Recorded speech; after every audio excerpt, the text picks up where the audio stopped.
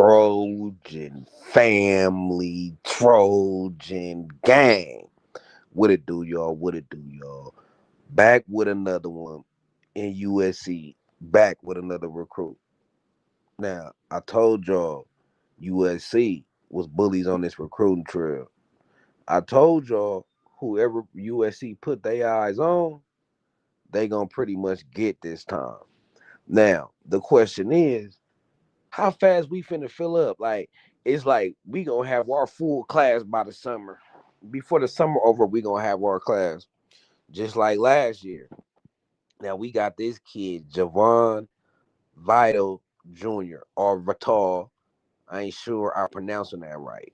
But this kid a baller. Know what I'm saying? Little scat back too, like one of them smaller, quicker players. 5'9", about like 180. Believe he played at Hamilton Christian in Louisiana. 4-star running back. His production is off the charts, right? He had 3,000 plus all-purpose yards his sophomore year. He had 46 total touchdowns, right? He had 1,500 rushing yards, 25 TDs on the ground. But let me say this again. This kid had 46 total touchdowns. What's up, Wayne? 46 as a sophomore, right? 25 on the ground, 25 on the ground, and 21 in the air, right?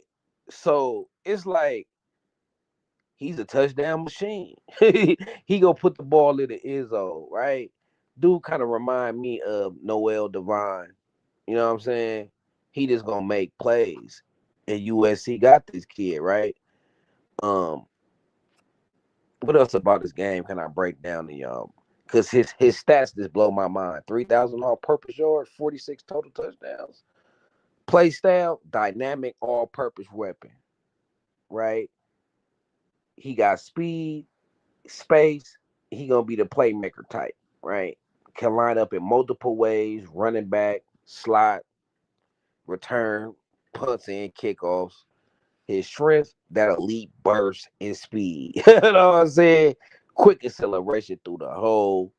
He could take short runs to the house. He a home run threat every touch. Every touch, he a home run threat. His open field ability, kid dangerous in space. Makes defenders miss with cuts, angles, and acceleration. This where this kid separated himself in that open field. This one of them players, get him in space, get him out there. He gonna make some things happen to you, right? He got that versatility. You know what I'm saying? He produces as a running back. He produces as a wide receiver. And he produces as a return threat. That's why he has all those all-purpose yards, not just rushing. You know what I'm saying? Big play vision. Big play vision. Sees creases and attacks fast. Doesn't hesitate. A decisive runner. You know what I'm saying? Playmaker. Areas to improve, I say, get a little bit more size and durability. Not a big back, only like 5'9", 5'10". We'll need to add strength, add a little more weight, handle contact at higher levels. You know, simple stuff. I say inside running consistency, more comfortable in space than grinding on the inside. Needs to develop patience behind blockers because he at the level where in high school he too fast. He ain't even got to be patient. You know what I'm saying? So in high school, sometimes you could get away with not having inside running consistency, but he gonna have to develop that to be that back. We want him to be at the college level. Like most high school backs, he's still developing. You know what I'm saying? His pass protection, he's still developing that. And that's gonna be important for playing time in college. So the things he needs to develop is just things that go against his small size. Like he's smaller, so he need to add a little strength. You know what I'm saying? He's smaller with gang of speed. So on a high school level, he ain't got to be patient to have inside running consistency to be a great dynamic player. But he gonna need that in college. He a high level D1 prospect, though. Power forward type. Fits modern. He fits with modern offenses that want to, have speed backs, receiving ability, and space playmakers. You know what I'm saying? LSU was in the mix hard for this kid. USC came out on top. You know what I'm saying? So think of this kid as an explosive, multi-purpose back, more like a space playmaker running back, not a big bruiser, right? He's very dynamic and explosive running back who go win with his speed, versatility, and big playability. You know what I'm saying? His ceiling gonna depend on adding strength, developing between the tackles game, and becoming a complete third down back. Right? So USC got another one. It's a playmaker. This a home run hitter. This gonna be one of them kids. Both teams is gonna hold their breath. Right? Both teams is gonna hold their breath when they see this kid coming. You know what I'm saying? He a hold your breath type of dude for both teams and the fans. It's like you don't know what he gonna do. You gonna get up on your feet, especially when he get the ball in open space. You know what I'm saying? So he kind of one of them Reggie Bush, Joe McKnight modes, Zachariah Branch modes. He one of them modes to where, you know what I'm saying, you go put him in space and he's gonna make it happen. He gonna make it happen. Nice little baller playmaker at running back. You know what I'm saying? Home run hitter. Uh we ain't had a home run hitter in a long time. I'm talking about home run hitter. I'm talking about I know we have Marshawn Lloyd. He kind of like a home run hitter, but this kid has the ability to be a home run hitter from anywhere on the field. I think he might be one of the quickest and fastest running backs we got in a minute. Just like I said, Woody Marks was lightning. Woody Marks was a home run hitter. What's up, my guy? Hey Carter, how you doing? Chilling, man. This another day, another dollar, another USC recruit. You know what I'm saying? You know how we do over here. Like we bullies on the recruiting trail, and we getting what we want, Mitch. Yeah, because from what I hear, we did so well in 26. We can only bring in like 18 guys. Hopefully, we get able to keep everybody from 26. Everybody gets to play. I know it's very hard to do. It seems like it's so much competition here, but it's great, especially with the offensive skill spots. But I think we got two freshman running backs. I don't know how much playing time they're going to get in 26. 27 will probably be their years. They'll be sophomores. I'm thinking Justin Fargas, Buck Allen, uh, Davis. I'm trying to remember his first name. He was great. The other day I said they reminded me of Lendell White and Reggie Bush. And I think Reggie Bush would have had a better NFL career if he was just a little bigger, a little more weight. So this 180 scares me because it brings to mind Rakeem Brown and Zachariah Branch. Rakeem transferred to his third school. That's a topic for another day. He's at Texas now. Might do okay. They'll be in the top 10. But Rakeem Zachariah is I'm hoping he's going to be picking the second round by my Raiders. And he's fast and everything, but you always got to worry about the injuries. Raiders got to run back Ashton Genty. He's not that big. But hopefully they come this year. But is this guy definitely signing, or have I rambled off too many names here? What you just feel about this kid? You know about this kid? Have you heard about him? What's up, Chris? I see you in here. First time I'm hearing it from this guy, Carter. But I guess we always have to recruit. It just seems like we got a running back depth is so good. We can sit on our laurels for 3 years, I think. Right, right. How you feeling, Chris? What's good? What's going on, Mitchell, man? I love when you call in, Mitchell. You one of my favorite call-ins, man. Thanks, And Chris. you ain't Check never for the even been, mail. you ain't never been on my show, but I love when you call in everybody else show, man. Great USC fan. I appreciate you, man. You support Thanks, Chris. everybody. Appreciate it. Yeah. I love these shows and the games, but I want to. It's going too fast. Season gets here, then it goes too fast. So I'm loving this for springtime. Yeah, I was gonna get on Carter, but I can't even get on him because I can't have my cake and ice cream too. Because I harassed him about why he's making us wait. But at the end of the day, you got USC fans across the country. Some of them still at work. I know it's 11 o'clock there. It's 1:30. We in the meet of our day. I was going, man, why you keep going live while we work? I can't have my cake and ice cream too, Calder. So I ain't gonna even get on you. I can't even get on you. Hey, blame USC. Like we got recruits at random. You just wake up and it's another recruit. Like tell Hey, USC to let us know when they getting another commit. Like they don't even. I don't even think they do the fight on the emoji sign no more to let us know before. I don't know. I said I can't get on my boy, man, because I harassed them about why you making us wait, why you making us wait. So I can't complain. You dropping when the news drop. Man, it's I like it, man. And I seen a video earlier with Schrader. Schrader was saying it's probably the only running back that we're gonna take in this class. That they're kind of gonna wait to see what type of year King Miller have, and if the NFL come knocking, then we might get another one or go to the portal. And I think it's a good idea, man. Riley ain't missed with running backs in the portal since he's been there. We got to give him that. Every running back we got in the portal, he's hit with. So, this kid, I watched his tape, kind of been on to him, ever since the kid from out of Arizona we was looking at ended up going to Washington. He was next on the list. So I kind of been looking at him and all that. I like him, man. And he has a whole lot of flexibility as well outside of the running back position. You know what I'm saying? Yeah, he could. I could see him playing wide receiver if he wanted to.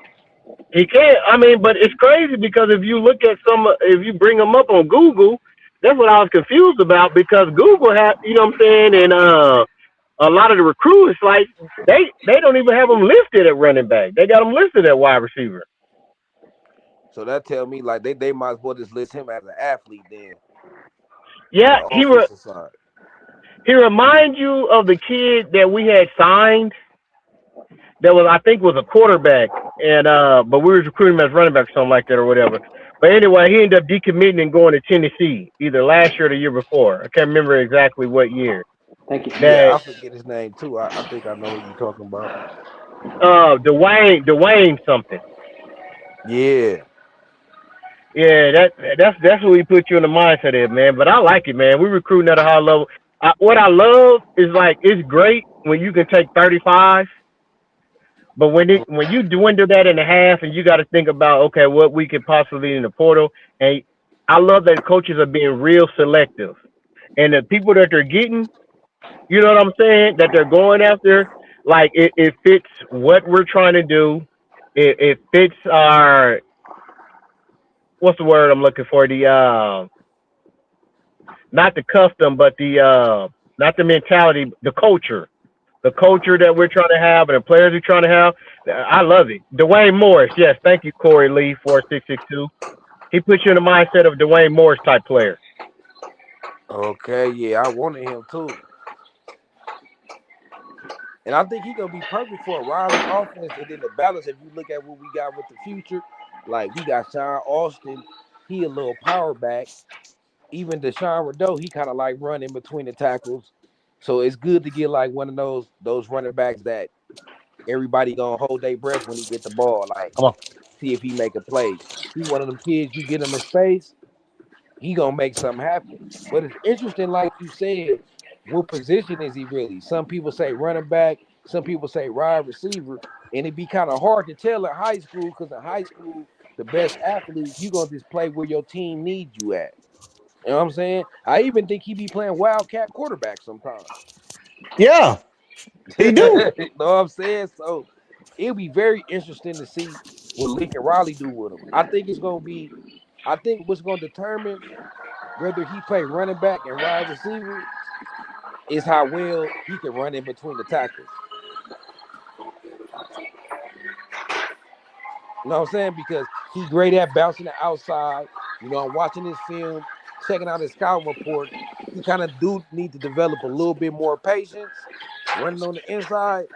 So we gonna see what they do with him. Like, is they gonna let him develop more as a running back, or we just gonna try to get him on the field the quickest way we can? But our wide receiver room so deep, he might be even have a harder fight if he went to wide receiver. Running back may be the quickest way he could get on the field. Oh, most definitely. With the wide receiver class and the young players we got coming in, it's definitely gonna be running back, kickoff return. those type things. But here's the thing: if King Miller is what King Miller is going to be, right? He'll have an opportunity to leave this year. If he does, we lose that guy on the roster that one cut and take it 67 yards of explosiveness. That's what he's going to bring. Right. Right. Hey, J Dubs got a point. J Dubs say, "What's up with us not recruiting elite linebackers this cycle?" We Well, we I don't. J Dub, what's good, man? We've been missing you, man. Yeah, J Dubs been gone for a minute. Yeah, man, it's good to hear from you. But J Dub, I don't. I'm not gonna say we're not recruiting elite because the kid we just got from Bosco, go watch it. Go watch his tape. Look at his offers and what everybody wanted. Like that kid's a baller. Like I long stopped looking at if they're a 5-star and 4-star. Carter broke it down maybe 1 or 2 shows ago. There's only so many kids getting a 5-star. Only so many getting a because you're a 3-star does not mean that you're elite. Like look at the guys that we got on this 26 class that's balling out in the spring. Matt Reardon. They were saying he was a 3-star. Man, and you Tron, got to look. Tron Baker wasn't no 5-star, and Tron Baker balling. Like it's you got to kind of ignore those stars. Exactly. And then you got to think at USC, the level we recruiting at right now, we don't have to settle for a 3-star. Like if we really feel like a player a 3-star, we ain't got to offer them. We having our pick of the litter. So if we offer a 3-star, then that lets you know how USC feel about them. And we is recruiting elite linebackers. We just ain't got no smoke with them yet. USC done offered about like 11 to 12 linebackers. Y'all just hearing about the ones that we got smoked with yet. So Josiah Poyer, y'all heard about that because it was smoke there. He was coming in the campings. It was rumblings. It was all that.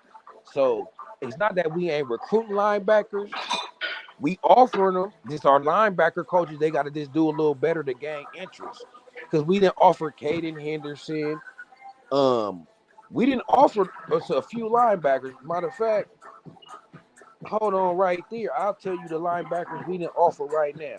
Right, we didn't offer a few, but these websites and other people just gonna let you know about the linebackers that they think gonna commit right now type deal. You know what I'm saying? The linebackers that USC is closing in right now, right? So the linebacker position USC has offered Caden Henderson. They offered Tor Satelli. They offered Tavon Epps. They offer Isaac McNeil. They offer Braden Feaster. Uh Roman I can't pronounce his last name, but he Braden Jones teammate. He played with Braden Jones out of Chicago. Jalathan Mayfield, Amari Irvin, Cole Crawford, Isaiah Phelps out of Oxnard, Brandon. So we offering linebackers. We just trying to get some footing on them. You know what I'm saying? We Iona Ugalele, we offered him out of Laverne. Uh Dylan Wayful, we offered we offered Luke Wayful, brother, out of Connecticut, and we trending to land him. You know what I'm saying? So we offering linebackers. We just got to get the smoke. We got to just get the smoke with them. We got to get them visiting the campus. Once they start visiting campus a lot, then people gonna start paying attention. Carter, What's up? here's another thing, right? In a class where we know we're not taking that many, and they're very selective, and it's only going to be 17 recruits, right? At the most. Mm-hmm. Name me one senior linebacker we have on our team. We don't have none unless one Well, of them okay, transfers. okay. With no seniors. Name me one junior linebacker. Desmond Season and Jaden Walker, they junior. They're gonna be no. They're gonna be red shirt. Jaden Walker red shirted his first year. So did Stevenson. They're gonna be red shirt sophomores. but you still could go into the NFL draft if you have a great I, year I together. I understand that, but we're talking in terms of that. And then guess what? Everybody else, right? Shamir Robinson is going to be a red shirt, what I'm saying, junior. Everybody else under that is what? True freshman, all that. So as far as the linebackers in a year where we took 35 players the year before and we've been selected this year, I'm not going to get you on USC for that. We just took a good one from Bosco. So like I don't think right now that linebackers is just a dire for the simple fact we're so young and talented at that position. You can afford to go this year and not land the top guy. Yeah, but I still would want to get one for depth, and then you just never know I mean, we just injuries. got one though. We just got one from Bosco. I know I still want two because that position in our defense still require two linebackers. So we running a 4-2. You know what I'm saying? So I just want to get two linebackers for every class because it just makes sense. Because So say here's my go ahead. thing though, right? We're only doing 17. They've been real selective, right? You name the guys that we tried that we offered. If we don't land them, instead of just taking somebody just to take, you can say that to get a linebacker with experience in the portal. That's true. Like I don't think it's a problem. I'm just saying I would still rather prefer to get two linebackers every year. I feel like every year each position room need to be addressed to at least a starter position, which you have on the field. So like the safety room, every year I want to get two safety because I want to stack them to the point. Say if the 26 class safety say if I got them starting, I want their quality backups to be from the 27 class, and then behind them 28. You know what I'm saying? I want to stack classes behind each other for development, injuries, and whatnot. I don't think it's a problem, but I would like to see more. You know what I'm saying? Just for the depth. When you just Um, taking one player, two players at a position, you gotta hit. Because if you don't hit on them, then it's like you ain't got nothing. So say if we only just but get Josiah. you have the backup of going to get an experienced player in the portal. Yeah, I know that, but you deal with the portal. To me, I wouldn't plan for the portal. To me, I'm gonna let my roster tell me when I need to go to the portal. But I'm not gonna be in high school recruiting, thinking about high school recruiting, and be like, I'm not gonna offer this kid because I'm not going to portal. One, I don't know who gonna be in the portal. Two, I don't know if they gonna come to me. You know what I'm But saying? So what I'm saying is, if you have a class and you saying we only taking 17, right? hold on with the At this 17. Like, I don't. this is the Who position. said that? USC is only taking 17 because they took 35, right? That's the consensus of what we getting from all the insiders, from Schrader, from what it's looking like the program, and they're being very selective, right? So if you have a big board and you saying these are the linebackers that fit our position, this is what we want to go after, and we're not getting those. We got one, but we can't get the other one. I don't see no harm to saying, okay, if we need to, then we'll use that money in the portal to bring in, to see what's there and bring in an experienced linebacker. Yeah, that's there. Is that hole in our roster? I'm just saying, I wouldn't when I'm recruiting. I'm just saying I'm not planning for the portal. I'm not thinking to substitute my high school class with portal dudes. I'm So I hopping guess in the portal. my question to you, Carter, is that if you have a big board, we all know everybody got a big board, right? Prime targets and who they want, right? And you can't get two off of that. Are you going to go just find somebody else in high school to do that, or are you going to save that money and say, okay, we'll see what's available in the portal to come? I guess that's what it comes down to. I mean, yeah, if I can't get nobody, I ain't got no choice. If I can't get nobody I like, I ain't got no choice but to go in the portal. That's what I'm saying. You know what I'm saying? So I feel like that ain't the case with USC though. I feel like they got a chance to get anybody that they really like if they really want to put their foot down. And then the 17, like I don't trust people when they put a certain number because Lincoln Riley and Chad Bowden ain't told them to their face like, yeah, we only taking 17. I don't believe that. And then you can't say that this far away. Like, we don't know what players we gonna lose. We don't know what players is gonna go into the draft. So to put a cap on your signing class a year away from the signing day, that's not smart. Now we could look at it and be like, That's oh, we true. took That's 35. true.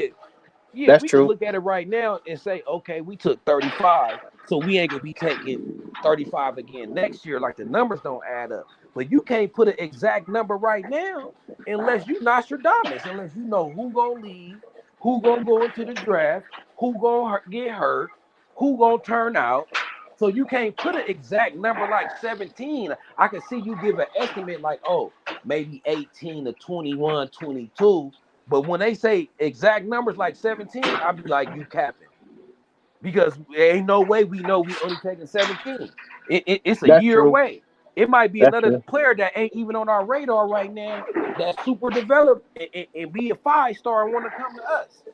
That's Peyton true. Houston, Peyton Houston might want to drop his commitment to LSU and come to us. You know what I'm saying? So Man, I and don't I ain't gonna buy this lie. 7. I ain't gonna lie. That would be nice. You know what I'm saying? And we still ain't took a quarterback in this class, and I don't know if something's working in the background or they might be trying to hold off for that, or maybe I don't think Walker Lyons is coming. His brother went to BYU. I think we can give up on Lyons, but Peyton Houston would be nice if they can Yeah, flip that.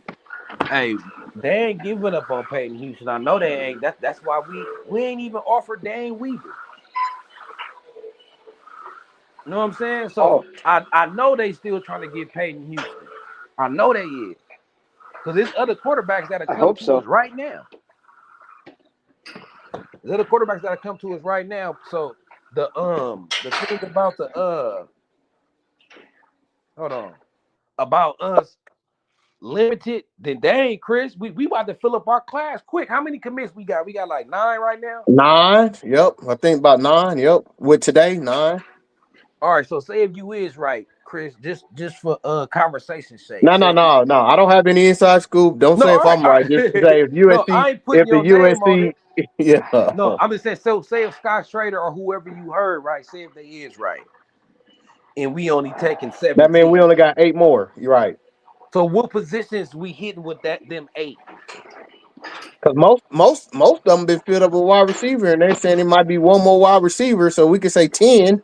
That means we only looking at 7 more positions, 7 more 7 more, players. So 7 that's more what I'm players. saying. Yeah, not How And positions. are one you has to Right. going be to a spread quarterback. that over out position wise? If we gonna go position wise, or we just going talent, best available on the board? Like, so if we Yeah, only that's got 7 more commits coming outside of receiver, what position we hitting at? We only got one defensive lineman.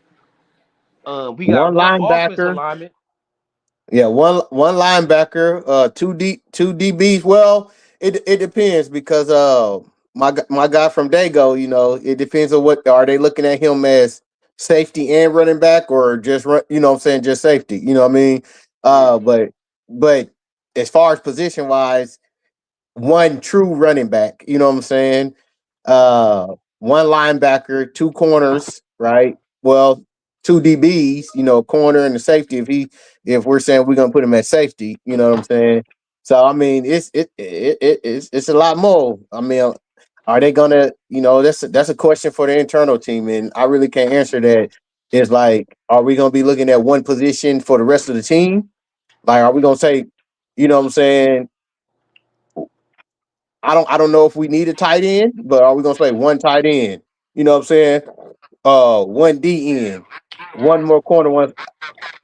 I don't with the 35 we took the last class, it's like it opens up the door to like in this class you can be real selective because of the 35 we brought in was top talent. And again, I know you can't bank on that with NIL and people leaving and all that, but We gonna keep the that's majority of our players if we want them. I believe so too. You know what I'm Because saying? most We of them gonna want keep to, the majority. they homegrown and they want to be there. Exactly. So that's what I'm saying, Chris.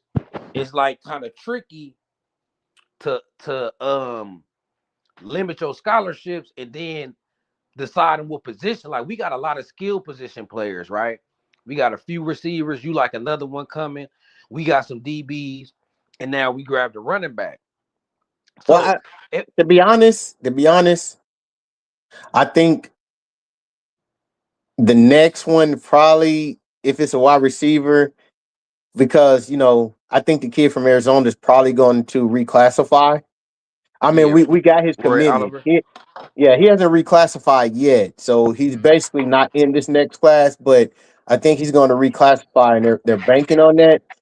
I Yeah, think Charles Davis is kind of going to be a flex. You know what I'm saying? yeah. Some people I was calling about to him tight mention him end. too. Yeah, some people calling him tight end. Some people calling him wide receiver. I don't know for sure if USC is looking at him to be a tight end because of his size and all that. He would be a matchup nightmare. So he might fall in the category of this is our tight. You know what I'm saying? Yeah, for real. So this is the thing. If we really that limited, like especially if we only taking 17, all the next players got to be trench players. Especially if Oliver come to this class and we trending for Charles Davis. So it's like all the players that we are trending for is still skill position players. Like it ain't too many defensive linemen and offensive linemen right now that's necessarily trending to sign the SC right now. So I think we gonna start seeing the shift. If I'm USC, I'm finna focus on the portal guys. I'm finna get that. I feel like I'm set with wide receiver with getting Quentin McHale and then getting Roy Oliver, especially if he gonna reclassify. All the receivers we took last year, I'll be cool with them too. And you get Charles Davis. Like I feel like we already set that skill position, especially if we only take a running back. So we already got what 2 or 3 DBs. So the only thing left is the linebacker and defensive line in the trenches.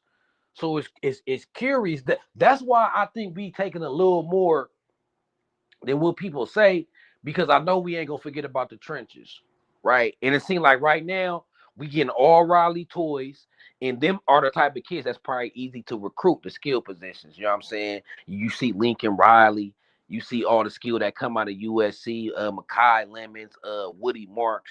So we just bullies with the players at the skill position.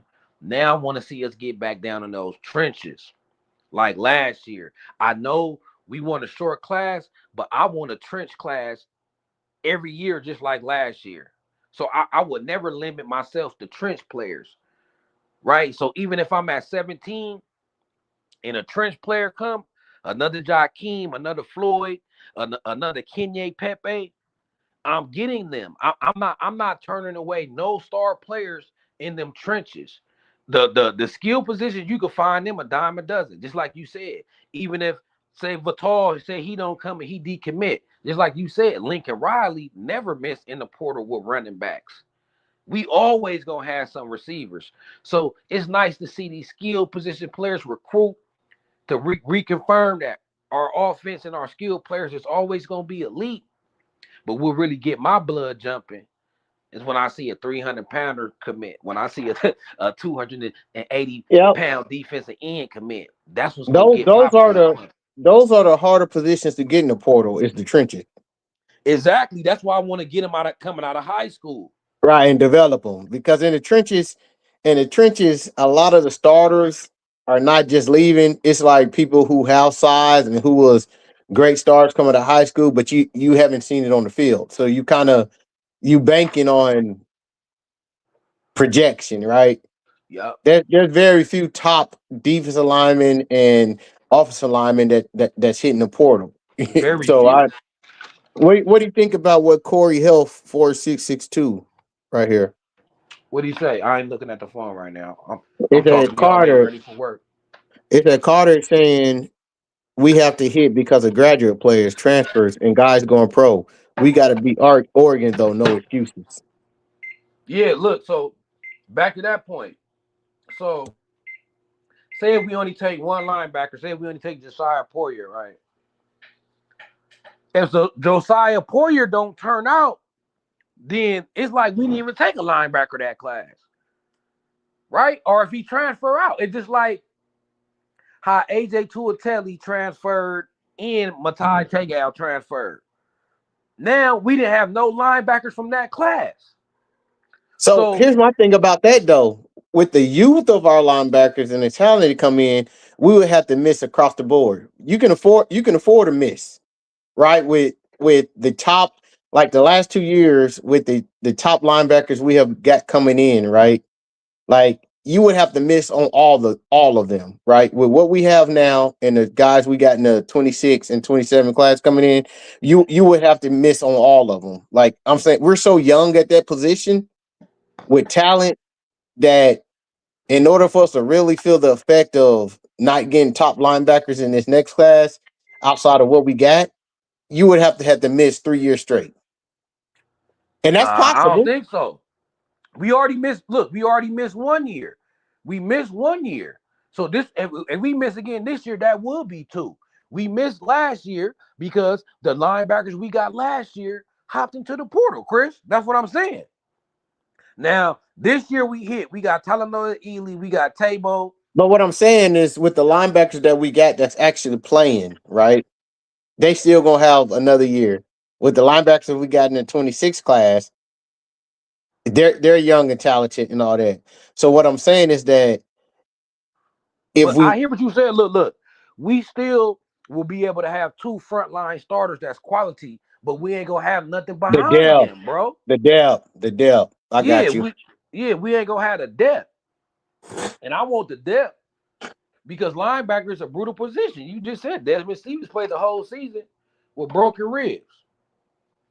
Probably probably affected his performance. So I need to be too deep at each position for depth and development. And that depth keeps you out of the portal, hoping that a linebacker pop in that thing. Now, you would be right if Matai Tegal and AJ Tuateli stayed on the team. But both of them leaving, it's like I feel like we gotta make up for them leaving and add to this class. So this class, me personally, I would have took like four linebackers to make up for Well, uh, I would say four linebackers that fit my scheme and that was on my board. I'm not just taking anybody. oh yeah, of course I'm not just taking anybody, but I feel like USC the way we're recruiting, we ain't gotta take anybody. We I gotta mean, just but you name the top linebackers that we've offered, and a couple of them we're not even on their short list. exactly. But but that don't mean things change. A lot of them kids that we ain't even on their short list hasn't set up a visit yet. So I said like 10 minutes ago, like, yeah, our linebacker coaches, they need to go better at recruiting. Like, we can't give up this early with the linebackers. Like, the season ain't even started yet. So them linebackers that we ain't on their short list right now, that don't mean we won't get them later. Hey, look, Yeah, at this stop time reaching out. last year, Chris, we wasn't on Jamion Winfield's short list. At this time last year, we wasn't on Luke Wakefull's short list. So I could give you a ton of players that we got on our team right now that they wasn't on our short list. We wasn't on a short list at this time of the year. It's about like 5 or 6 of them that we got on their list late. You feel me? We wasn't always there with Luke Wakefull. Like Luke Wakefull came at the end, bro. He came at the end. Jamion Winfield too. Like a lot of the out of state players, it gonna take a little longer, bro. It take a little Yeah, longer with the out of state and players to here convince and them. here's the thing too. I think about with USC linebacker position, right? It's been a while since we've sent. It's been a while since we've had that upper echelon type of linebacker, right? The Ray Malgalawas and Right, and those Tushies type of and Clay guys, Matthews. the Clay Matthews and things like that. So I think it's like it's really going to take a conservative effort to get those top linebackers and to get them in because a lot of this generation they don't know the tradition and the elite linebackers that USC had. They're looking at the linebackers since they've been alive and watching football. And we haven't just had that elite linebacker play in a long time. You see what I'm saying? Nah, I definitely agree. It ain't nobody we could point to recently like you could be the next him. And everybody's like, we need a 55. We need somebody who can. And it's like, for one, a lot of kids don't want 55. A lot of kids want the lower digit numbers. That's the generation we in, right? Even Yeah. and I'm not even in this generation, and I always wanted single digits and things like that. I mean, I didn't play linebacker. You know what I'm saying? But still, like the lower numbers is what's popular. So that 55 tradition, I love it, but I'm saying it's like even if we did get a top first round linebacker in, most likely he's not going to want 55. Exactly. I ain't worried about who get 55. I'm just worried about who develop and ball. You know what I'm saying? And you made a good point that I hadn't thought about. These other positions that we recruiting, we can show them recent success. Quarterbacks, linemen, you know what I'm saying? Linebacker, like I said, the position, we ain't been that great. Like, we got Shane Lee from Alabama. He was mid. Man, don't Mason bring Cobb. no, no, no, Look, no. Mason Cobb, he did disappointed me. I thought he was gonna be a baller. Hey, Um, wait. Don't bring that first one. hey, I'm just talking about since the Riley era. That was one of the first linebackers we got. Yeah, but I'm sorry, and I don't talk about people or players. I appreciate everybody and all that, but I will put him below me. Nah, I feel like Shane Lee, he didn't fit the Grinch system. Shane Lee want Grinch wanted speed. Shane Lee was your typical modern linebacker. Yeah, downhill. He didn't Downhill. cover his face good and all that. Yeah. Yeah, he didn't cover in space good. The best But linebacker we had since the Riley era would be Emac, Eastern Mascarenas. yeah, he was decent. And he He came was out the the portal best. too. He That's came what I'm out the portal. saying. So as far as high school, we really ain't got nobody. Facts. You know what I'm saying? Facts. We were losing. We So were losing. We were losing it. We was losing all the Bosco guys. We was losing. mhm. The Calif. You know what I'm saying. To touchdown Jesus at Notre Dame. I don't remember the Polynesian guy we really wanted, and then we lost our linebackers coach. He went to be the head coach at Fresno State the year before, and he ended up going to Notre Dame. You know what I'm saying? So that's look, Chris. That's why I would think USC will have a chip on their shoulder at linebacker. We should feel like we got something to prove. We get premier talent at every other position, even in down years. So if I'm USC, getting a star linebacker this class is a must for me. And I'm man, but telling I y'all, think I they think last trying. year it did.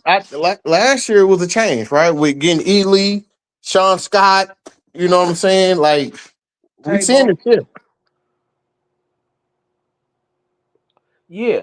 And I wanna double that down. You feel me? I feel like Chris, to get all our money's worth out of this 26 class, we need to make sure we supplement that with a great 27 class too. So now, Okay. It's yeah, about so it's about now, stacking. I yeah, feel what you, it's about stacking recruiting classes, elite recruiting classes, not filled with skill positions, all that, but at every level. yeah, and we can't just satisfy with the 26 class, like, oh, this 26 class is elite. So we just gonna be, you know what I'm saying? We just gonna be normal for the 27 class. Like, nah. In the fact that we having less scholarships, I'm focusing on the highest premium players on my board. You know what I'm saying? So we our pride and joy is this 26 class. If the 27 class ain't that great, then the 26 class might lead this thing without a championship unless we just smash in the portal. So I think the 27 class is even more important than the 26 class. Because that 27 class gonna solidify our roster. Now we have a great 27 class and we hit on the majority of them players. Now we too deep on both sides of the ball. And then when you too deep on both sides of the ball, that's when you competing for playoffs. Because the practice is gonna be intense. Somebody get hurt or somebody sub out, it ain't gonna be no drop off. So to me, it's important in this 27 class that we get a nice linebacker room just to support Ely, Tabo, Sean Scott.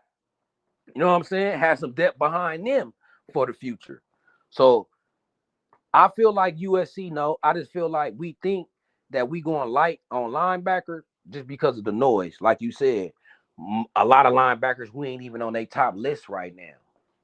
But it's a year away from signing day. And if we ball this season, you know what I'm saying? And like I said, it take a little longer to get them kids down south and on the East Coast to commit. You know what I'm saying? Because they're going to start off with their local schools. So a kid in the South, like say a kid in Florida, the first schools, he gonna visit all the Florida schools. He gonna visit all the SEC schools first.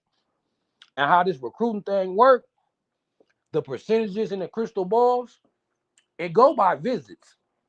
So say if a player he ain't visited no school, then he go on a weekend where he visit 3 schools.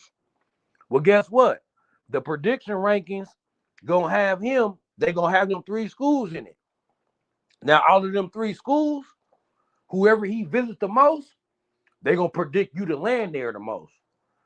So sometimes these short lists don't even necessarily be the player short list. It's the recruiting sites looking at who they visiting, looking at who they sending officials and unofficial visits to. So it could be a kid right now who really got USC at the top or in his top 3, but he ain't visited USC yet, so it ain't no smoke there in the media that we can look up and see and be like, okay, this kid is trending in USC. He just ain't came to visit yet. So that's how this recruiting thing working. Like the more visits you have to a school, then that's when you start trending. Prime example, the quarterback that went to Colorado. He started trending to Colorado, and they knew he was gonna flip because he was visiting Colorado more than SC. They looked up like, okay, he didn't went to Colorado like 8 times. Only went to USC 5 times. All right, Colorado's in the lead. So that's how they look at it. So this early in the recruiting cycle, we can't go off the list in the prediction rankings because right now, really nobody know. But I can guarantee you this, that we trying to get these linebackers for sure. Most definitely, y'all. So be cool.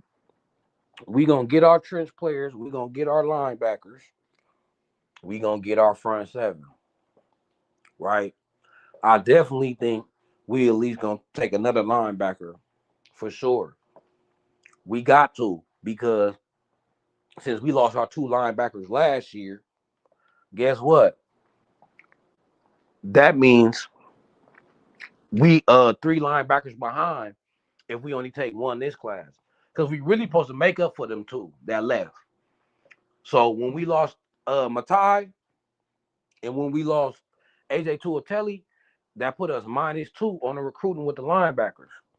And then 2027, that's at least 2 linebackers you need right there. So we really like -4 on bodies when it comes to the linebacker. Getting Josiah Porter, we -3.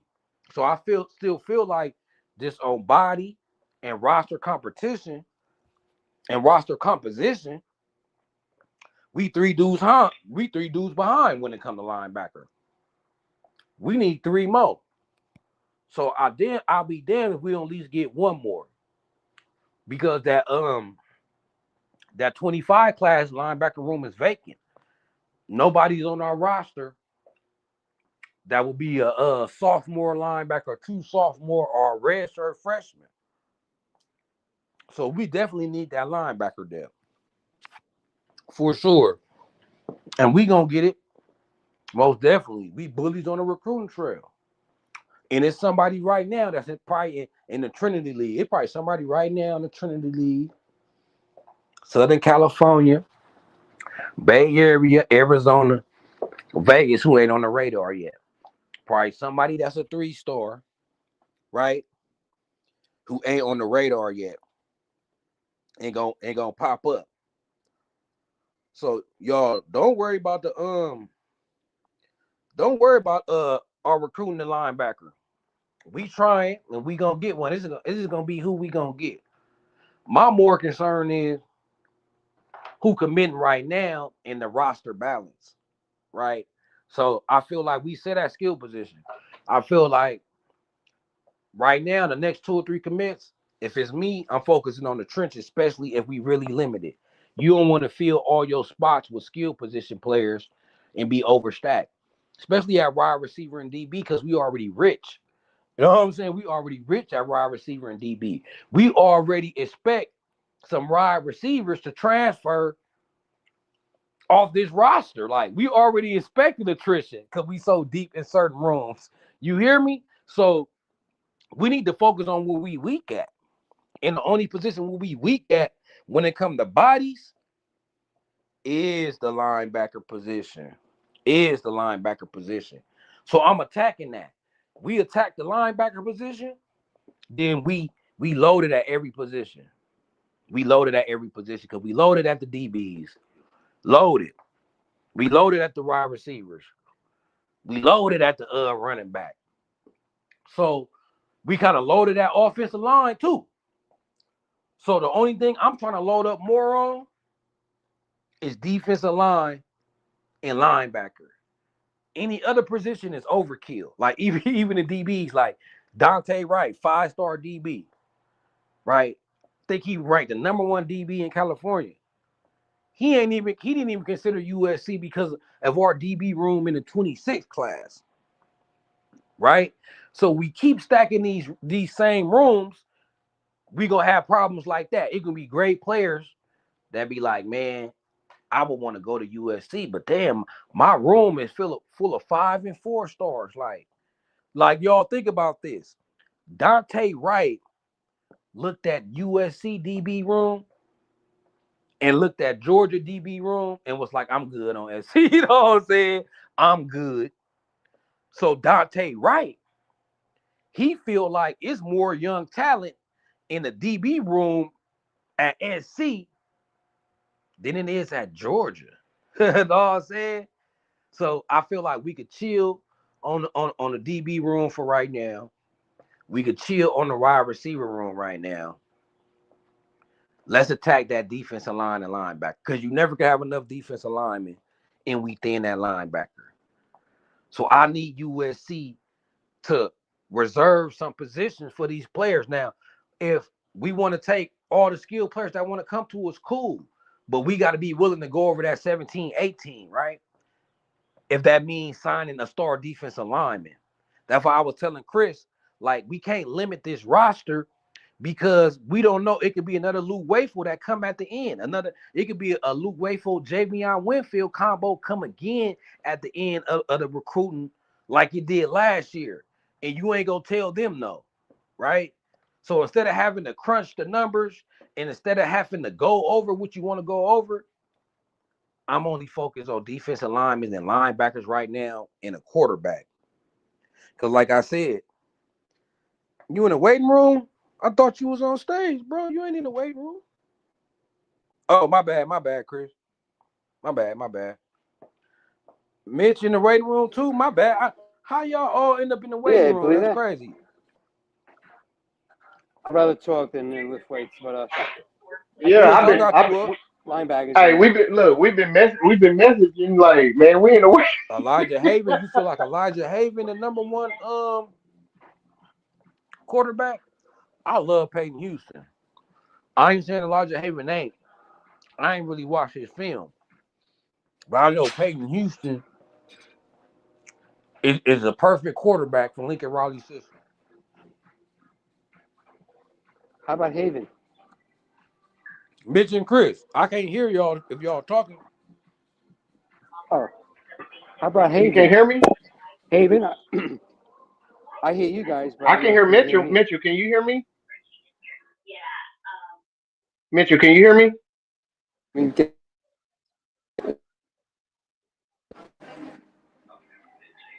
now, all right. Hopefully you can hear me. I can hear you, Mitchell. Can you hear me? Hopefully they get a quarterback every. Hopefully they get a quarterback every year. Peyton going to LSU. Steve Levitt could, Sam Levitt could stay for 2 years, and they also have some guy named Houston Longstreet. He might not get any playing time his first 2 years. Right. Hello? Yeah, I'm here. I can hear you. I had to drop out and come back in. I couldn't hear y'all no more. Chris, you there? But what was you Oh saying God. about Long Street? Yes, I'm here. Can y'all hear me? I can hear Yeah, I can everybody. hear Hello. you. I can hear you. Chris, you can't hear me? Uh, Yes, I can hear you. I can what's hear you happening, and y'all? Mitchell. All right, we good then. We good then. Nah, but what y'all? Hey, Mitch, what was you saying about Long Street?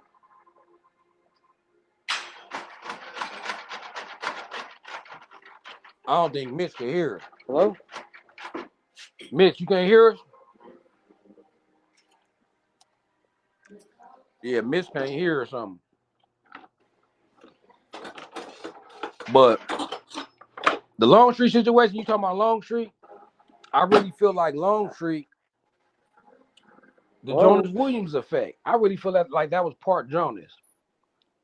Like Long Street didn't want to enter next season fighting for a position, fighting for the backup, fighting to be the next man up behind Jaden Mayava. Like if you watch Long Street and you watch Jonas, Jonas is more ready. They weren't ready, right? Jonas got more quarterback skills. Husan probably got better talent, Ah. meaning stronger arm strength. You know what I'm saying? Hello. Faster. You can't hear us, Mitch? Come back, leave out and come back in.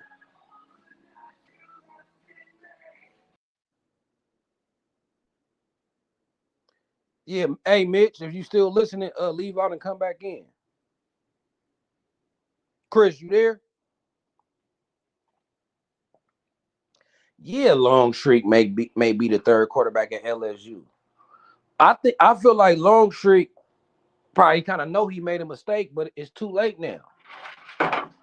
It's too late now, because boy, you at Peyton Houston stay committed to LSU, then you gonna have a fight on your hands. You gonna have a fight on your hands. And battling Peyton Houston is the same level of competition as battling Jonas Williams. I like Jonas. I think he the next Caleb. But I would even take Peyton Houston over Jonas. So to me, Longstreet put himself in a position to be battling a quarterback that's just as talented or even better than Jonas. But I heard it was his pops. I heard it was his pops that kind of pushed him away from SC. Bro, I'm all in on Jonas.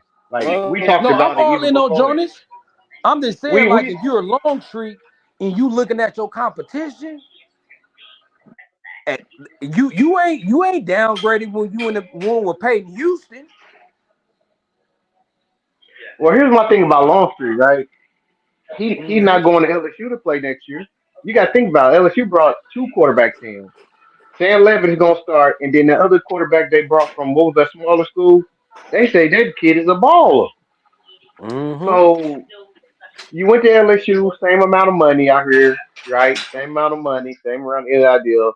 But I think it was USCJ who had posted, and he didn't realize, and he said that though he played in California, his family and all that, they're not originally from California. They're from that area, right? So that way, that make a difference too. If you want to be close with family, your cousins and all that, and people to come support you, you know, that make a difference. But at the end of the day, if you wanted to play this year, you're not gonna play at LSU neither.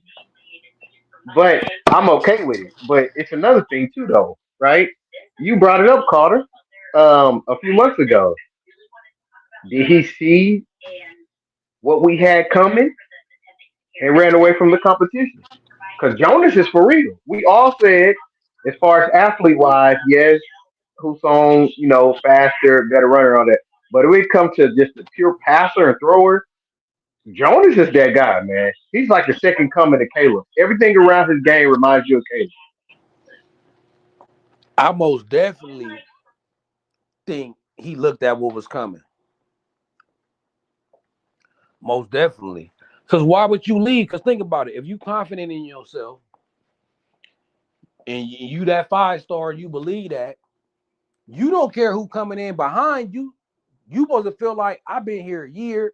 I got the advantage on you. Ain't no way you finna come out of high school and pass me up. He should have still felt like he was next behind Jaden Mayava. That's why people like, oh, is he trying to start somewhere? Because how can you expect to be behind in front of Jaden Mayava after the numbers he put up, right? So what it was, I said this when he Hey Carter, transferred. This is what I Can I think cut it in real was. fast? Can I cut in real fast and then let you After Jaden continue? Mayava left, Longstreet basically wanted the job handed to him. He wanted that to be his spot guaranteed. Like, okay, because he wanted to play his second year. I think when we recruited him, he had an idea that he was going to sit his first year and probably play the second year. When Mayava coming back, it put him in a position, okay, I feel like he would have waited another year, but he wasn't going to wait another year just to compete for the starting spot with Jonas in the spring. Like, he wasn't going to sit 2 years at USC, then his third year still got to win a spot to another player who's just as talented and got them Caleb Williams vibes. You know what I'm saying? So I think he like, man, year 3, I don't want to be in that situation. But that shows a lot about your confidence and what how much you believe in yourself. But I can't even say the kid don't believe in himself like that. I think his pops didn't believe in him like that. Because from what I hear, his pops drove this. I hear Longstreet was gonna stay another year, but his pops is like, nah. Yeah, because to So me it's like it's to I'm gonna me root it's for like Longstreet though. I think he's talented. I hope you see the field. I hope he don't regret that decision. Right? I know his pops had a lot to can do you hear with me, it. Carter? I know Jonas coming in. I kind of understand how you would check your options, but I feel like if you wanted to play for USC, and your confidence would have made you stay.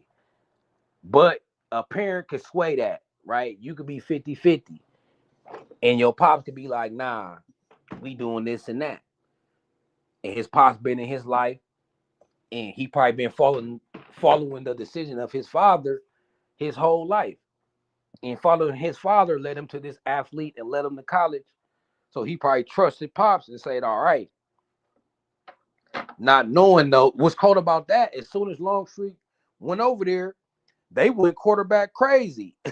Dog said, like, when Longstreet first went over there, the room wasn't as Carter, quiet. can you hear So me? I know his pops was like, damn, we transfer here to LSU and they gonna fill up their quarterback room. They gonna get Sam Levitt, a playoff quarterback, a dude that probably get drafted. Right? I seen some quarterback boards that had Sam Levitt over Jada Mayava, even though I don't agree with that, even though I don't agree with it. But that's what you did. You ain't finna start there either, and you still gonna be in the same situation. You gonna be on your third year in college competing with uber talented players to start at quarterback, right? There's no easier way to the field at quarterback unless you drop down in competition. All the top schools that you would want to go to go have talent in their rule. Yeah, I'll put you back up, Chris. So that situation is kind of funny to me because you ain't escaping competition, brother. And I feel like they left to improve their chances to see the field. The only way, if you want to play at elite school, the only way to improve your chances of seeing the field is developing, being the best quarterback on the roster. Husan Pops want him on the roster where it's clear cut he the best dude. But it ain't about the players who left, it's about the players we got. And I'll take Jonas all day. You know what I'm saying? And then just like y'all said in the comments, yeah, that 17 player thing, I wouldn't buy into that. We are going to have players hop in the portal. Guarantee you. Guarantee you we going to have players hop in the portal because we too thick at every position. we at least gonna have 5 players hopping in the portal. Trust me, at least 5. So the question is what USC gonna want to do with them extra scholarships? That gonna be the question. Do they want to fill them extra scholarships with transfer portal dudes, right? Or is they gonna fill it with high school dudes? Knowing Chad Bowden, we gonna go the high school route. So I'm taking the over under for 5 transfers off our team. I'm taking the over. So if we only taking 18, add another 5 to that. We're gonna have another extra 5 positions, you know what I'm saying, available when these players transfer. I'm telling you, our room is too thick. These freshmen, they gonna put somebody out. See, these freshmen, look, put it like this. Whoever get passed on the depth chart by a freshman, they hitting the portal, bro. I promise you. I promise you. If Sellers get benched for Elbert Hill, right?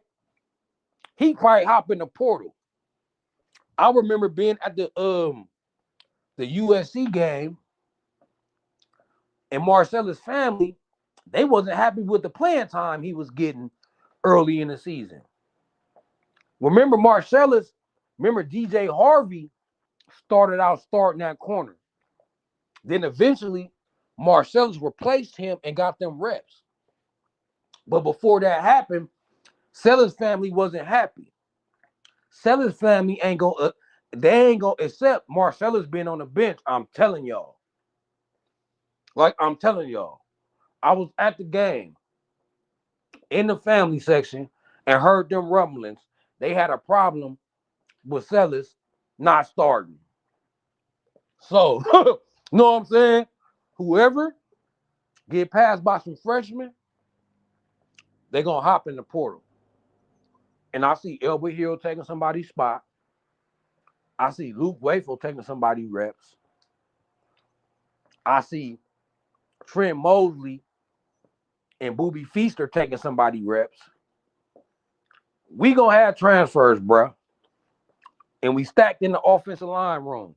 So say if somebody like Elijah Vicona don't start, or Hayden Treater, somebody who been here like 2-3 years, they might hop in the portal because they good enough to play for somebody right now.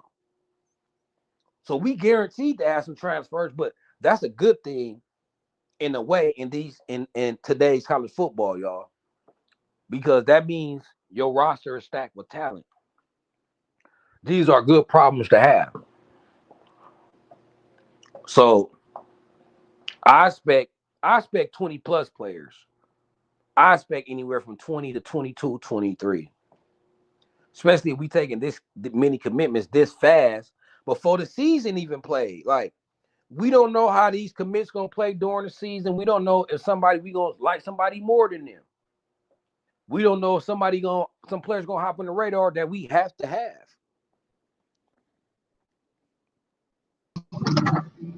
What's up, young Tiny? What up, though? Yo, Mike on? Yup. I don't think you could hear me. You couldn't even hear Chris. My mic on. I can't hear you. It's you. Hold on, let me hop out My then real mic quick. is on. All right, It's hold on, let me you. hop out. It's you.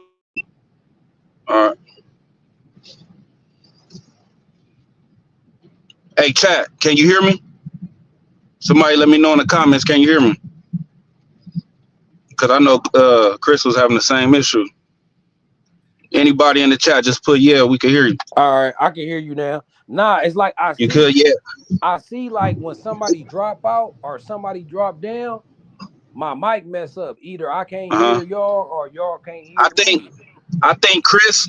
Yeah, I think Chris left too because I was tapped in before I got in the backstage and I seen Chris was saying the same thing. He was trying to talk and he was asking you too. Okay, yeah, like when somebody drop down, or It seemed like my mic dropped. It seemed like I can't hear y'all. Somebody leave. But what's up though, Tiny? How you feeling? I'm good. Like one, good looking out. WE714. Good looking. Yeah. No, I'm just tapped in, bro. I'm just feeling good, man. I just can't wait for the season, man.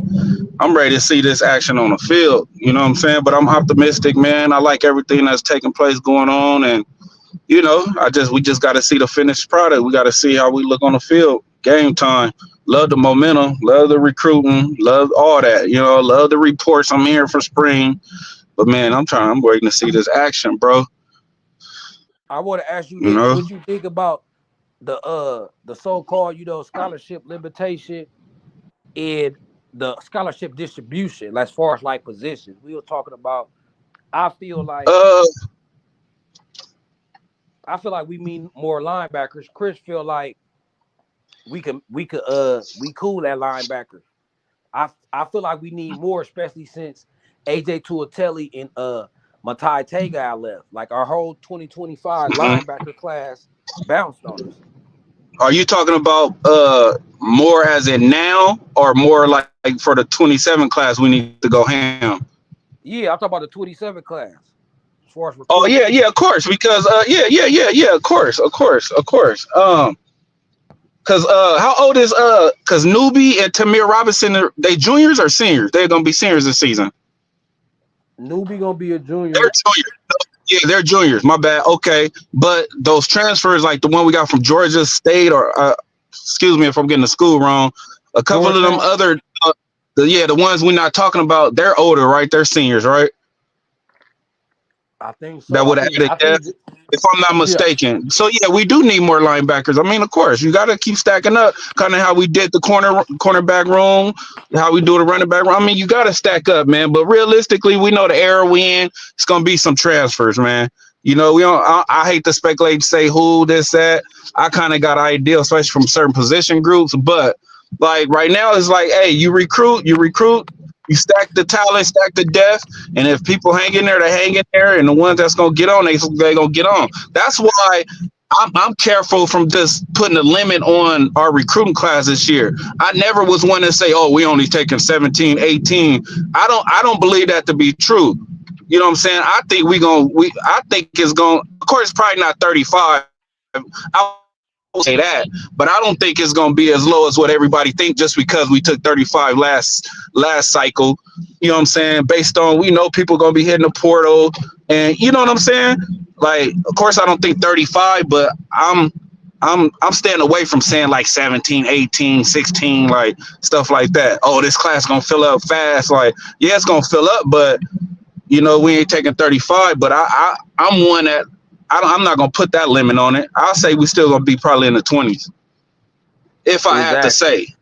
I'll If be I had to say. surprised. Yeah, I Yeah. would be surprised if we don't sign at least 20. Cause like you Yeah. said, players gonna transfer and players gonna graduate. Exactly. And And it's gonna be and it's players. My bad, Carter. It's now gonna go be ahead, go ahead. players that, yeah, I'm gonna cut you off, low one. It's gonna be players that some of us fan favorites too. I mean, that's just the reality, bro. Like, we stacking depth, we stacking talent, bro. It, like, when you go from the 24, 25 to the 26 class, well, really 24, 25, it's players back then that was everybody's fans favorite. And I say this a lot on the lives, like, the more you recruit elite talent, the more fan favorites gonna get pushed to the deep Mm-hmm. on the depth chart, respectfully. You know what I'm saying? So, like, that's why I like to hear, like, okay, I like to see, like, okay, a Romel Ison, what he came out and said, you know what I'm saying, and he took accountability for himself, and he's still hanging in there balling. He didn't go back Midwest or back East home. Like, you know what I'm saying? Like, I like that because, like, with all this talent that's coming in, all these dog receivers we that took via the portal and the 26 class, it's easy to just tap out. You know what I'm saying? Easy. So to Yeah. see Romeo Ice and Corey Sims, okay, hanging in there, like, even though Corey Sims was big on special teams last year to the point where his red shirt was burnt, basically all special teams. You feel me? Right. Like, that's cool. You know what I'm saying? That's cool, but, like, you know. But like the reality of it is how long can somebody hang in there? Like, you know what I'm Right. saying? It's gonna be Right. somebody dad, like as you alluded to earlier. It's gonna be somebody dad, somebody Kim, somebody attorney, somebody cousin, they brother, they old teammate from high school that's at another institution. Like, you know what I'm saying? It's gonna be somebody that's gonna get in these kids' head and that's gonna be like, man, you could be playing over here. You know, and from and from the quarterback position, you don't need yes, it's lovely to play 3 years, 4 years, but you don't need that, bro. You need one good year. So if you could One sit, good learn, and year. sit behind people, bro, Matt Castle ain't, and it's other examples, but bro, Matt Castle ain't even played for us yet. You know what I'm saying? Like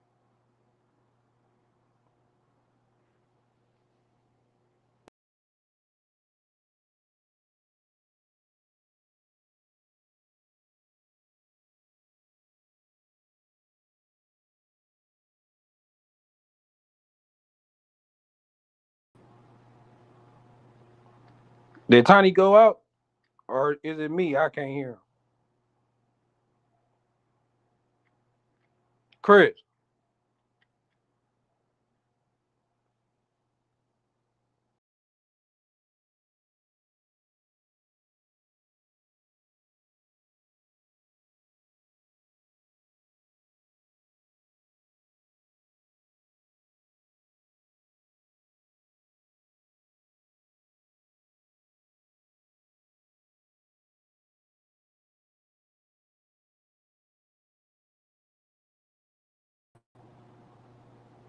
Tiny went out. Oh, okay, okay, okay. Chris, where you at? Let me see. Hold on. Do I got Chris on mute? Hold on, Chris. If you there.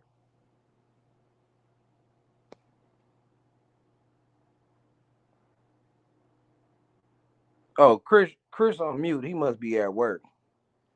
Tiny, pop back in if you can, Tiny. And Chris, when you get back on, I want to know like what you think about me saying if a freshman pass somebody on a depth chart, especially a player that's going into his like second or third year, I think them are the players we looking at hitting the portal. Yeah, Tiny, you had dropped out. You back on though? yeah, that's my bad. Yeah, but you feel where I'm coming from though. So Yeah, I like, feel where you coming from. especially in the world we in now, like and some people, let's be real. Some people, I feel them. Like, you got to do what's best for you. Like, I look at it like I'm gonna stay and compete. That's my mentality. You feel me? And then, but everybody's situation is different. So it's like, you know, I got my opinion on certain people that got on, that I feel like got on for reasons I wouldn't have got on. But then I understand why others got on. Like, I'm not mad at, as much as I love Brian Jackson, I'm not mad at Brian Jackson. You know what I'm saying? I wasn't mad at Marion Peterson. I'm not mad at Quentin Joyner, even though I wanted Quentin Joyner to stay. But it's like, as we recruit and we get people from the transfer portal or from the high school ranks, you like, oh, okay, like, dang, we good. Like, you know what I'm saying? The room can't be that crowded, especially at certain positions. There's only a one ball. You know what I'm saying? A couple, you know what I'm saying? 20 carries a game max. Like, you know what I'm saying? Like, so certain people I respect and I understand, especially when, like you just alluded to, that hung around for 3 years, 4 years, like 3 years in the red shirt or 2 years in the red shirt. You know what I'm saying? Like, Yeah, I feel it. Like, you couldn't crack the depth chart. You couldn't get through. Now it's like, okay, time is cooking. I'm trying to get to the league. I got to get some film yeah, out there. So it's like, yeah. I gotta get I gotta, some film on tape. yeah, Yeah. yeah, I gotta get some film out there. So it's like, I respect it. You know what I'm saying? I respect it. So You know? I was saying, I feel like we gonna have a few transfer portal kids. And I was saying, what you think about this thesis? I feel like if any like second or third year player get passed up by a freshman, I'm thinking they're gonna be considering the portal. Because if you in your second, third year, you get passed up by a freshman, he got more eligibility than you. You might never see the field. He ain't You going feel nowhere. me? Right, So yeah, so I'm right. looking at dudes like Hayden Treater. There's a couple of dudes on the offensive line that been here for like a couple years now. You know what I'm saying? And I know they're gonna be wanting to start. You know what I'm saying? So we got a couple Yeah, players on our roster. I could always think of the offensive linemen off my head, but I'm pretty sure in each position role, it's a player or two that's going on his second and third year. And like if you yeah. going on your second, especially your third year, and the freshman come pass you up on the depth chart, I can't blame you if you hit the portal. What you think about that? Yeah, I mean, yeah, I feel that goes back to when I was saying like everybody's situation different, and I could respect if you tried to stick it out, you know what I'm saying, and like okay, boom, youngsters is coming in like I alluded to earlier. The more you recruit, the more elite talent come in. You know what I'm saying? It's like okay, boom. So like I would understand it for Tristan Castro who got on like dang, like Elbert Hilton Yeah, came in now. I still got a Marcellus Williams ahead of me. I got Chase and Johnson like.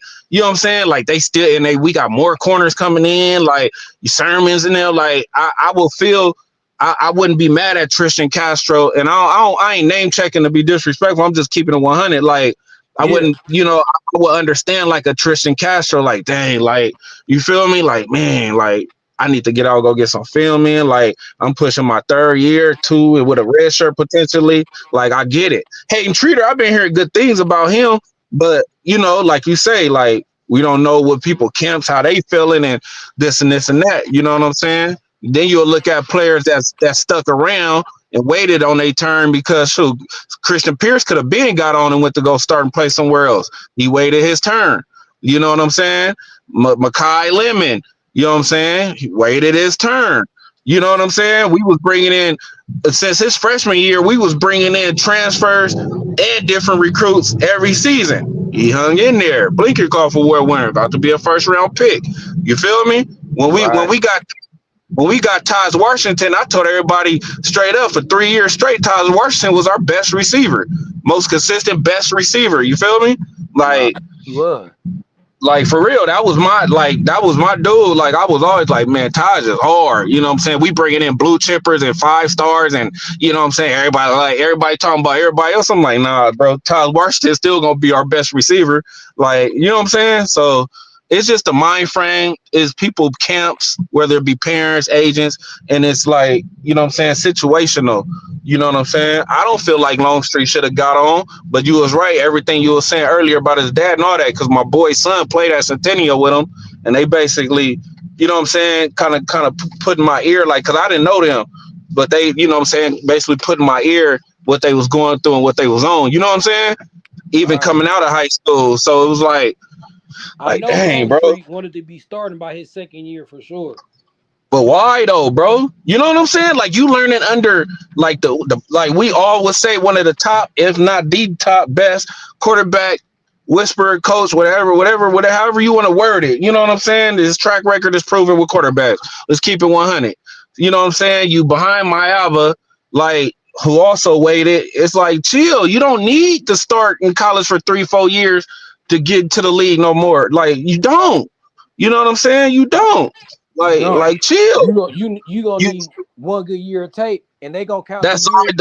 And look, the that's it. years that you didn't even play, they still gonna count that in your favor. Like, okay, he a junior. He was in college 3 years. He got developed, waited. Now, boom. That's it. I'm telling you, that's Is it, that bro. is that loved one on here?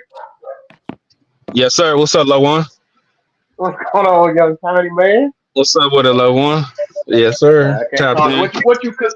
What you cooking about? What you cooking about, man? I have to step aside for a quick second.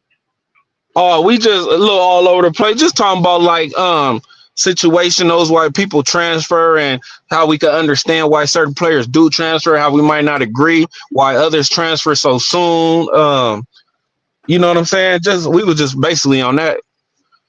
Yep. Just a And little all around the world.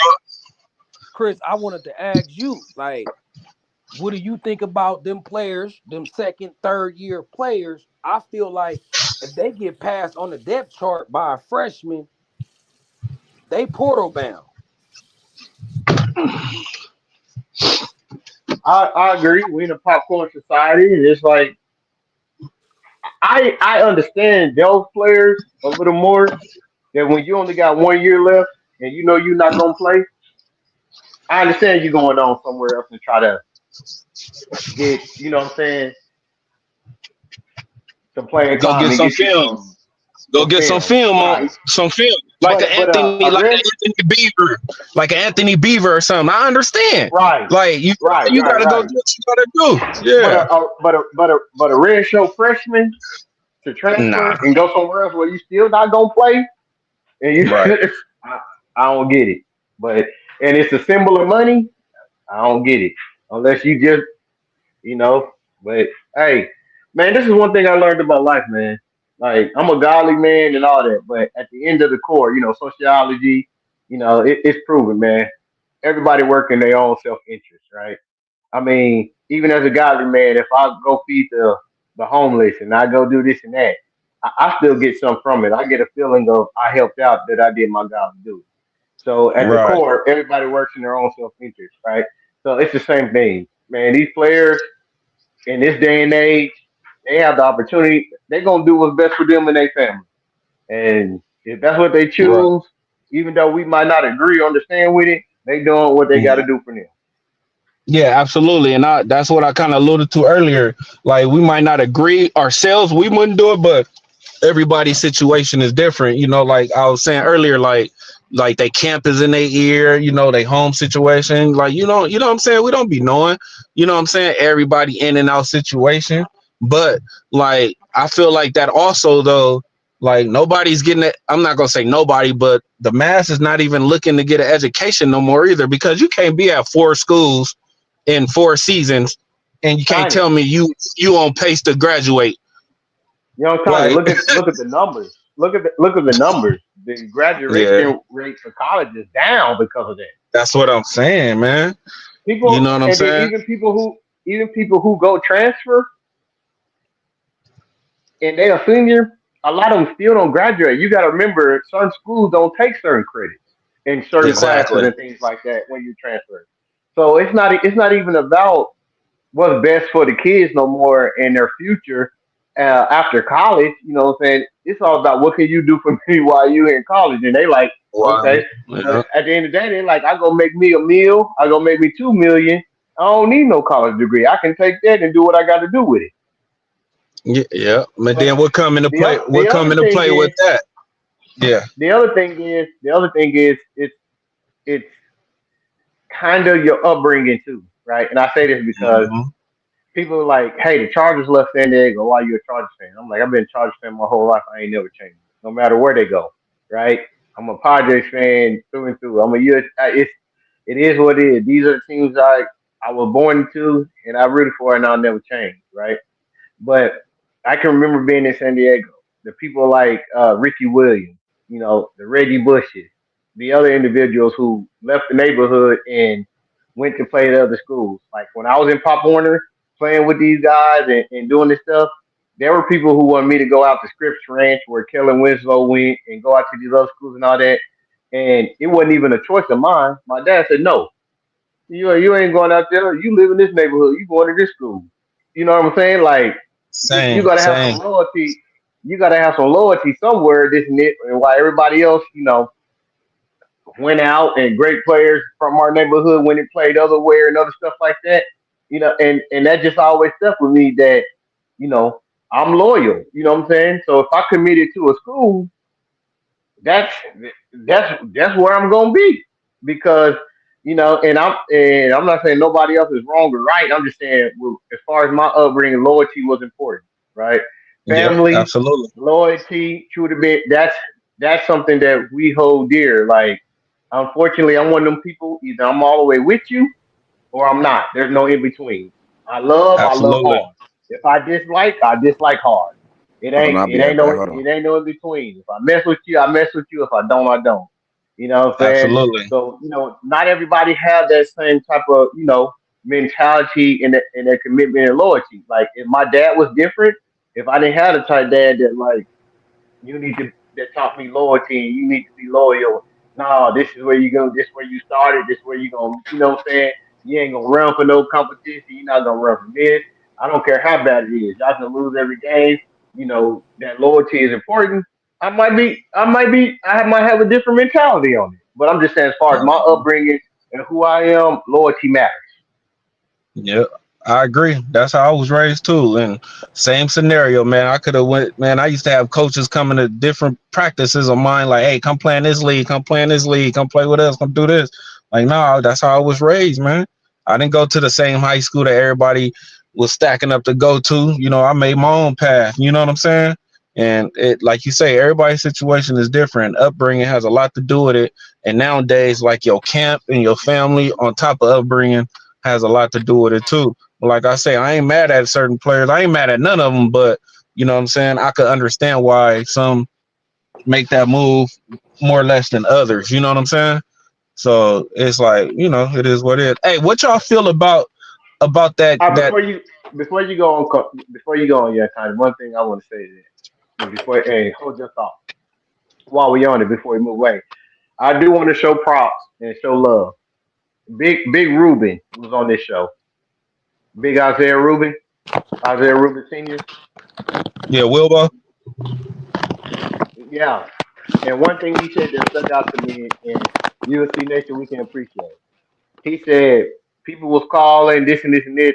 He said he went to his son was like, hey, what you want to do, right? Whatever you want to do, I'm behind you. Ruben said he wanted to stay at USC, make that number great and all that. He said, let's do it.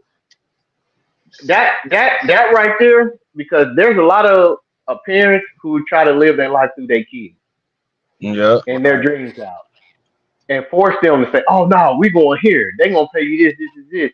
But he allowed his child to live his life for him, and to me that registers so much because my dad with choosing my college, even choosing a fraternity, I mean, and all that, it's different. And my dad was like, "Man, you gotta live your life for you. I live my life. I can't live your life. You got to make the decision that's best for you, what you want to do. Whatever you do, I'm supporting." So to me, that registered, man.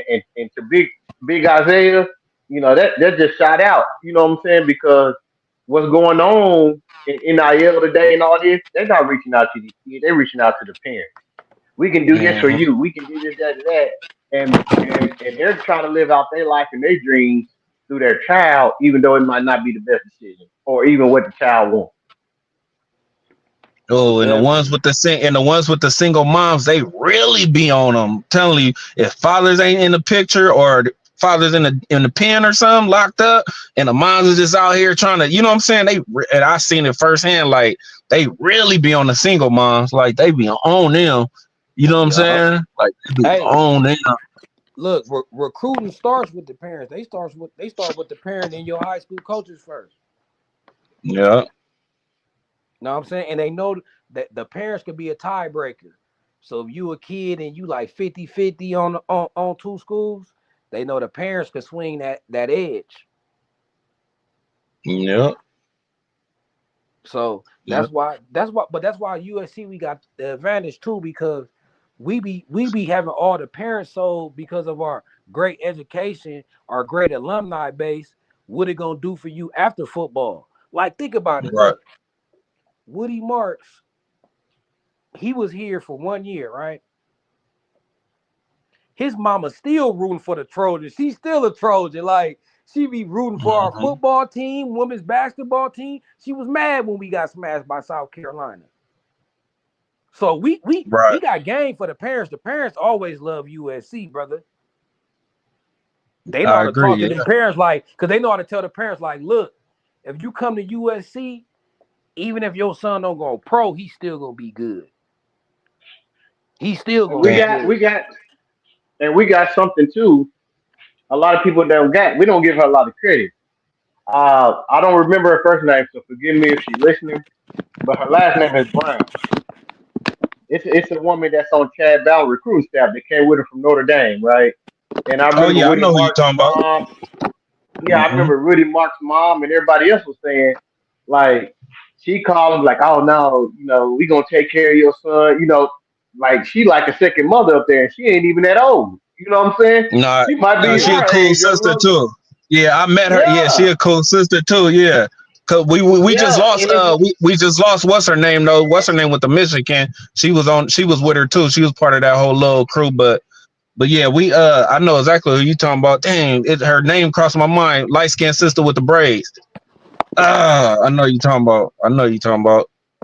Yep. I want to So say her last name is Brown, but like that's the thing about it, right? I'm across this country. USC, USC, my school is my home. Is where I'm from, right? If my kids 3-1, if where we stay, if my kids grow up and God bless them and that's the plan for his life, and they have some type of athletics and the USC is recruiting, of course it's gonna be their decision. Wherever they choose, they can go. But we got to remember, I got a wife that's born and raised here, and especially my son. He a mama's boy. He only one. You know he gonna want to stay close to his mama, and so they don't have to recruit me or the child. They gonna have to recruit the mama, and they gonna have to let Right. my wife know that like, hey, we gonna take care of your son as if he was my own. You see what I'm saying? And that's what Yeah. USC is doing right now. hey Chris, like I told you, hey bro, I know it hurt, but you raising some SEC kids, brother. Especially Hey your son. man, no, He it gonna want to ain't. play for the Razorbacks. Hey, young Tiny, I know you ain't no social media car on social media, so he should know. But he should know any Yeah. show I do. He should see the videos. He should know any show we even do on 49, who the number one person there, because I post the videos all the time. My 3 year old, she playing with 4, 5, and 6 right now, softball, her first game today. But everything Right. she do, every time she hit, you know what she doing? She throwing Fight up two on. fingers when she Right fight on. on, fight on. My daddy say fight on. Hey, hey. That's what's up. That's what's up, Chris. That now, hey, now look. Now put some USC memorabilia in her room. Put a Juju Watkins poster up in there. You know what I'm saying? Well, it's not in her room. It's not in her room. You know, we do her room for her, but my office and where I do everything at my room, she already knows. She see all the USC stuff. She see Juju already in there, and Yeah. she always say football my favorite sport. You know what I'm saying? I'm like, baby, you play basketball, softball. You know what I'm saying? But that's the pride of her days to sit up with a game with me and say fight on, fight on. Hey. Right. Yeah, I'm happy Hey, she got that what in her. I hope your young boy like that too. I was gonna ask Hey, y'all, right? hey, he gonna be saying fight on and watching USC football, but I don't think it's gonna matter because when that recruitment comes, he realize how far he gonna be away from his mama because he's a mama's boy. Right. Hey, That's the let me fight ask y'all a question. that's the battle I gotta fight. Yeah. Go ahead, Yeah. Tiny. You want Can to y'all ask hear a me? question? Yeah, we What can hear what you. what what do y'all feel of this when you bring it like because as Chris alluded to, he got a 3 and 1 year old. You know what I'm saying? People got kids and stuff. I think I would say like in the last 5 to 8 years, this whole back craze. Like, what do you guys feel about that? Or are you guys in agreement with that? Will you hold back your kids a year to try to get them like you know what I'm saying? Or are you I'm not with not. that? I'm not because at the Me end of either, the day, Chris. Yeah. at the end of the day, my faith is in God, and my prayer is not for Right. my kids to be great athletes. My prayer is that my kids don't be strung out on drugs, in jail, Right. in gangs. Right. That's Right. like I don't waste my prayer on sports. I don't waste my prayer. God Right. let USC be good or let Chargers or Right. Cardinals be good. I got more important things than that. My prayer is that my kids be educated and can take care of themselves, and that I do a great job as a parent. That Right. whatever God feel needs to take me away from this world, that I did the best job I can do, and they have great memories and the lessons that I feel they can move on. Right? I'm not holding Absolutely. my kids back for no sports. It's more important to Absolutely. me. It's more about life and education. Right? I can hold you. I can hold you back a year so you can play with younger kids and be great in sports. But that's not going to teach you how to, as an African American, what to do, male, when you get pulled over by a police. Right. That's not going to teach you how to go into the bank and invest and open up a bank account and all that. Those are the things that's Right. more important to me. My desire for my kids is not to be in the NFL, WNBA. My desire is for God to lead their life and they have God in their life and they live a productive life. I agree. Yeah, I'm not with it either. Like I know a lot of people that done it that's still trying to do it, and me personally, I'm not with it. I never have been, and it's just not. It's not. I'm not with it. But then that's why you got a lot of kids that reclassify because shoot, you're already older. You know what I'm saying? Like it is crazy, man. You know, What's up, like Cardinal and Bo? what up, Cardinal and Bo? Hey, what's up, Like guys? being Hey 16 Carter, and at a ninth grader at 16 years old, you know, already like I Carter, don't know. I That's young just Tiny crazy. taking a look. Carter, young Tiny taking a shot at our 2026 class. So they Yeah, 19, 20. young No. Tiny. We hey, young Tiny. We got a couple of 19-year-olds in this class. That's why I Hey, when know you 20 we was year do. asking old, the yeah. question, I'm I really know we do thinking it, and I'm about not, it. and I'm not taking a shot at them. I know we do though. I'm not taking a shot at them. I'm just talking about the craze overall because that was like it was like a big surge in that. You know what I'm saying? Like I say, I'm not knocking nobody. I know, that goes back to even the transferring thing. Everybody's situation different. I just wanted to hear y'all respectful opinion on it. And if you guys would do it with your kids, you know what I'm saying? Hey, I ain't knocking the recruits we got that's older or manly built already. I So, ain't tripping. and then, here too, young Carter, it's a different situation, right? My daughter's birthday is the day after mine. My mom's birthday June 14th, mine June 15th, my daughter June 16th. Because of her birthday, she's gonna be like me. She's gonna graduate at 17 years old, right? Hmm. You know what I'm saying? When other kids are gonna be older than her. My son's birthday is 11 November the 8th, right? He gonna be Hmm. behind a year because of when his birthday is.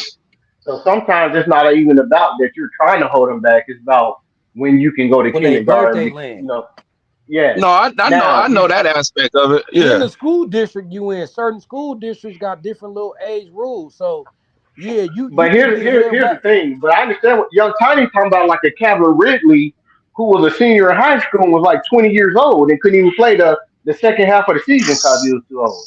I Man, get bro. that. But here's the thing. Sometimes parents are not intentionally doing that to their kids. Some, like my son, right? He's not gonna be able to start because his birthday is in November with the kids his age, right? So he's Right, gonna be a year right. behind. He Then yeah, he then gonna be if a he year mess behind. up, yeah, then if he mess up in school or happen to fail, now he's 2 years behind. Hmm. Yeah, because he got that So late all the birthday. I get that. right. So all the time it's not an intentional thing that I'm intentionally holding you back so you can be good in Yeah, sports. You know, all yeah. situations are different. And I'm not alluding to that aspect because I'm well aware of that too, the late birthdays and it is that, you know what I'm saying? I get that part, but you know, it's parents, like you said, that that's really just holding their kids back, you know what I'm saying, for physical for sports. Oh, I want my son to dominate or my daughter to dominate, you know what I'm saying, with a younger this and that. And it's just like I just like, man, if they can't, like, I was one of the ones playing Junior All American. I played Paul Warner one year, but everybody know Junior All American was better than Paul Warner. But yeah, look, I'm one of them Oh, I ones. play I'm Pop one of them. Warner, so I ain't gonna say You like how I slid that in? You like how I slid that in, right? Look, I was always one of the ones. Like I had cousins and stuff. Like, okay, when you on that weight brink, it's like, oh, I wasn't putting on the trash bag to lose shed pounds and try to stay down, junior pee wee or something like that. I'm moving up. So you know what I'm saying? I was the one that always wanted to move up. You know what I'm saying? Like, yeah, I right. don't know. Like, you know, you had some people that No, was no, no, no, skinny no. that I know played what you're down. saying because I Yeah. remember being my senior year in high school, right? And I graduated before I even turned 17 because of my birthdays, right? You know, in California, you go to school from Right. September to June. I moved my senior year of high school, and it was from August to May. And Right. you know what I'm saying? And so the same thing, and like, okay, there's people on my team that's a junior and sophomore that's my age, and I'm like, Yeah. man, I would like another year of high school. Right, You right. know? No, hey. Let me respond to the. Hey, Trojan first. Yeah, I feel you on that because some parents like I got a boy right now. He worried about safety, so his son ain't had his growth spurt yet, and he like the same thing you just alluded to, Trojan first. Concerned about the safety. So that's exactly where he at right now to repeat the eighth grade to build girth and build some muscle. So like I respect and totally understand what Trojan first saying about that.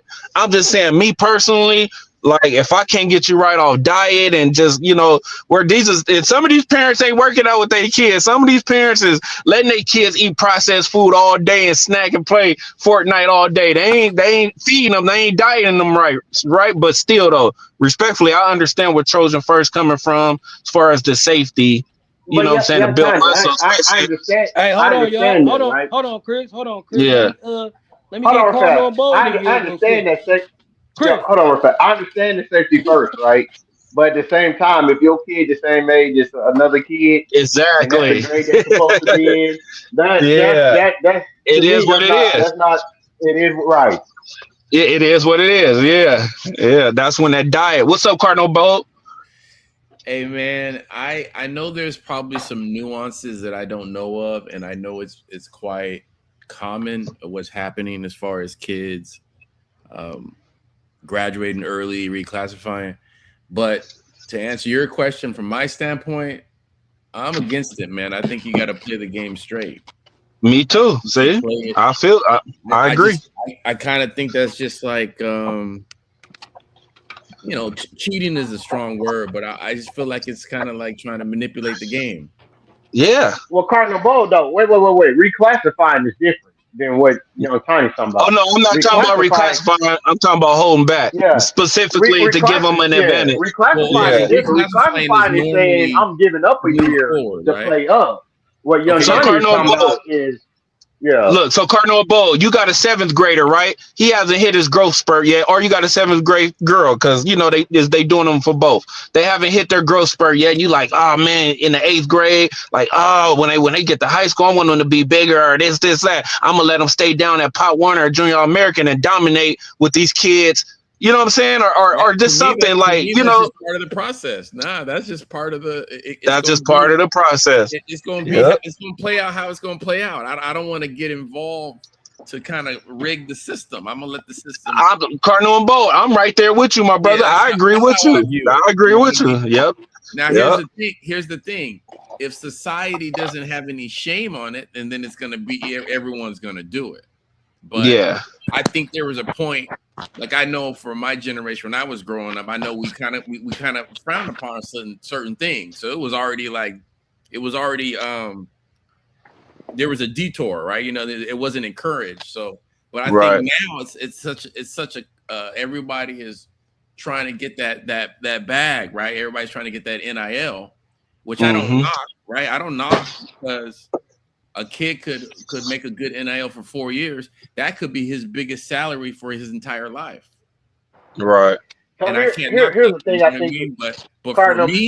for me, I'm playing it straight. My first year of college, I got there, I was like 17, and that's just because of my natural age. My birthday's in the fall, and I just had a late birthday, but I never thought like, oh man, if I would have been another year in baseball, I would have been throwing harder. Yeah, I mean, if I had another year in high school, I probably would have been bigger and stronger. But so be it. It wasn't. Those aren't the cards. I'm gonna play the cards I'm dealt.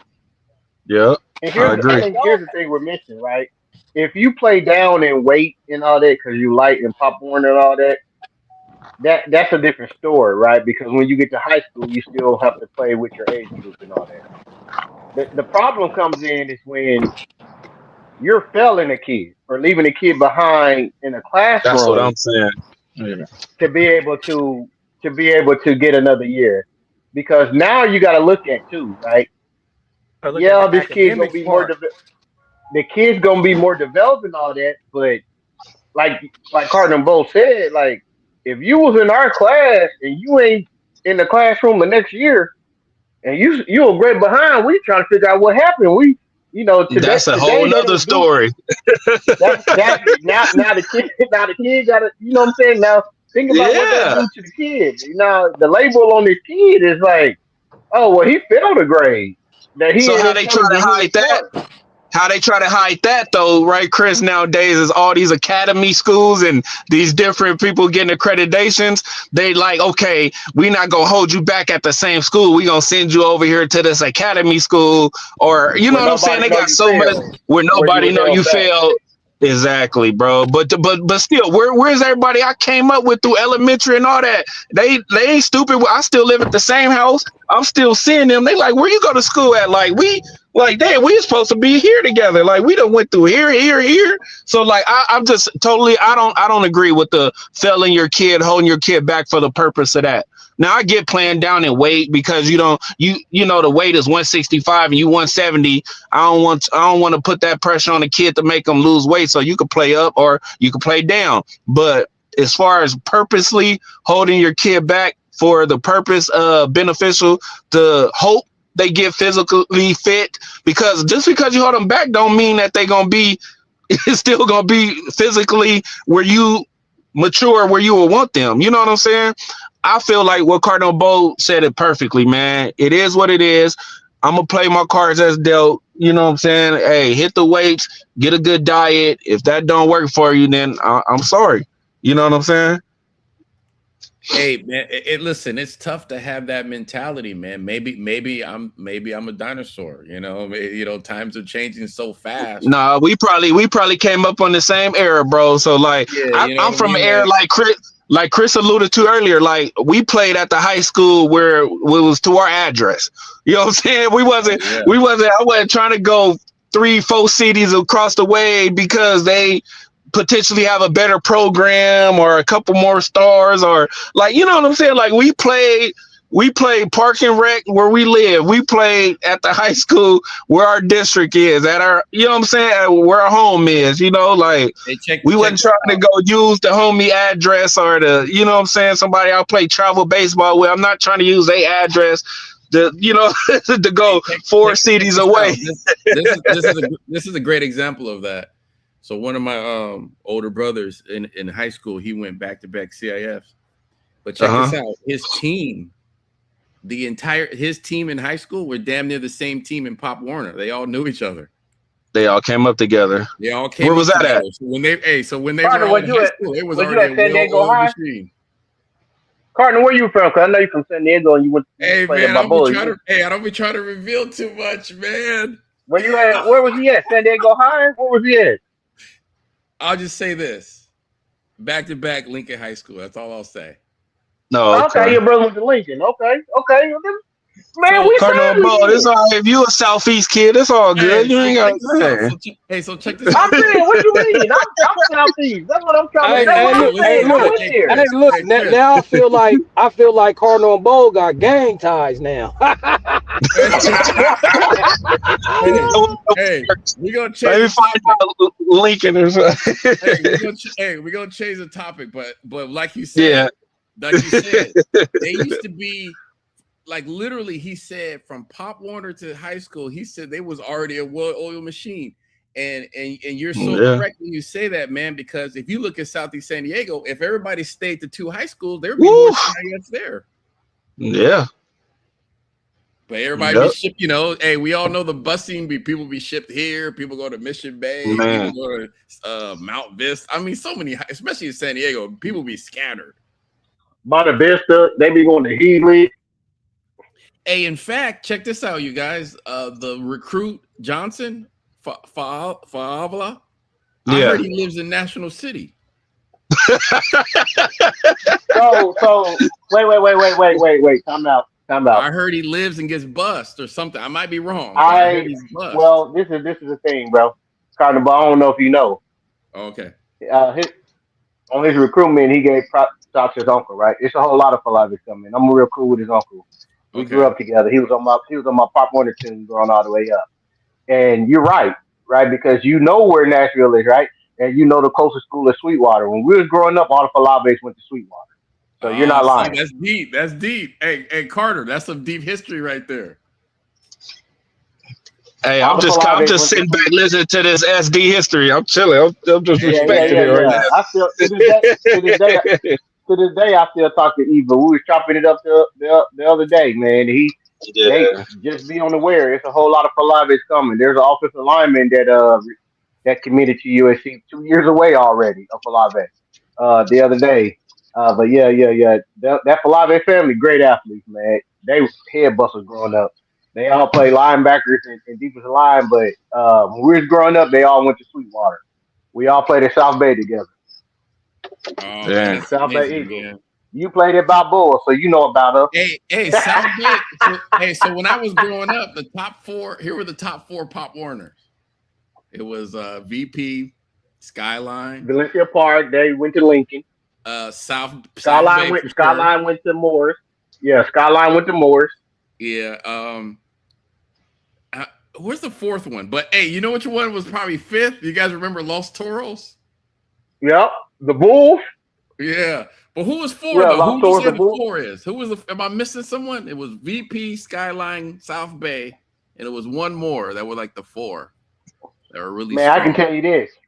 In our generation, when I was growing up, the fourth would have been Grossmont, and that was only because of one player, and that was because they had Reggie Bush, number 33. Yeah.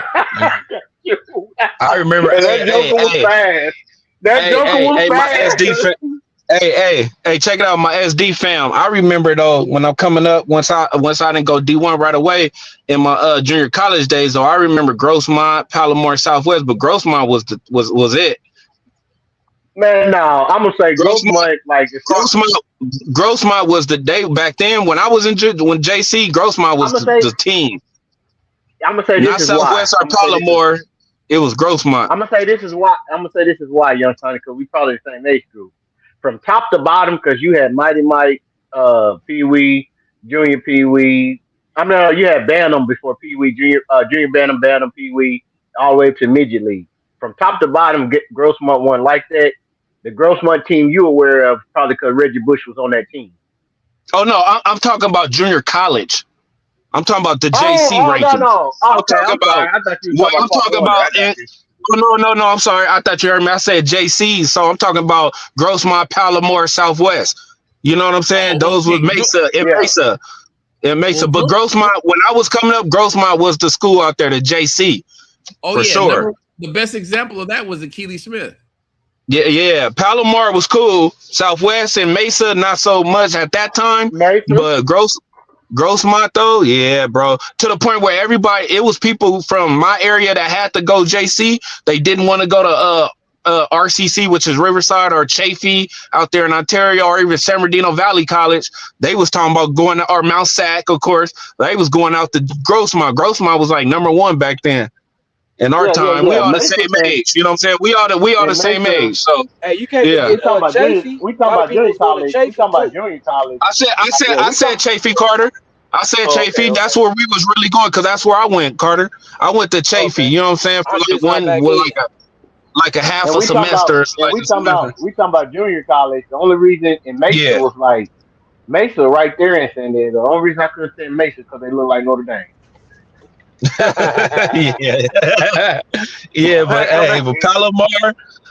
Palomar up there in North County. They was out there like San Marcos, right? Palomar, that's like North County up there in San Marcos and stuff, right? Vista, San Marcos, that's Vista. North County up to off the 78 and all that up in there. You know what I mean? Hey Carter, it's Carter, definitely you know what's wild, Carter? though. It's too far out. Yeah, Carter, it is. you know what's wild? What's wild? You know what's wild? Man, it ain't till I get on your show. It ain't till I get on your show I get all bubbly and inside. Because then I get to talking to people who I know really Trojans and really from Cali. And they ain't transplants and this and this. Like, that's born and raised. Real. Yeah, that's right. It's like a different conversation. We can go back years. Yeah, we can go back years. Like, man, it brings back childhood memories. To the point where Carter be like, "Hey, y'all reminiscing too much. Let's get back on topic." Because when me, Chris, and Wilbo was on here, we was going back. Carter was like, "Wait, hold on, y'all reminiscing too much. Let's get back on topic." It's that homegrown, man. Hey, Carter, all the history we talk about San Diego, it shows you how big the USC brand is. Because technically, to this day, I still don't know why a lot of the guys from San Diego all don't flood San Diego State. I know why. Man. I know why. Why? Because you're from San Diego, Cardinal Bowl. Is it some social reasons? I know you 6'1". I know you 6'19". So you know, and you know that. I got some theories, but I want to hear But what you. This is my theory, right? I can say for me personally, being from San Diego, when I turned my TV on college game day growing up as a kid in California, it'd be on at 8 o'clock in the morning as soon as I woke up. And I look at ABC, rest in peace. What was his name? They used to do the guy, great Rose Bowl voice. Jackson? Yes. Every game I seen, guess what? every game that I seen, every game that we got, it wasn't UCLA or San Diego State on TV. Guess who Yeah, was on TV? yeah. It was SC. It was USC. Yeah. I had a grandma that stayed. My grandma stayed in San Bernardino. We go down there all the time. Man, ever since I can remember, my grandpa, man, rest in peace. I miss him. You know what I'm saying? Damn, Grandpa Dave. You know where he had me at? The And what? Coliseum. Coliseum. Yeah. Okay. I The got you. I got Forum. you. So it's born it, but it's like it's one of them things is that the brand of San Diego State, even though you there and the games are there, you get more UNC games than you get San Diego State games. Yep. You're 100% correct. Right. I mean, and think about it though. USC do stand for Southern California. We didn't Yep. You're isolate right. ourselves like UCLA, like the University of Los Angeles. Nah, we the University of the whole Southern California. And look, it ain't more southern than San Diego, right? They right at the border. So Yeah. San Diego is the most southern out of all of us. That's a good point, man. Just the name Yeah, alone yeah, encompasses everything. Hey, Chris, you talk about Keith Jackson. yeah. Yes. Yeah, Whoa, Keith Nelly. Jackson. Yeah, that Whoa, amazing Nelly, voice. that's it. That's Yeah, it. Keith Every Jackson. Saturday. It was his voice was man. He had the perfect. He had the prototypical football. Him and John Madden and about four of the guys. Man, they raised generation. Hey, look, we had legend broadcasters. We had Keith Jackson, Vin Scully, Chick Hearn. I'm just talking about coming Oh up. Man, yeah, hey, what Chick you Hearn thought is you a could big say? time. Hey, the bread is getting butter. The refrigerator is closing. Hey, Yeah, Chick Hearns, man, was one of a kind. yes. Hey, you got did you say Vince Scully too? You got Vince Scully for the Dodgers. He he said it, but we ain't talking about the Dodgers. We ain't talking Oh about them yeah, all right. But stinking yeah, gossiping getting Dodgers on here. yeah, man. So That's why I entered the conversation. I don't want to talk about them stinking Dodgers. yeah, but yeah, man, it's interesting, man. How like I said, man, USC is it's the destination, man, and I'm happy what we're doing right now, man. The recruiting we're doing is we're able to pick and choose now, man. I love that, man. Riley's over there just picking specialty players now. You know what I mean? We're not just getting talent. We getting people that got versatility. That guy might return kicks. We don't know what he gonna do. Right. How are you feeling about the class? I'm all for it. I know before you came on, there were some people that was questioning. They wanted some more linebackers, and why we not chasing elite linebackers? How you feel about the class? Man, I think You said what? People were saying what? Uh, we was filling the gap while you came back in. Before you left, he had brought up Vince Scully and about the Dodgers. I said, man, Yeah. when nobody wants to talk about them stinking Dodgers, that's when I leave the conversation. Hey, Chris, man, you might as well convert, man. Like, it's I still nope, SoCal. We already took the nope, Chargers. I mean, you might as well come up the 5. nope. I don't care if it is 2 hours away. Nope. hey, here's my thought on the Because the linebacker. Padres, I think y'all picked Hey, y'all we best. ain't talking. We ain't talking baseball. I don't want to hear it. Go ahead, Cardinal Bowl. Hey, my take on the linebacker is What's this. up, Cardinal? Hey, Cardinal and Bo, did you give me your name to put on the practice list? Wait, what? He said that you give him his name to put on the practice list for Saturday. Hold on, let me. Nah, I what's on the can't hear, so I practice gotta list? go out and come back in. I had got another phone call. I'll be right back. So Yeah. Carter got a pass and all that to bring some guests and all that to see the. Well, I don't know if they're gonna still scrimmage on Saturday or not, but he Oh got a man, list to get put I people on couldn't the come guest up list. anyway. Oh, okay, I appreciate okay, that. that's what he was asking. Hey, here's my view on the Uh, linebackers. Here's my view on the linebackers. First, we have to separate the ranking and what people consider sexy. To me, Pat, to get back to good linebacker play, we have to do exactly what we just did. We got that guy from Bosco, from right? Bosco, right? Okay. If you watch his tape, that's a linebacker. Extraordinary. And everybody loves, and I mentioned this to Carter, and I'm pretty sure I mentioned it to you. everyone always loves to go back to the Carroll era, but not every Carroll recruit was 5-star. Facts. Not every guy was this, and that. Some guys was just straight dogs, and they was probably 3, 4 barely. And fit the system. Yeah, so get Cardinal hard Bowl. those guys, fit the system.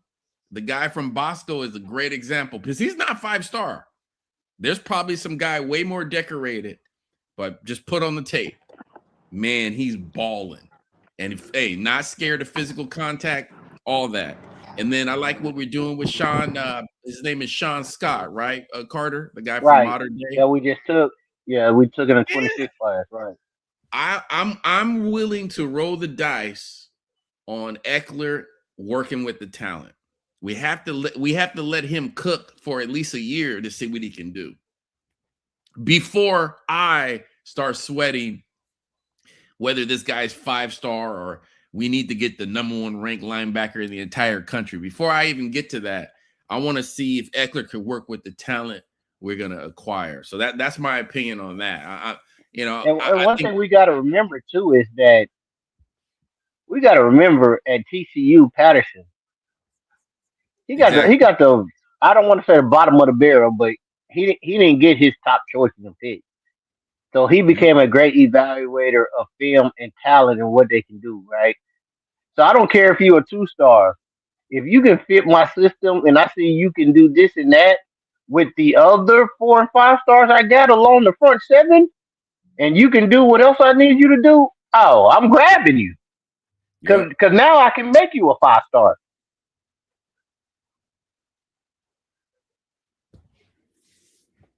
Yep.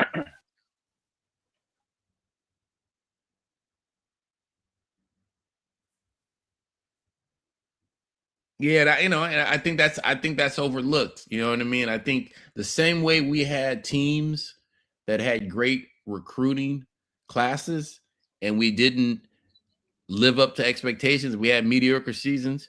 You could have a team of non-5-stars and have a better season and have a better team. Facts.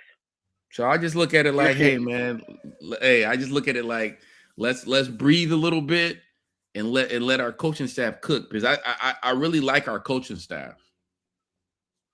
And Cardinal Bowl, to Carter, get I ain't quick gonna question even lie. for you. Like, You're not since you're I follow from recruiting the tough, 619. I didn't went back on our past classes, right? And let me tell y'all something. 3 stars and 4 stars, they got a higher pan out rate than the 5 stars. Oh yeah. Oh yeah. Like, I could go back to them OP Carroll classes, and the 3 stars have the same rated success as the 5 stars. Right. And what I noticed, I started crunching numbers. So what I noticed that if you're a great program, you gonna turn out 60 to 65% of your players, right? So if you got 20 players and you could get 15 or 14 of them to pan out, you're doing great. You don't want it to be 50-50 or below 50. But that same percentage that I'm talking about is the same for 3 stars. So if I got like 10 3-stars, more than likely, if I'm a good program and I could coach real well, I'm gonna turn out by like 60% of those kids. And it's the same thing with the 5 stars. So you can't go on. First of all, it's like this. You got to trust your eyes before you trust any star rating. If your eyes, if you like a player, you shouldn't care about his stars, bro.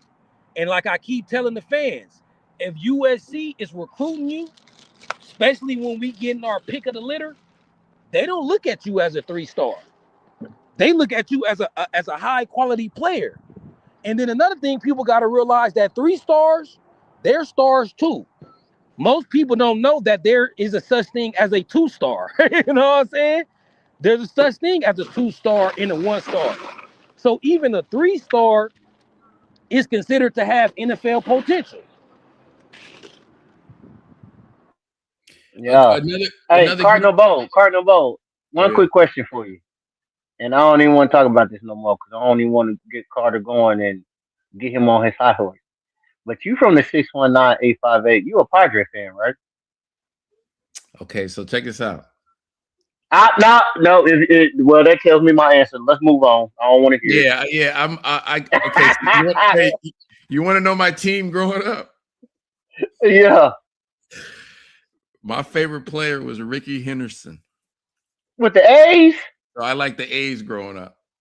Oh, And all the way to Listen, another wait, Oakland. thing, I let feel me clarify though. Here's the He went distinction. all the way to the Bay Area, 6 hours, 7 hours You know, away. I always rooted for the Padres though. I always want them to do well. I like when they had the four tops, when they had Sheffield, Griff, Gwynn, Tony Fernandez. I always root for them. Bip Roberts. I mean, I always go for the Padres. It's a tough pill because at this point we can't outspin the Dodgers, and I'm never going to be a hater on that. But at this point, it's a little I scary. am, Well, and I don't want to hear it, Carter. hey, it's scary right now because basically the Dodgers. I mean, they went Highest ahead and got payroll in didn't they baseball. just get the best closer? Didn't they get a better closer?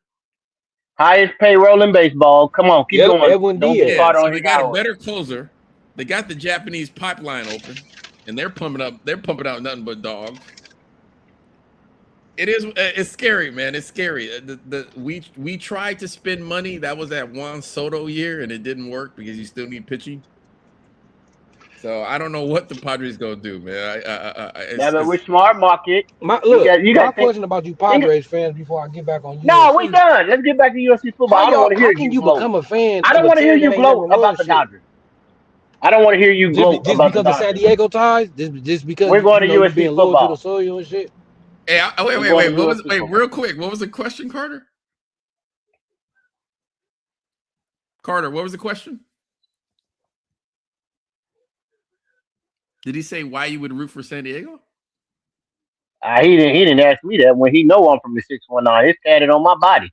Well, So hey, there's one easy answer too, and it has really nothing to do. Tony Gwynn, the '97 I'm Padres. glad you. Keep the faith alive. I'm glad you said it because I was just about to go there. Listen, you can wake up and say, "Hey, I root for this team. I root for this team." Like I said earlier, I like Ricky Henderson, so I like that Bay Area team with Dave Stewart and them. But there is no way in hell you grow up in a city and you can witness one of the greatest hitters to ever and walk the earth. The greatest, right? Yeah. Hey. Ted Williams was on this dude's team talking about he's the best hitter. Tony Gwynn, to this day, even Rest though in he has a peace. statue and he got the freeway named after him, till this day he's still underappreciated to me. Yeah, He was Tony Gwynn was great, nasty. man. He was And then Carter amazing. got to remember, right? If you were born in the mid to late '80s and you from San Diego, the Padres was balling, right? They win in '88, they win in '97. You know what I'm saying? What is he talking about? You remember Trevor Hoffman? Trevor Hoffman was the closer. Hey, the only problem that the Padres had was when they went The to the small World market, Series, man. they ran into a juggernaut. That was the only Yeah, them problem. Yankees. They got Tony 12. Them Gwynn, Yankees. exactly. Tony Gwynn finally got to the World Series, and who they run No. into? That was his second one. They had win like in '88 when he was on the team. Oh yeah, was that against the? Oh yeah, okay. So I think they beat like the Cubs or something. I know what you're talking about. I think Yeah, yeah, they okay. lost. They lost both of them, but That he was like been a two. Steve Garvey, right? The Steve Garvey days. Yeah. Yeah, man. When they went that second time, In '97. man, Man, that team was loaded. that Again, team they was were so the loaded, Chris. Man, in it was sad. '97. The Yankees in '97. The Yankees are what the Dodgers is today. The highest payroll, one nobody even close. If you And if look at you the highest payrolls in Major League Baseball right now, the Padres is at number 6, but the Yankees is at number 1. They at 396. The Padres like at 232. You see that big gap? Yep. And if you remember this, and I'm going to remind you, they had a stacked team, stacked pitching staff, and the Padres was throwing Kevin Brown damn near every game. And Trevor Hoffman to come in and close. Yeah, that was all they had. Kevin Brown was damn near. If he didn't pitch a complete game, 3-hitter, then it was no chance for the Padres were struggling. So yeah, man, Tony Gwynn, amazing. Dude, it's just not even cool how good that guy was. Oh yeah, but this is what I was gonna say about the linebackers. So a good example of that is, on Sports Illustrated, they had the three linebackers, right? They had the cover with USC. They had Maluga, Cushing, and Clay Matthews. But the other guy that wasn't on there wasn't the 5-star, and Kaluka Maeva was just as good. He was just as productive for us. Yup. And I don't think he was a 5-star. I think he came from like the East Coast. I think he came from Maine or something. I got to look it up, or maybe he came from somewhere else. Maybe Hawaii. I guess Hawaii. But the point is, he wasn't like Lawrence Taylor coming out of college. Yeah. And look, y'all. My opinion. Look, to me, football is a sport that's your success is most dependent on the coaching. Right? Coaching can either make or break a football player, right? Like a basketball player. Like if you Michael Jordan, Kobe, LeBron, you can have the sorriest coach. Ain't nothing gonna hold you back. You gonna ball, right? If you Barry Bonds, Ken Griffey, ain't nothing gonna hold you back. You gonna ball. But in football, coaching matters. Like in football, you can have all the talent in the world, but if you got poor coaching, poor leadership, coaches who ain't got your mind right, coaches who can't develop, it ain't gonna matter because everybody can run and jump. So the star value is worth less in football. I feel like that's why Gary Patterson can have a team full of 3 stars and still compete. Like if I could outcoach you, I could close the talent gap in between our teams, and my players' performance could be a higher performance or be just as good as yours with great coaching. For instance, like Ryan Leaf, since we talking about San Diego, right? Ryan Leaf, if he went into a better situation, I think he could have been a decent quarterback. I Nah, know get a out of lot of here, man. Get out. Get back to USC football. You talking crazy now. no, I'm just saying though, this on the stars point, like what matters more than the stars is your coaching. I That's Man, on agree the with Ryan that. board. Lee. I That agree with man, that, Ryan. Carter. Ah, I okay, agree but with that, he Carter. trying to throw a knock. He trying to throw a knock in my charges, and we gonna fight. And I ain't gonna stand for this Tom John foolery.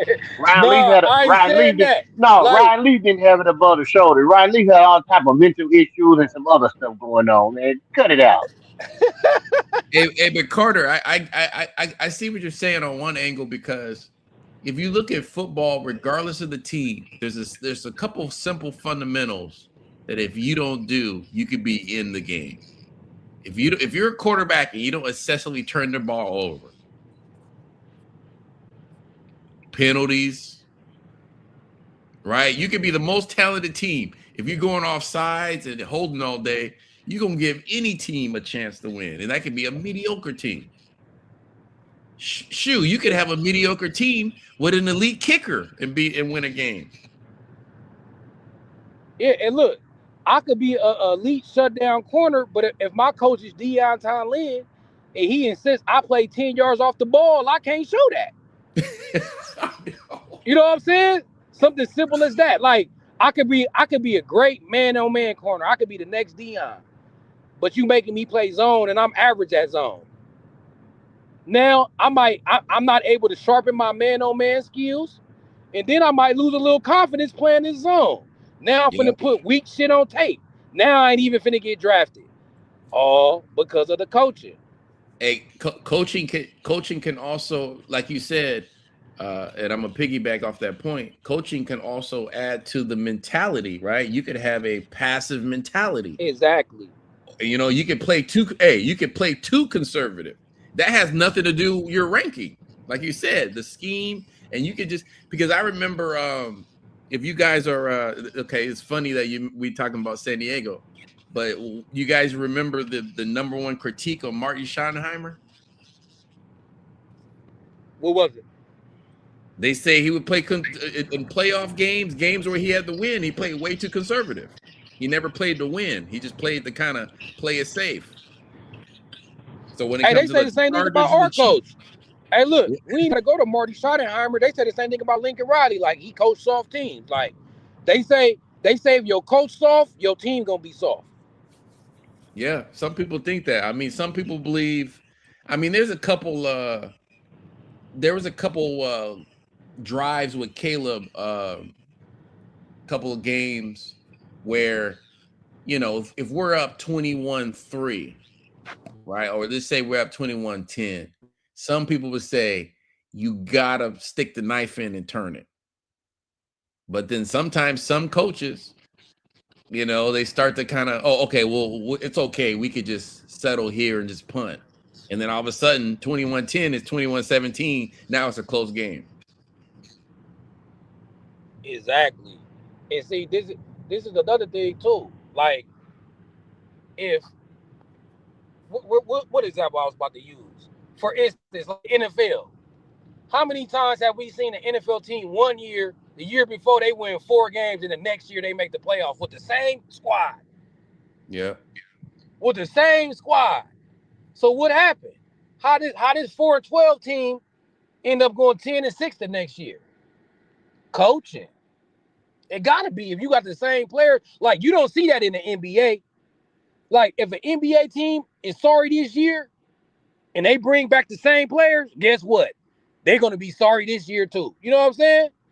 Football, Yeah, I done seen football teams be sorry one year and the next year be a juggernaut with the same players. I'm like, God damn, what happened? I personally think, and this might be an obvious point, or, you know, it's not like some groundbreaking point, but I obviously believe coaching means more in college than NFL. That's just Yeah, my belief. but Now, I know, but you know, look, of Cardinal course, Cole. you Not agree? to cut you off. Yeah, Yeah, but that goes more to my point when we talking about college football, right? yeah, You say it's less in the NFL, but if you could have that impact in the NFL, it's even a greater impact on the college players, right? yeah. So that just proved my point when you did say that, like, yeah, you know what I'm saying? NFL it's less about the coaching, more about the talent, but it still matters. Yeah, and don't get me wrong, you know, we all know it's NFL is high level chess, and there's a lot of tape and there's a lot of scheming, Yeah, but yeah, it's scheme, it ain't development. Yeah, college yeah. coaches mean more of I think they're more of an impact on college for Oh sure. yeah, for sure, because you still developing techniques and fundamentals that they're gonna carry the rest of their career. You build college and high school gonna build your foundation. So yes, Yeah, college more important. Of course, it's more important. But that's why I say this. Look, any quarterback that ball in college, I feel like he could ball in the NFL. All them quarterbacks that was balling in college and then ball in the NFL, I put that on the coaches. I really do. Because ain't no way you could be balling in college, just be killing, and come to the NFL and suck. Like, I remember dudes like Colt Brennan. That dude got every quarterback record in college. Couldn't stay on the roster, right? yeah. So I feel like, especially the quarterback position, matters on your coaching. Nobody's seen Patrick Mahomes being this great, even with all the physical talent he had. Yeah. Got with Andy Reid, got with the right situation. Now look at him. Hey, I've always been. It's funny you mentioned the quarterback that went to the Brennan that went to Hawaii. It's funny you mentioned him because I've always been intrigued of why a pocket passer. Now, maybe it's probably using shotgun, right? Maybe he's not and not taking it from center. That's a big issue. But to your point, I never understood how a dude could be in shotgun in college for 4 years, throw the ball like 3,000 times, and then get to the NFL and it's like, man, he can't even complete a couple passes. Because you know why? They want to put him under center or something. Like, I feel like if I'm drafting a quarterback, especially in the first round, right? If I'm drafting a quarterback out of need and I need a quarterback, I'm going to play him in a similar system. So if you played in an air raid, in a spread, I ain't going to put you in a 12 personnel offense. I'm going to put you in your position to succeed. So for instance, like basketball, if I draft a point guard and I'm watching his college tape and he great at running pick and roll, well, when he get on my team, I'm gonna run a lot of pick and roll. I feel like Okay, the so NFL, like college, they'll cater to their players, like they skill set, especially the quarterback. The NFL don't. The NFL be like, you got to get with our system. now I check feel this like out. that's where the NFL failed with quarterbacks. Hey, I have a theory about that too, and I feel like I'll touch on the theory very quickly, but I feel like Go ahead and purposely, cook on it. I feel like on purpose, NFL coordinators play it safe. I don't think any of them are as creative as they claim to be, right? But here's my main question to you. So, do you agree if I say that Tim Tebow wasn't utilized correctly in the NFL? Do you agree with that? I agree. I especially Okay, with yeah, I Tebow. agree with you. So you agree with that? Like Tebow, especially since they feel like he had limitations, right? Accuracy limitations. If I drafted Tebow, I'm finna put him in the same system he was at Florida. Or at least I'm gonna implement the same type of similar schemes. I'm gonna even take your favorite plays from college. When I drafted Tebow, I would have been like, give me your top 10 plays that you like to play, that you played at Florida. And I'm automatically gonna implement that in the offense. Because I want to give you something that you're comfortable with. You used to running this play. So if you like these plays, this plays helps you read the defense. These plays is where you see the field best, right? So I want to put you in them situations. And I feel like the NFL failed with a lot of quarterbacks, bro, because I agree with they don't play towards their strength. I agree with that because check this out. Think about how tough it was. Cordell Stewart had to basically force the Steelers to accommodate to his skill, and they were better for it. But they didn't even want to accommodate Cordell Stewart, right? Yeah. Just imagine you have Tebow, right? Tebow could run the Wildcat. Tebow could be, you could actually put another quarterback in, have Tebow to the side as a fullback, give it to Tebow, and he can still throw it. You never saw any of that. It just, Right. I just never understood that. But they forced him into a pocket. They try to force him into a bubble that he really, like you said, it wasn't really his strong suit. So, but yeah, back to coaching, man. Yeah, man, coaching in college means so much, man. I look at the player. What's the DB we had? He went to the Texans, not Caleb, but he played in Snoop's camp. What'd you say? What's the we have the safety that got moved to corner. He went to the Texans, not Caleb Bullock, but the other guy. He played in Snoop's Pop Warner League. I forgot his name. And he was a safety for us, and he got Yeah, moved to corner. he played corner in his last year. Remember the last year he played corner, and then he got drafted by the Texans. He's on the Texans now, I believe. I just forgot his name. Let me look him up. The name is slipping. I know who you talking about too. Yeah, because the Texans Jalen Smith. like our players. Jalen Smith. Yeah, Jalen Smith. Jalen Smith is a great example of coaching because when he was playing safety or nickel, no one thought he ever played corner. Yeah, when he was at safety or nickel, he wasn't even on his way to the NFL. Playing corner got him to the NFL. Belk said, "Hey, man, you can play corner," and he ended up being a great corner. Great corner. But only the vision of a coach would see that, though. So, to my point, so you see how they got Jalen Smith correct and on the right path? Yeah. Sometimes you could do the opposite as a coach. Good point. For every Jalen Smith, it's the opposite. Oh, you know what? That brings me back to? You just touched on something I wanted to ask. What was the father, Isaiah Rubin? Was it Isaiah Rubin? Yeah. Oh, man, I had a deep question for him, but I'll ask you. Is Chris still on the line? Chris at work. I think Chris had to drop for a minute. All right, let me listen. I'm going to ask you this question. It's going to be more hypothetical, though, because it's not a personal question. And obviously, I know you got family on the team and stuff. But here's my question I want to ask you, and I want to ask Mr. Rubin. What is the thought process between, if you're a parent, Carter, you had a son on the team, and let's say you're okay, here we go. Let's say you have a son on the team and he's a tight end.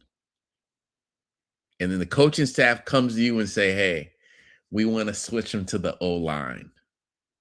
I was going to ask Reuben, what he thought about the thought process of that. And what do you think, Carter, if someone comes to you with that drastic change? That change could be the change that can get your son to the league. But what's the thought process of you saying, nah, we can make it as a tight end? Because that happens a lot in college. Let me just wrap it up real quick. Let me land my plane. But I had a boy in college at SC. He was a fullback. And one of my roommates' fathers told him, man, you need to be a nose tackle. You need to gain some weight. Guess what, Carter? He didn't want to gain weight. That's why he didn't really think about it. He didn't want to gain weight like that. But maybe he gained weight and that would have been his ticket to the league. So what do you think about that? So I say this. I would have to be at practice. Like, you have to show me practice tape how my son ain't good enough at tight end first. Gotcha. You have to show me tape and like, look at our other tight ends. Like, he way behind. Like, he'll have to be in the tight end room to where he'll have to be in the position room to where you're like, everybody better than you, bro. Like you behind. So I'll have to see that. And if I see that, then I'll be like, okay, we change the position if it makes sense. Yeah. But I'm not gonna do that just because the team need it. Like, some teams will do that because it's like, oh, we need a player right here. We ain't got nobody. Now we trying to get creative. Now we trying to change a position. Now we looking at player body types and body mechanics, see who we can switch over. If you switching my son over for the benefit of him, then I'm gonna be with it. But if I feel like if I feel like it's based on the benefit of the team, then I'm gonna be like, hell no. So let me just clarify a small detail. Are you saying if it's a drastic change, you wouldn't be for it? Or are you just saying, because in general, you would probably want to do what's best for the team, right? Isn't that right? Like, once you want to help the team out? Look, no, but this is what I'm saying. Yeah. You will have to show me how my son ain't good enough at that position first. Yeah, I got you. Like, my son could be good enough to change positions. And you might think that is and he good at it. I don't want to change it, right? Because you basically starting your career over. Now you got to learn a whole new position on the fly. Yeah. You only got 3 or 4 years in college. It ain't like you at Pop Warner or high school where you got 4 or 5 years to hone in these skills. This is your NFL tape. So I wouldn't know if I want to change my son's position in the middle of his career. You know what I'm saying? And then you putting that film on tape and you just a raw prospect. Right? So now if you just a raw prospect, now they're just going to draft you off your physical potential. So if your son ain't got that great physical potential, when they look at his measurables and his combines and be like, oh, that's great, then you could be making a mistake. So it's tough. That's a great question. But to tell you the truth, Cardinal Bowl, I would really have to see it. I would really have to see my son at practice on the college level. And I got to really see the flaws. It got to make sense. And here's the thing. I'm going to be open to it, though. I'm going to be open to it. And here's the thing, Carter. I was almost hesitant to I'm glad I didn't get to ask him, even though I wanted to, because I didn't want it to get to a sensitive area to imply that I was like, maybe your son should switch positions. That's not my intention. You know what I mean? So I'm glad I didn't get to ask him. No, nah. Like, Wilbo, he don't care. He don't care if it's safety, corner, DB. He feel like his son could play any DB position on the field. Yeah. So he wouldn't have a problem with moving his position unless it was like you trying to make him a defensive lineman or something, or like But anywhere within his physical skill set, he's fine. Yeah, and I would love to hear his side from a parent. You know what I mean? Because I just know, because I think wasn't there rumors? The reason I used the example of the tight end to the O-line wasn't that the rumors with the one guy we have on the roster? Yeah, Walter Matthews and shit. Yeah, I thought that was, and then peep this out, Carter. You know that tight end room is different now. Hell yeah. Hey, it got drastically different. That one year he played, he had Lake and Walter to deal with. Hey, it's a whole new room now. Yeah, now he got some NFL level, first round NFL level talent at tight end. I just now Yeah, seen a so highlight of Josiah Jefferson trucking Kenny Urlacher I in know. practice. And Kenny Urlacher laid wood. Yeah, man. It's gonna be very interesting. And I feel like we're gonna have a fun season. Oh man, I think it's gonna be on and popping, man. I feel like with the schedule, it's a pretty tough schedule, I would say, right? But I just feel with the schedule is gonna make that season a roller coaster. You know what I mean? I think, every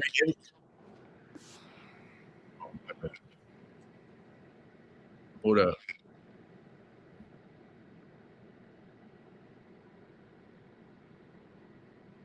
You without? No, I'm here. Something had popped up. I had to mute it. Oh, okay. But But yeah, if we navigate this season schedule with only 2 losses, we gonna put the whole college football world on notice. well, hey, I wasn't even saying that. You know how many heart attacks we had last year? We're gonna have a lot this year with this schedule. You know what I mean? Just the type of ups and downs. But here's the thing, Carter. This is a normal statement, but I do want to emphasize it. I'm hoping that the football gods, they bless us with less injuries this year. If we can have a healthier team, Carter, that alone would help us. Yeah, but on the flip side, I feel like we got more depth this year. I feel like if we do face an injury, I don't think it's Yeah. gonna hurt us as much as it hurt us last year. Yeah, I agree with that. You're right. You're right. Exactly on every position. Man, listen, if Stewart can make a jump, just take one player, right? Just take one player. Like look at our D line. If one player can make a jump, that would be substantial, right? Let's just say Stewart can make a jump. But you ready for this, Carter? What if Jai could take a step too? What if Crawford could take that jump? If we could have 3 dudes just on the line alone take a jump from last year, man, this should be nice. Cardinal, Bo. If those 3 players you mentioned take a jump, we going to the playoff. Oh, I know it sounds so good. Yeah, it Because sounds. with them 3 players, at least on the starting unit, we stop and run and pass. Yeah, man, just the D line, man. If the D line. And I heard Cameron Crawford being balling, bro. Oh And man, I believe it because at the end of the season, he started balling harder. And then on top of that, I looked at the TCU game over. He was balling in that game too. Yeah, you know what? I'm gonna watch that game again. That's actually a good one. The last game I watched. Yeah, just watch it individually. Don't watch it as a team. You know, we lost, we gave up points and whatnot. Watch it as on an individual level. Yeah, I'm gonna check that one out because the last game I watched was the Iowa game. I went back and put that on tape, and I always highlight that game because there's no way in the past we would have easily lost that game. I mean, even when you look at the rain and you look at the stands, man, it wasn't even a packed crowd. Yeah, we wasn't seriously motivated. Yeah, you know what I mean? A lot of people didn't even show up. It was the rain. The game was right there, though. Like, only reason that disappointed me about that game is how we lost at the end. Like, the same old little demons. Last second drive. You feel me? I understand it was a bowl game. I didn't care about the result. But when we had the win in the bag, we got to bring it home. At that point, right? At that point, it don't matter if it was a meaningless bowl game. When it's fourth quarter, we trying to protect the lead, and it's 1 or 2 minutes left. I did want to see them close them out. But on the individual level, well, here's the thing about that. If I did want to be critical, before TCU got the ball, correct me if I'm wrong, because you just saw the game. we can be critical on righty because before TCU even got the ball, didn't we have the ball before that? I think there was a penalty that they didn't call on Canuck. I think Canuck was like went deep or something. It could have been a pass interference, but we had the ball and we didn't do anything with it that drive. We could have sealed the game on that drive. That's true. I mean, it was a team loss. Yeah, so but you can't always, the offense can't be perfect though. You know what I mean? That's the one thing I always have to remind myself. If we have 10 drives, I think it's unrealistic to consider 5 touchdowns. I mean, not 5 touchdowns on 10 drives, 10 touchdowns. You know what I mean? That's Yeah. I think you can't expect that for any team. You know what I mean? And then I got a rule like if your offense scored 30 plus, you should win. Is it 30 plus? Yeah. If I feel like if you score 30 or more, then the offense kind of did their job. Is that a Lincoln Riley thing or just across the board? Now this across the board, football period. Okay. College, NFL. Yeah, I agree with that, man. 30 points, 30 plus. You said 30 plus, right? You said 30. Yeah, 30 plus, you should win. Okay, yeah, I agree with that. 30 plus is 60. Because think about it. If a defense, if I give up more than 30, then I didn't do my job.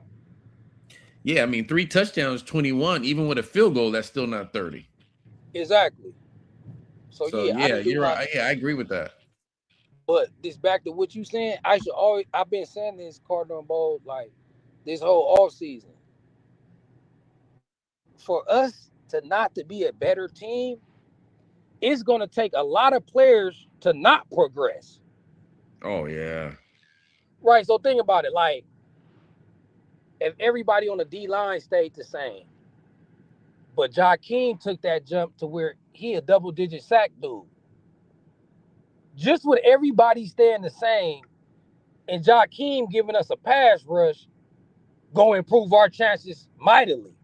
Yep. Just that one addition to our defense just that one. Yep. Just that one jump right there. Yeah. So if we get 2 or 3 dudes make a jump, which we should out of like 6 or 7, you mentioned G-Day making a jump. What about Floyd Boucard? Yep. What about Cass Jacobson? Know what I'm saying? What about Josh Jarrett? Like, yep. I can name like 4 or 5 dudes that's set to make a jump. So I pointed out how if one of them make a jump like Jakeem, how tremendous that will be for our chances. If we get 3 of them, yep, man, exactly, we going to the playoffs. You know what I'm saying? We go to the playoffs, brother.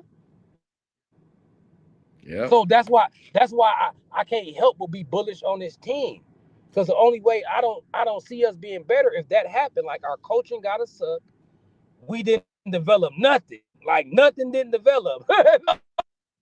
Hey, let me throw this out there too. On your platform, I was one of the first to say that Desmond Stevens was going to have a great year, right?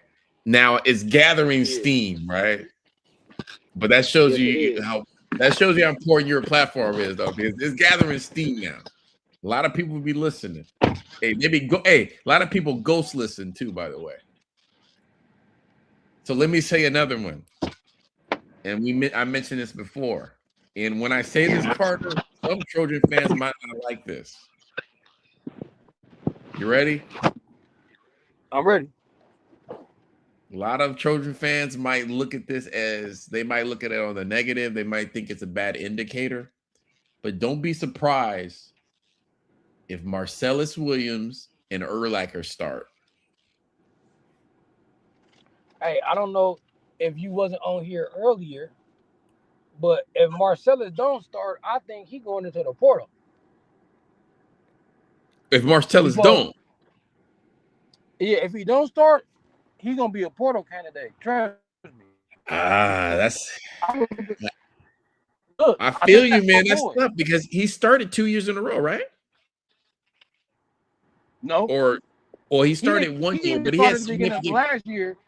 He started when we put Harvey to the bench.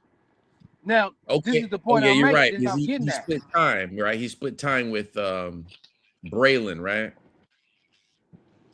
Yeah, he was playing time with both the DBs. Like Yeah. he'll be the first DB off the bench to back up either side type deal. Yeah, you're correct. You're right. But But but I think he did get some playing time his first year, right? I think he as a freshman he was oh yeah, playing. he always been in the rotation. Yeah. So I agree with you. But he didn't become a full time. He didn't become a full time starter till like halfway through the season. And No, when you're he wasn't starting, when he wasn't starting, yeah. I remember sitting at the game, and I was sitting in the family section, and Marcellus Williams, his parents wasn't happy with the snaps he was getting. This was when he wasn't starting yet, but he was in the rotation. They felt like he should have been starting.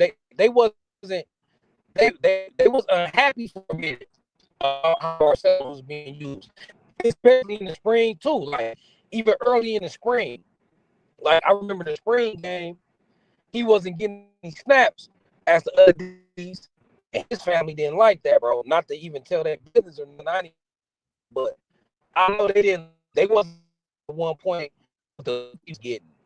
So that's why I say that if Marcellus hit the bench, I know his parents ain't like that. And if he hit Well, the bench if Marcellus hit the bench, it's either because Elbert Hill took the spot or he couldn't beat up John Chaz and Chasen. And Chasen is coming off of ACL. And Marcellus' parents, they feel like he should be starting. Let me just put it like that, bro. And if he ain't starting, they yeah. gonna have a Well, problem with it because they even had a problem. They even had a problem at the spring game on his snaps at the spring game, bro.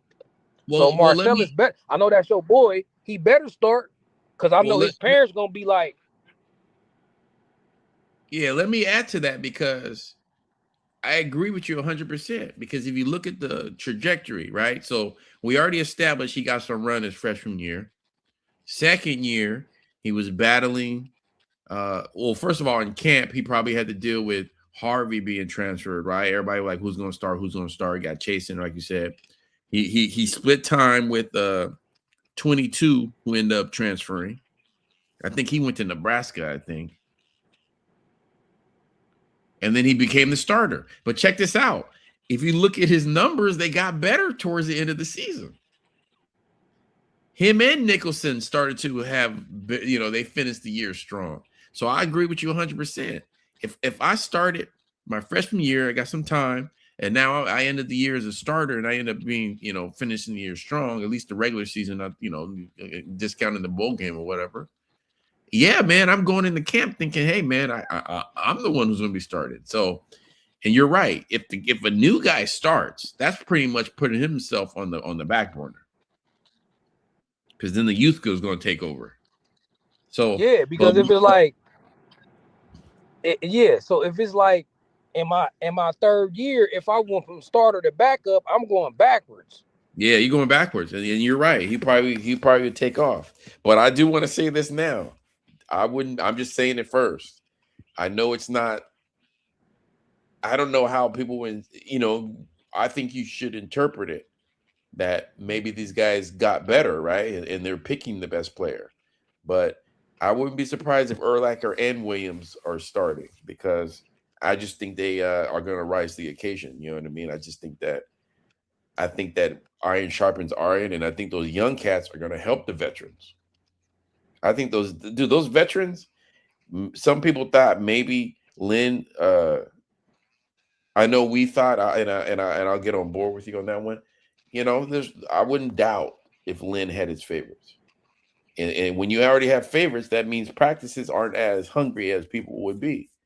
I think right now it's pure hunger. I think these veterans, Marcellus does not do his brother stayed at USC all those years. He's not trying to leave.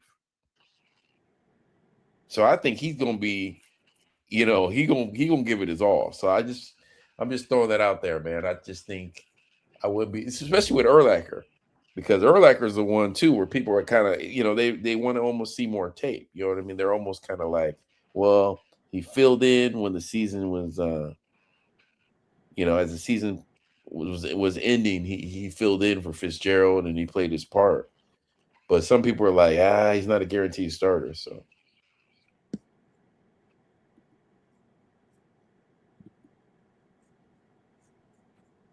Yep, for sure. So for his sake, what's up, B Skills? For his sake, I hope he I hope he start or at least get burned in rotation. oh yeah, man. I want to do. You already know my philosophy, man. If I was a coach, one of my main philosophies is I'm trying to have everybody play. I'm switching in players all the time, unless I have a bona fide star, a bona fide first round draft pick. If I don't have that, man, everyone's gonna eat, and that would be my philosophy, man. I like teams where everybody can get involved, man. I don't like the whole sitting talent on the sideline. And I'm not talking about USC. I'm just talking about it in general. I just don't like that. You know what I mean? Just me personally, man, when you got talent on the sideline and you don't utilize them, I just think that's always that's not maximizing things. It ain't. It ain't. For But example, yeah, man. everyone's oh go ahead. Now go ahead. Go ahead, cook. No, I was just gonna comment. So like for an example, I'll throw this one at you. The linebacker, everybody talks about newbie, right? I don't know about newbie Carter. I hear newbie. I hear newbie from you. I hear from other guys that jump on the panel, but I've yet to see him really play. I got to go back and do research. Has he played? Yeah, he didn't got snaps. He played in the TCU game. Okay, well I need to go back and check because I think he's a prime example And he to looked me. good.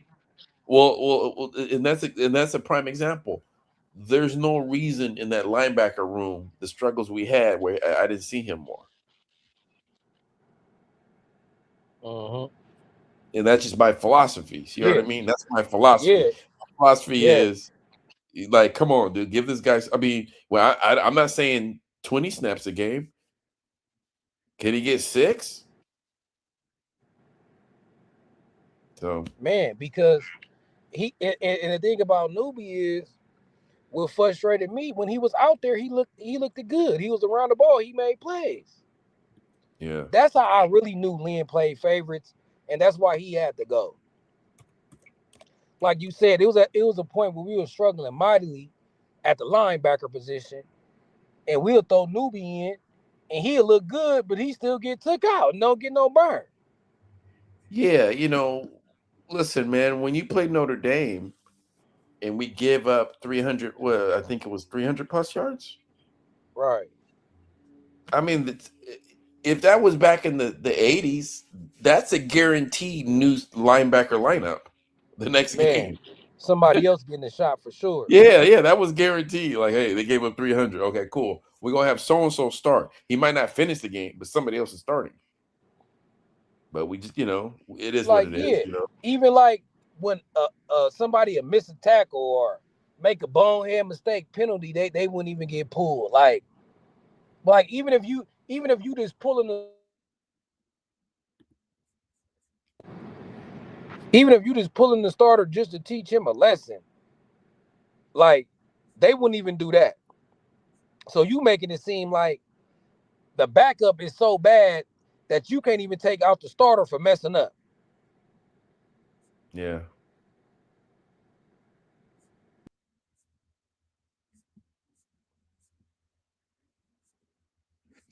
But overall, man, I'm excited to have Gary Patterson though, man. And the more and more things are settling in, the more and more I like that hire.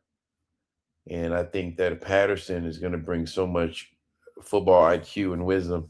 And I think he's going to have a multitude of players ready to not only compete, but I think they're going to contribute. I just see a quicker, faster, hungrier defense.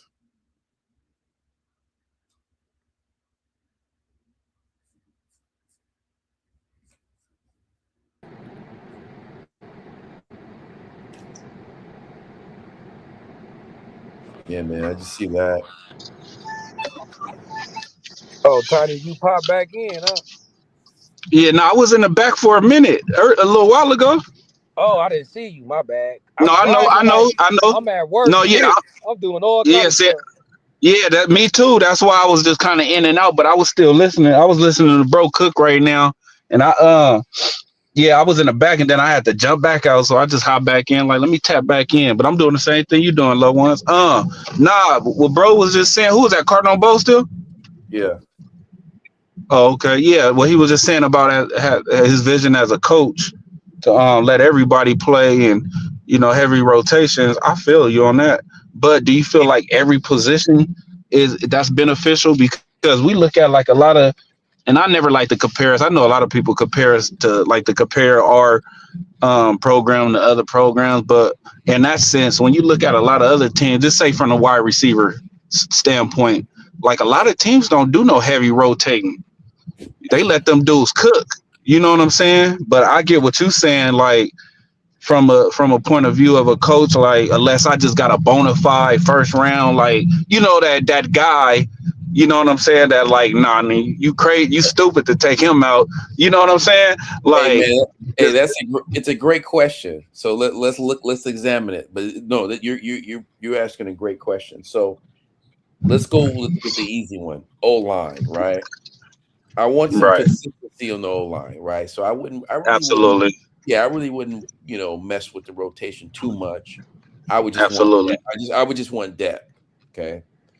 Okay. Now outside of the O-line, though, outside of the O-line, Yeah. if I got a wide receiver, if I got a Randy Moss or a Keyshawn, I'm gonna let him Uh cook. huh. I'm gonna let him cook. Absolutely. Absolutely. But this is what I would ask you. All right. So let's break it down to the roster. So Okay. remember when we had Helton and we were running the air raid? Mhm. We had four receivers. Let's name them. We had Pittman, Mhm. Amon St. Brown, Mhm. uh, Your boy at on the Falcons. the Falcons. I always forget it. It's right on the tip of my Yeah. tongue. Yeah. Yeah.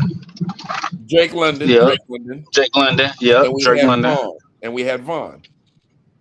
Now here's my question to Yeah. you: what if we reduce that to two wide receivers? Who's starting? You said what if we what? I'm sorry to hear you. What if we reduce that to two wide receivers, a two set? We just had two receivers. Who are you starting? Who would I start? I would have Yeah. started probably Drake London and St. Brown, but then I would Okay. have like Drake London, Pittman, 1A, 1B, and then St. Brown. And you was talking. It was Tyler Vaughns. Was it Tyler Vaughns? Yeah, with Tyler Vaughn.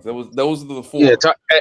He killing and what's the name too over there in the FFL. He killing. Yeah, I'm happy for him. I'm really happy for him. Yeah, me too.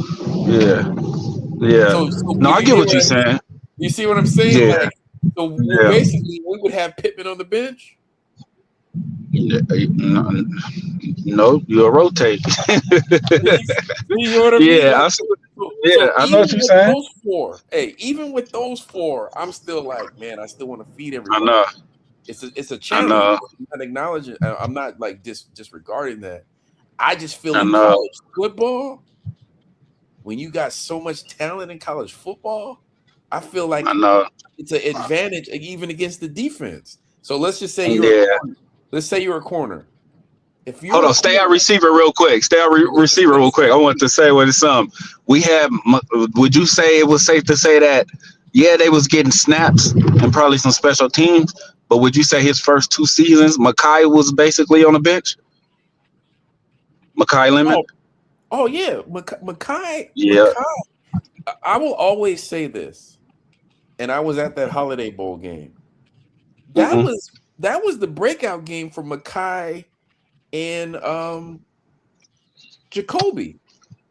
Right. If Miller Moss, think about this. If Miller Moss doesn't have that miraculous 8 touchdown, 7 touchdown, 6 touchdown game, we're going Right. into the offseason not knowing who's the star receivers. Hmm. So Yeah. Kai Makai was basically the only reason we got a glimpse of Makai was in the Holiday Bowl and the glimpse of Jacoby. Mm-hmm. But those guys could have easily been on the sideline. Yep. Yep. Absolutely. That's why I feel like you got to give people opportunity. You got Like to. I said, Yeah. I hear you. I hear you on that. You got to see what somebody got because you. Yeah. Yeah. If I'm an offensive coordinator, the only time I'm not taking out a receiver is if he's Randy Moss. Right. I got you. I got you on that. Yeah, you know what I mean? And keep in mind, this is the other reason I want to emphasize. I feel it's an advantage against the defense. So let me put you at corner, right? Let's just say we playing corner. I want you to guard 3 of our receivers in the entire game. I don't want you watching film on one guy. I want you on to one guy. Yeah. Yeah. I want you to be like, damn, I got London. Okay. Oh Yeah. shit, they switched. Oh, excuse my language. Right. But yeah, they just switched. Oh man, I got Armand St. Brown now. No, you make a lot of sense with that. Like that narrative, like you're absolutely correct. Like when the scouting report comes in, like I want them to be on their toe. I don't want them to know that they only got to get prepared for a Jeremiah Smith and a what's his name. You know what I'm saying? Like I want you know what I'm saying? I want them to know like okay, boom, boom. Like they don't know who to look for. You know what I'm saying? I hear that aspect. And nowadays nobody's running a pro offense, so it's like you're gonna have 3-4 multiple offense set with receivers anyway. So I get what you're saying. Yeah, I get what you're saying. If I was coaching, I would put so much pressure on a college athlete who I know doesn't even want to go to school and study. Like I know he don't want to study. So I'm gonna have let alone be ready for 4, 5, 6 different receiver combinations. Yeah. Listen, the guy against Notre Dame, when we played Notre Dame, they put that one receiver on Makai all day, but I would have.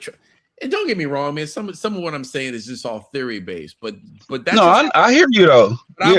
But I've always felt that. Like if I played Pop Warner, I would do the same thing. Like I wouldn't have kids on the bench. I'd be like, everybody eat. Everybody got to eat. Everybody got to eat. And your logic for that is the point that okay, like I heard you guys talking about you and Carter talking about the Marcellus Williams situation, but it's like okay, coming into that season, he wasn't even a projected starter. Did injuries help him crack that lineup? And then once he got in there, as you alluded to a second ago, the experience and the game time had him get better because he had the opportunity and the chance, right? So if a Chasen Johnson wasn't hurt, if if things went different as far as injury wise, would he had that opportunity? And I noticed at the beginning of the year, we had for the first 4 games, everybody started. We had different starting combinations from the cornerback position. You remember that? Yeah, exactly. they were tweaking at how we expect them to do this season. Like they actually did that this past season. Everybody had an opportunity to start. Braden Conley.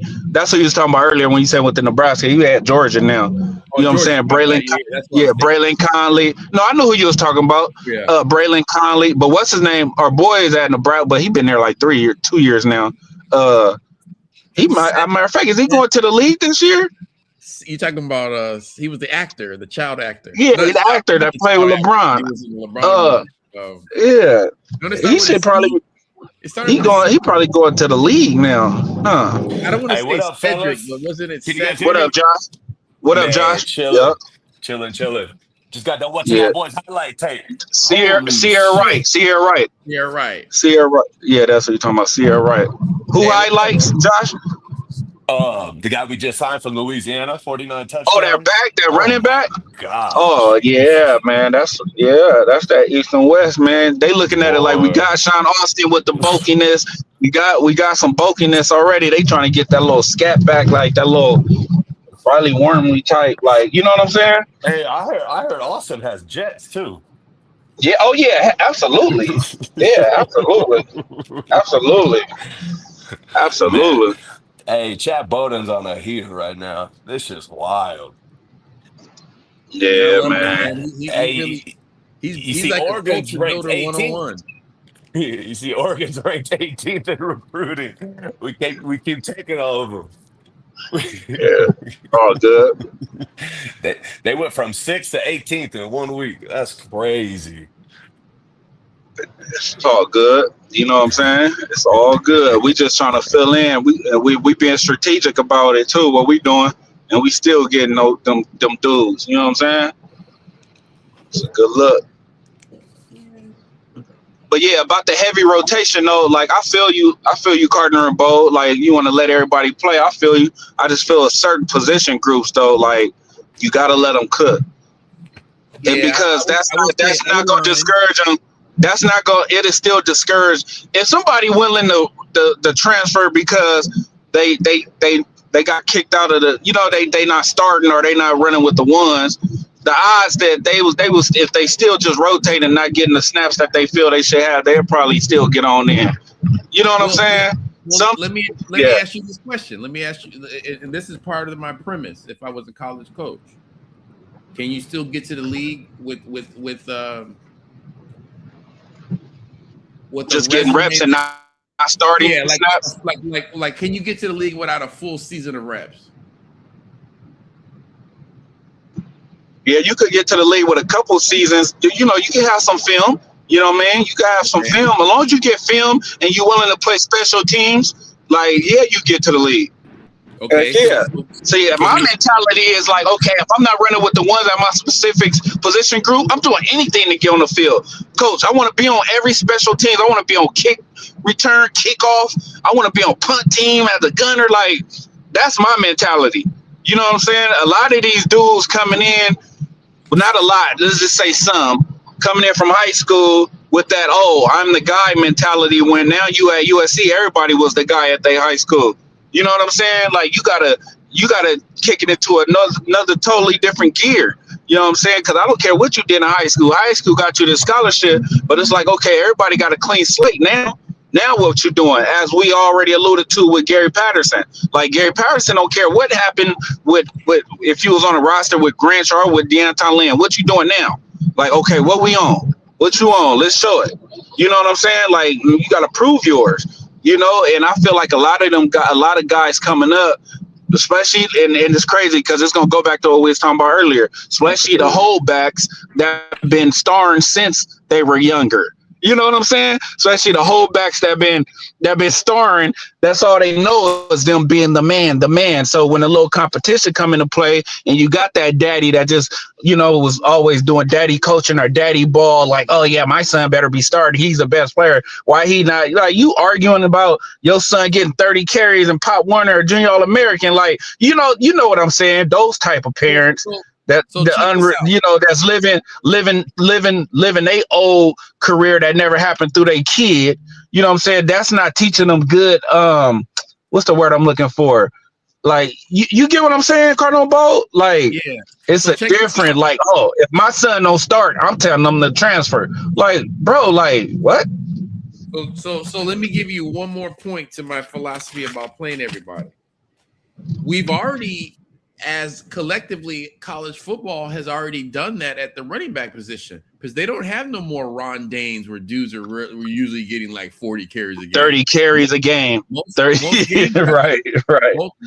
Most teams have the two running backs. I mean, even the Georgia guy. Yeah, by committee.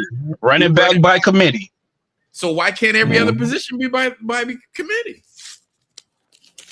That would save some of the transfer portal guys from transferring. Yeah. It could save some of them, but then it could still discourage some of them because my mind. But this is my thing. If your mind frame is, oh, I need to be starting, I need to be getting all the reps, having a couple of reps. So just say, for example, if you starting at a quote unquote position, right? I'm your backup, right? So just say for every 5 reps you get, I get 2, right? Yep. But I feel like I'm the man. I should be in there starting. That's not gonna necessarily stop me from transferring. That's you feel true. me? Hey, that's true, and I agree with you. I just feel if that's my mindset. Listen, you're ultimately correct, and I ultimately agree with you. I just feel 60% of the time, dudes just want to play. They just want to get on the field, right? Yeah, I got you. I got you. Think about this. Hey, they got family in the Coliseum. They got girls in the stands. They just want to get some run. Right. The last thing you Right. want is just to sit on the sideline. And They and want to and, at least and be like, yo, I got some run. right, I got you. I seen you You in know the what I mean? game. Like Like, you're in the push, game. yeah, you know what I mean? Yeah. I Okay, hear you on that. I give you one more. King Miller was running. Man, till this day, I don't know why Jackson didn't get more carries. See? I don't know why. Like, he was a bigger back. He was different from King Oh my Miller. gosh. I Why? seen him in person, like, and I'm like, this dude is big, bro. Like Yeah, this dude is a and he would get like 4 carries. I'm like, I just never understood. Never Mhm. understood why he got so much Yeah. limited carries. It's mind-boggling. But so Yeah. I think this year is going to be intriguing, man, because we got so much wide receiver talent. Right. And I'm Yeah. thinking the same. Hey, I'm thinking the same thing. I'm thinking this. The only guys that have solid positions at the receiver, I only see 2 guys. I see Mhm. Anderson, the transfer from NC State. it's State. I see him and I see Tanuk. Everybody else, I need to see heavy rotation. I want to see a DB. Right. I want to see a DB damn near about to crash out because he's like, damn, I got to guard Corey or I don't know, Mosley, Booby. I don't know. Damn, coach, we didn't watch tape on these guys. Right. I know what you're saying. But You we've know what I'm seen saying? that though. We've seen a heavy rotation. But you know what's crazy about that? We've seen a heavy rotation, but then get upset at the same time when we like, well, dang, why are we forcing the ball to Zach Branch? Or why are we only throwing him? Why are we not throwing him? It's crazy because with heavy rotation, also you have to include game planning and scheme as well. Because we seen that. Like, okay, we seen, you know what I'm saying, the Zachariah Branch and the what's the name with the Florida State? Deuce Robinson, and these different various receivers trying to get in the mix, but not get a flow, and then we get upset when they do get in and they throw them because a couple of seasons ago, I was like, man, why are we not throwing Jay Fair the ball? Like, why we don't give him no love and try to he not no slouch. You know what I'm saying? Like, why we don't every time he came in, like the play went somewhere different. So yeah, we were rotating, but dudes wasn't getting the opportunity to get the ball thrown to him. You know what I'm saying? You mentioned him because he's like one of my top 10 mysteries, transfer portal mysteries, man. Hey, we need to tell Carter we need to do a transfer portal mystery list, man. Like, Jay Fair. Think about this, and I know you'll understand where I'm coming from. We've been hearing all our lives about how great the SEC is. The SEC is. He came from Auburn. He came from Auburn, bro. And barely, he had like 2 plays. He had the first season he was getting in. Last season, not so much at all. I'm just looking like he had a touchdown against Michigan against that game with Miller Moss. Yeah, the one we should have won. He had a touchdown there, I believe, and that was it. I just didn't understand it. I'm like, man, did we watch tape or did we just fall in love with him being an Auburn Tiger? That's a mystery to me. Now, listen, here's the last one I'm going to say, and I hope I'm wrong because I want to be wrong. I'm hoping Zach Williams. I think it's Zachariah Williams. Zach Williams from Utah. Yeah, guy from Utah. I hope this is his year because I'm going to feel the same way. And I know there's some ups and downs. He might have been injured and stuff, but I just feel like when we heard he was coming from Utah, and what do we hear? Oh, he's Utah's number one. He was supposed to be Utah's number one receiver. Yeah, but sure, Utah's number one receiver. Look at Dorian Singer. Like, oh man, that's a great one. That was a like, you know what I'm saying? Like that was like a no return in investment either. Like a Dorian Singer coming from Arizona State. Same thing. He actually had the production to back it up. Like he was actually damn near like he was top notch at Arizona State. Do you think the reason we got him is because of his single game that he had against us? Like he caught. Oh my gosh. He was like a damn near like Jamar Chase or something when we played when But he we played. went out, got all these dudes, and a Makai Lemon stuck around. You get what I'm saying? And he still stuck Exactly. around, and that's why I respect him so much, bro. And it worked out for him. He didn't get discouraged. You know what I'm saying? He didn't get discouraged. He stayed the course, and look where he at now. You know? Hey, and you just said the right person, because check this out. And this is my last point, and we could shift topics, but the reason why I also want to give a lot of people opportunities is, you ready for this? Who would have Yes, thought sir. Makai Lemon was a better kickoff returner than Zach Zachariah? Branch. Yeah, dude, he was better that year. Yeah. Dude, everybody was shocked. Soon as Makai Yeah. started doing kickoff returns, all of a sudden Makai was getting 20 yards, 25 yards. And then we all said, man, what happened? Mm-hmm. And to Yep. this day, I can't explain it. I I can't. don't know. Maybe Zach was trying to take everything to the house. I don't know. I just know Mm-hmm. when Kai started doing kickoffs, no one said, hey, he needs to be doing kick. All of a sudden, he was the best person. Mm-hmm. Well, you never know. Hey, you never know who gonna ball unless they get the. Everybody They got to get the opportunity. Get the Yeah, you get the opportunity. opportunity. Opportunities there. That's like in the real world when you go apply for a job and they be like, oh, on the thing is like, oh, we want 2 or 3 years experience. How am I ever supposed to get experience if I'm not given the opportunity? Exactly, You know what I'm dude. saying? Hey, Yeah. the only reason we know Tom Brady is good is because Bledsoe got hurt. Mm-hmm. Bledsoe doesn't get hurt. He might have been just a normal. He might have holding the clipboard his whole life, but once he got the opportunity, he forced it so much where Belichick didn't take him out. Right. So we'll Yeah. see, man. It's gonna be interesting, these players, man. There's so many talented guys I'm hearing. You know what I mean? That when I mentioned Yeah. Carter, I was mentioning a newbie, Mm-hmm. Ruben, all these talented guys. Would you be man. mad, Carter and Bo? Would you be upset or would you understand if Newbie transferred? So here's the thing, man. And granted, Like honestly, Oh yeah, remember for 2 no. seasons they was shifting back and forth. You know, what I'm saying Trump, not trumping his development as a player, but just like, oh, we want him at edge. Now we got him back at linebacker. Now we got him here, like just like you know what I'm saying. So no. would you? Yeah, Do not get it. No, do not get it twisted. If he left, I would totally understand, because I would understand and respect that. certain positions you need tape. If you're a wide Yep. receiver, now correct me if you think I'm wrong on this, but if you're a wide receiver and you're fast and you got limited tape, somebody can still see your potential. But I Yep. think it's tough when you're a linebacker.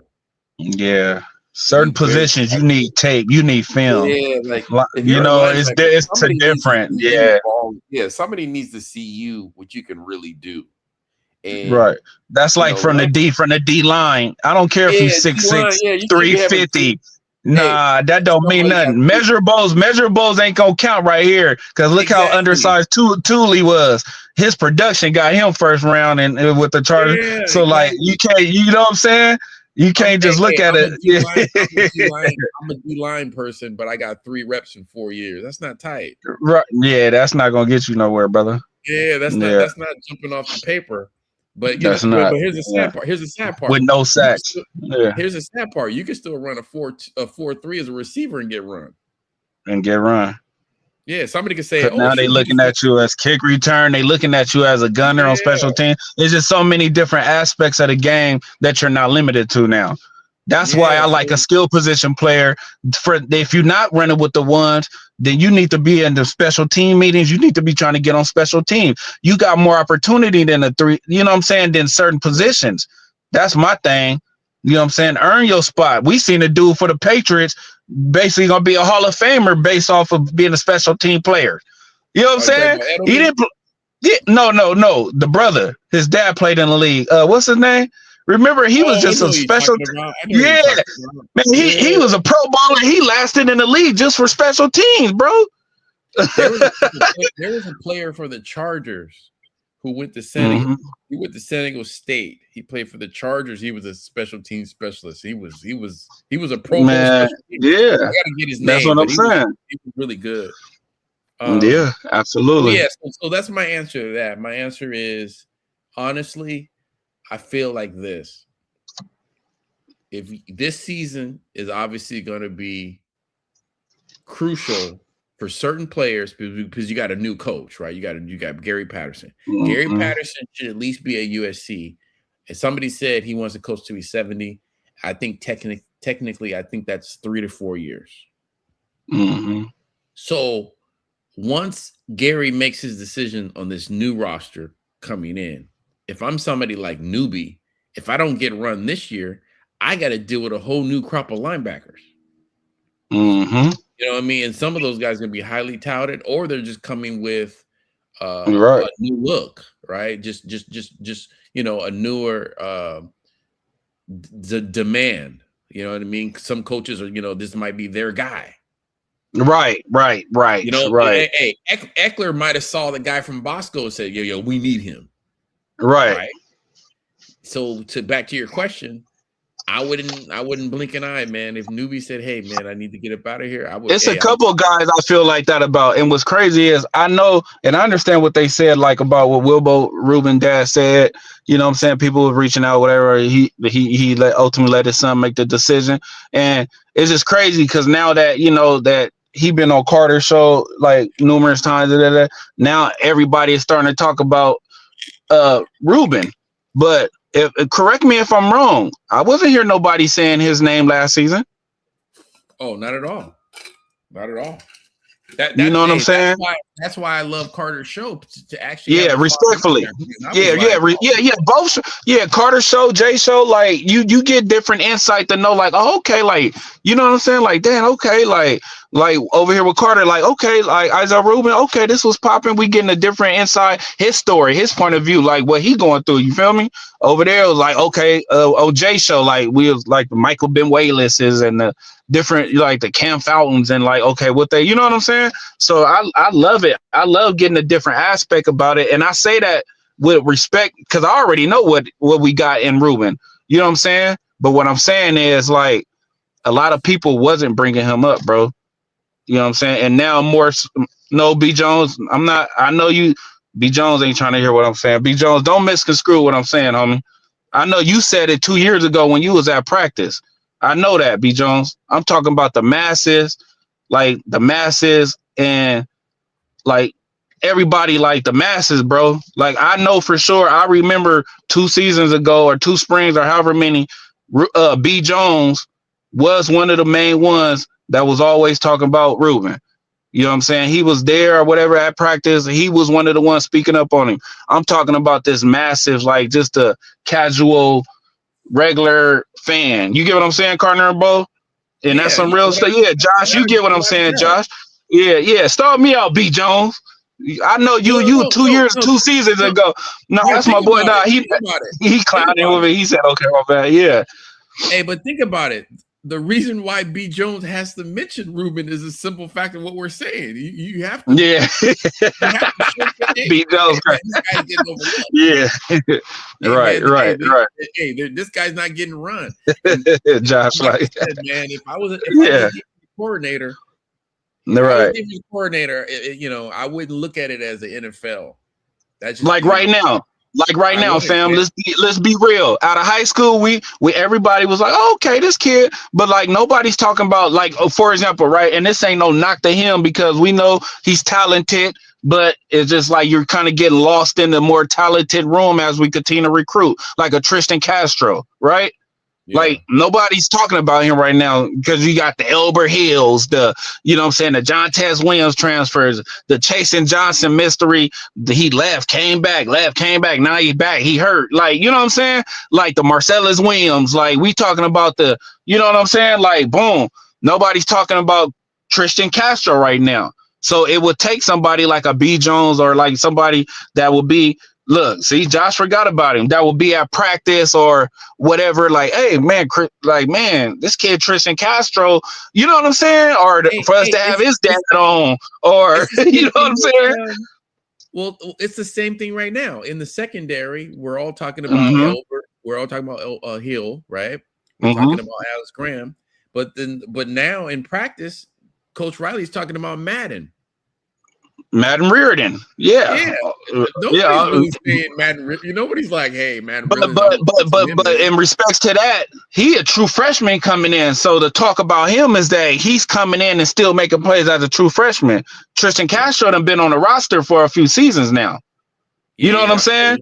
And as you read, so we're even talking about Matt Reardon. You just made my point. We even bringing up a true freshman now over, you know what I'm saying, a Tristan Castro that been on, you know what I'm saying? That been on the roster for years. Which goes back to my overall philosophy, man. If I was a defensive coordinator, play everybody. I'm not acting like I'm in the NFL and I got Ray Lewis and I'm gonna give him every single play. Nah, dude, like I'm playing every. Hey, listen, Alex Graham gonna play, Gallegos gonna play. That's what my boy Josh just said. Like he want to see Gallegos play, but it's like. And then what you're saying is absolutely great, because what I be saying is us fans, we be like, okay, like my boy Josh right now say he want to see Gallegos play, right? But it's like, okay, who gonna be off the field then? You know what I'm saying? Like just say a Christian Pierce was healthy and we did move my boy to safety that just came off injury. That been there the longest, the oldest tenured. Prophet Brown. Just say we moved Prophet Brown. Just say Prophet Brown jumped over Urlacher next to Pierce in that safety room, right? On the depth chart. So just say our starting safeties was Pierce, Christian Pierce, and just say Prophet Brown, right? Like, okay, like Josh just alluded to. I want to see him play too. But it's like, who you gonna take off? You know what I'm saying? You get what I'm saying? But here's the thing, though. When you say take off, I'm just limiting the reps. Pierce going ball. I know what you're saying. Yeah. That's why I said what you're saying is going. Yeah. I get what you're saying. You know, I get what you're saying. Like we be like, oh, move such and such to end, and it's like, okay, so like, who you go who you taking reps over? Listen, you know what I'm saying? If Pierce plays 50 snaps. Mm-hmm. I just reduce it to 40. Yeah. That's 10 snaps Gallego. Hey, all of a sudden Gallego's in and let's get him to do a nickel blitz. 5 to 8 snaps on defense, and then get him in there. But what I say earlier, but get on special teams too, bro. Earn your bone. Get on special teams. I know. Our roster is deep, bro. This is a great problem to have, but nowadays we just got to keep it 100. Everybody don't have our mind frame to stick around and get snaps and play special teams and hang around. People want to be the man, so that's when you lose people. Respectfully. So let's talk about that. So here's the deal. Let's talk about that. Do you want me to refer to you as a player or as a parent of a player? Well, I'm a former player, and like I got. Okay, so it don't matter. Let's go former player. Okay. You got a scholarship to go to USC. I mean, right. Aren't you already considering the possibility that it's going to be a competition for playing time? Or aren't you considering all this? So what I'm saying is, I'm not really going to be too apt to transfer. For me to transfer out of a college that I go to, got to be a drastic situation for me. That's our mind frame, no, Carter, but that's what I'm saying. But okay, now let's check this out, right? That's our mind frame, and I totally agree with you, right, Bo? I totally agree with you. It has to be something like some weird stuff going on, like some. I found out the coach. Yeah, or like I'm just in the doghouse for no reason, or the coach, or like some Penn State 5 years ago type stuff with paternal. Like it got to be like some weird stuff going on, right? Not the competing, not the competition, not because I came in big headed and I'm not running with the ones, but instead I'm down the depth chart with the twos or even maybe the threes, right? Not because we just brought in a 5-star blue chipper that's gonna make the competition even more steep. Not because I felt if the recruiting pitch to me in my home and the whole time was that I was gonna get run, you know what I'm saying? Which I know some coaches will go to angle, but like from what I know, our coaches. Josh Stewart. From what I say, our coaches Keep it real. You know what I'm saying? Keep it real. You gonna come in to compete. That always been the Trojan way. We compete. Don't come in here and expect nothing. Everything is earned. You feel me? That's our mind frame, fam. But when we got a dad, you know what I'm saying? I ain't had no dad in my life, but I'm just saying, if you got a dad, you know what I'm saying, or a parent or an uncle or a handler or whatever, an agent in your ear, you know what I'm saying? And that's controlling the narrative, that's even more like, oof, you feel me? But I agree totally with you. I'm sticking around this USC, Southern California. What? The networking, the degree I'm gonna get for after sports, like what? I could get some film. I could get some film at SC on special teams and get my 5 to 9 reps. Like on defense, don't let us be blowing out a team. That's gonna turn into 5 to 13 reps. Like Yeah, okay. I don't understand. This is why I don't understand. I don't understand. I understand some of the motivation, but this is what I'm saying. If I'm a running back, I think it's 2 simple decisions. I can go to a school that's second tier and get all the reps, right? My intention would be to start, get all the reps. If I'm a good running back and I go to Georgia, I already have to think to myself, and I have to know myself, right? If I'm not Eric Dickerson, if I'm not Barry Sanders, if I look in the mirror and I know I'm not Barry, right? To me, it's a simple decision. You either go to the second tier school, get all the reps, or you compete and run the risk of splitting carries with another good running back.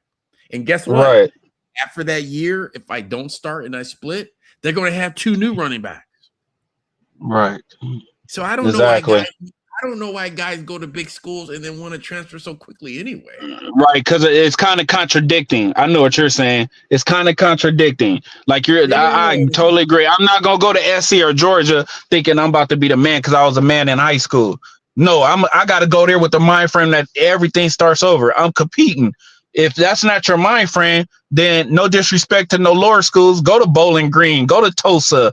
Go to San Diego State. Go to UNLV. You know what I'm saying? Whereas nothing wrong with that. It's nothing wrong with that. Hey, nothing wrong with that. You can get a good NIL.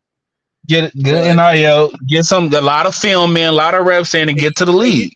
Have a good combine. Hey, here's another way to look at it too. And I don't want to go left with this, but I think right. It's still relevant. Dog, I'm not gonna try to date a supermodel and be mad that she want to go to the restaurants and go to the club and go to the concert and do all this stuff. I ain't gonna be trying to date that chick. Or be mad that everybody looking at y'all while y'all going out, while y'all going downtown. Yeah. You got a bad one on your arm and mad because people looking. Hey, dudes would be a wide receiver, go to Ohio State and be like, man, I ain't getting no run. I'm like, well, I kind of figured that in the first 2 years. Yeah. Absolutely. You know what I mean? Like, no, you're absolutely right. Out here, like, yeah, you got to be that dude. I mean, right. I don't know, man. I just feel like I got a bad one. Yeah, like Josh said, she ain't going to the club without me, but I ain't gonna be mad if I turn around real fast and catch a dude looking.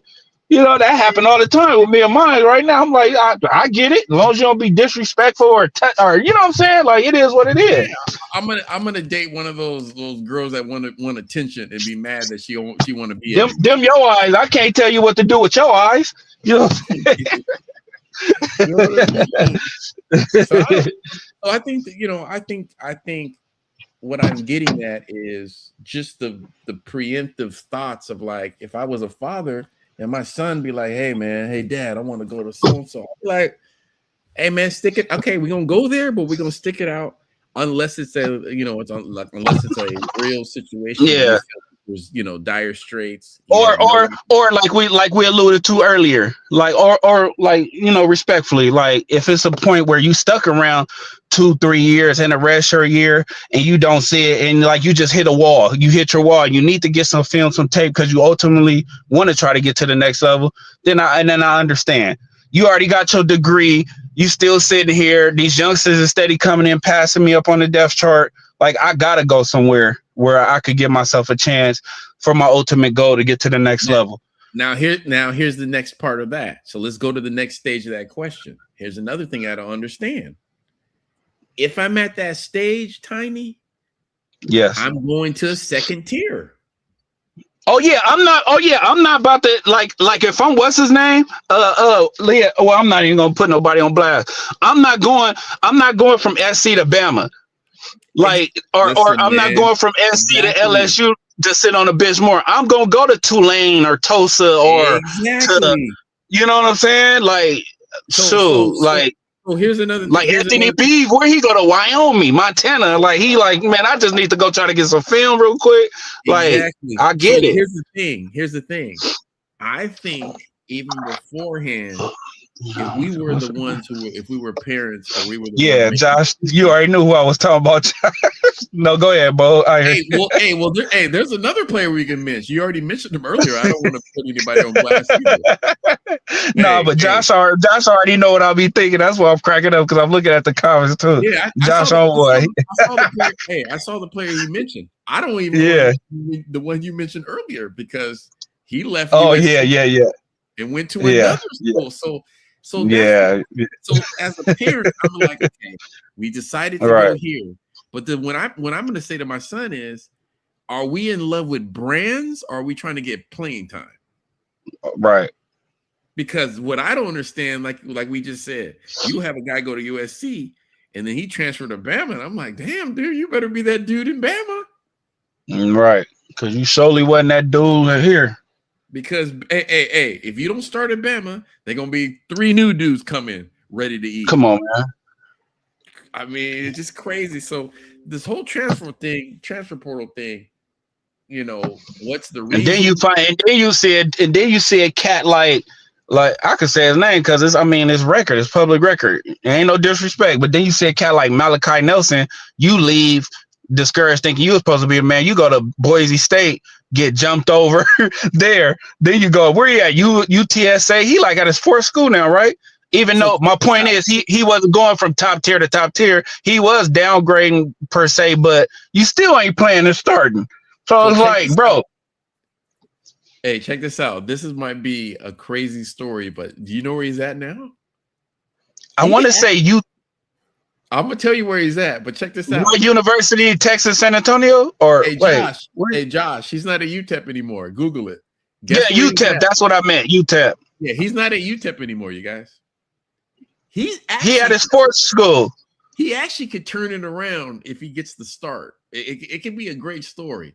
I believe, Josh, you could check this out, or Tiny. I believe he's at Syracuse. Oh my gosh. So check this out, you guys. If he can start at Syracuse and I think he might. Yeah. He might put himself on the upper trajectory. He might. Yeah. Yeah, check it out. I think he's at Syracuse now. Yeah, I know he's at his 4th school. I know it's the 4th. Well, he's at a better school than UTEP now. No, I know. He was from SC to Boise to UTEP, and now he's somewhere else. So if he can start at Syracuse and get some numbers, maybe he might. He might put him back in that. Well, I feel you though, man. Hey, so here's the thing with the Boise. So let's examine the Boise because we're, like you said, we're not throwing them under the bus. We're just examining this from a decision-making standpoint, right? Right. Exactly. I think the little twist is this.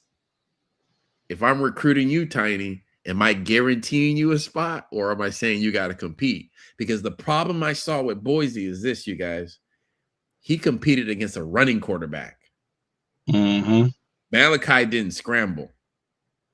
So my decision making this as a father is this. If my son's a pocket passer, I'm making sure he goes to a school where he's competing against pocket passers. Right. He went to Boise. Next, this dude was scrambling for 10 yards. And I think they looked at it like, he's not. He's not a running quarterback. And it's like, that's the thing that I think that's the little thing he didn't look out for. If my son's a passing quarterback, I want him to go to a strictly school where it's passing quarterback. So at least he knows what he's competing against. I don't want him competing against no dual threat. Sometimes it is systematic because I think we will all say that did Louisville work out for your boy? You know what I'm saying? Hey man, check this out. If you listen to the fan base, they were unhappy. They were unhappy still. Yeah, Damn. somebody said he stole some money. I'm gonna say I don't know if this Damn. is true, but Louisville was like, man, we paid all that money for Moss, and they feel like they didn't get a return. Yeah. Yeah. Like we didn't get our return on our big D tackle last season. That was #1 in the damn transfer portal. Yeah, I feel you. Hey, speaking of the transfers, man, I'm hoping that Jared can ball out this year, man. I think he is, man. Yeah, I think For some reason, I was always more constantly more optimistic on Jared than Silver. I don't know why. Like I just you know what I mean? Like I yeah, think Silver. I didn't really know much about Silver. I'm not gonna lie. I just know he was the big name in the portal, #1 transfer D tackle, Kentucky. Okay, I didn't really know much about him to keep it 100, but we all see we didn't get our return on investment with him. Now I don't know. Well, no, I was gonna say no. That would be Tompkins. That we would say Lynn, and it was playing him out of Lynn was playing him out of position, and there's no way Tompkins should have been at nose tackle or zero tech. You get what I'm saying? You think not coming from being an ex-basketball player that just barely put all that weight on in 2 years? Like nah, like he should have been at that 3-4 at end, yeah, on that edge, or you know what I'm saying? That finger in the ground, 4 tech edge, stand up, like you know what I mean? Are you shocked at where he went? Yeah, but I know he ain't about to be zero tech or nose tackle. He probably gonna be at the edge up there. But that Washington, I think they recruited him. I think that coach DeBoer had recruited him to Washington coming out of high school, or to wherever DeBoer was. I want to say where. I think DeBoer already recruited him though before he back. You know what I'm saying? Coming from San Jose, because he from up north, right? Yeah, I'm gonna be intrigued where Tompkins is playing at Alabama. I'm gonna be very, very intrigued because I mean, and I think the only reason he at Bama is because of DeBoer. I think DeBoer recruited him out of the Bay Area back when he was at what's the name? You know what I'm saying? Yeah, if I'm not mistaken. Yeah, because you gotta remember, DeBoer was he was at a previous school where he was one of them schools, like we talk about them dudes in the Pacific Northwest, you know what I'm saying, with all the uniform combinations. He was at another school like them that was coming in, taking our players from California. You know what I'm saying? When he was at Washington, and Washington was right there with the Utahs, and you know what I'm saying? Like right there by us, like, you know what I'm saying, the neighboring state. You know what I'm saying? But like still creeping into Vegas and creeping into the Bay Area, especially up there in California. You know what I mean? Yeah, Central California. Utah's a funny program, man. They're funny. Yeah. So that's why I feel like he got there. You know what I'm saying? So I'm interested to see what they do there, but that's why he got there, in my opinion. Huh? What other question you got? Sure, I ain't got no question, but I'm just chopping it up. Anybody in the chat? I think we running the show. I don't know where Carter probably working. He like, man, I'm gonna let my boys run the show. Anybody in the comment section got any question, comments, or concern? I think we just freestyling it, Bo. I think we on point though. Hey man, listen, everyone is saying Joe Boyd is this recruiting class, no more skill position players. In this recruiting class, no more. I mean, it'd be hard to pass up on certain ones, but I don't know, man. I feel like we do need to continue to stacking our linebackers in future classes, because people gonna be leaving, and we're gonna be losing people as they get older and graduate or leave. Hey, given what you just said, hey B Jones, let's hit B Jones' question. Who is QB2? I mean, ideally, I think everybody wants Jonas Williams. I just feel like, I don't know, like, do I like the maturity and the age of Sam Hurd? And just because Sam Hurd is QB2, will we still put in Jonas for some packages here and there, especially just say if we blowing out a San Jose State or Fresno State or whatever, you know what I'm saying? Okay, so check this out. This is how I'm going to handle this question, and I'm going to probably expose some thoughts that you might right. you might not be used to. I don't think things in life are fair. I think some situations are political, and I think that's either it can be a good thing or a bad thing. Right. I think Jonas has to be number 2. Right. I get you. Not only for this season. We need to prepare for the great talent of the quarterback next year. Right. So Jonas is number 2. Okay. Now listen, what I just said might be considered unethical. I don't know. You can think about whatever it is, but I'm thinking about the future and I'm thinking about national championships. Jonas needs as many reps as he can because as soon as Maeva leaves, somebody got to go right into that Ferrari and know how to drive. Right, because there ain't gonna be no Sam Hurd next season. Right, Exactly. yeah, Listen, you're right. listen, You're right. Check this out. And I hate to bring them up, but I literally just had this discussion and they didn't want to admit it. I just was talking to some guys on Twitter, some Oregon dudes, and I was mad at them because they didn't want to admit that Dylan Raiola is supposed to take over after Moore. They wanted to protect they wanted to protect their coach and make it sound so good. Oh, no. Right. Best player gonna win. Whatever, man. Dylan Raiola got number 8. Right? He got a prestigious number and they're paying him all that money. He's paying money. Come on now. Yeah, come on now. Like they didn't want to admit it. Hey, the same way Bowman is coming to play. Exactly. Our tight end Bowman, you ain't gonna be paying somebody. Let's just keep it real, man. Nobody's getting paid millions in college to sit the bench. Yeah. Man, I don't be knowing what this dude be talking about. Joe Boyd said we have he said every year we need to recruit elite defense linemen and top linebackers in high school recruiting. No more 3 stars.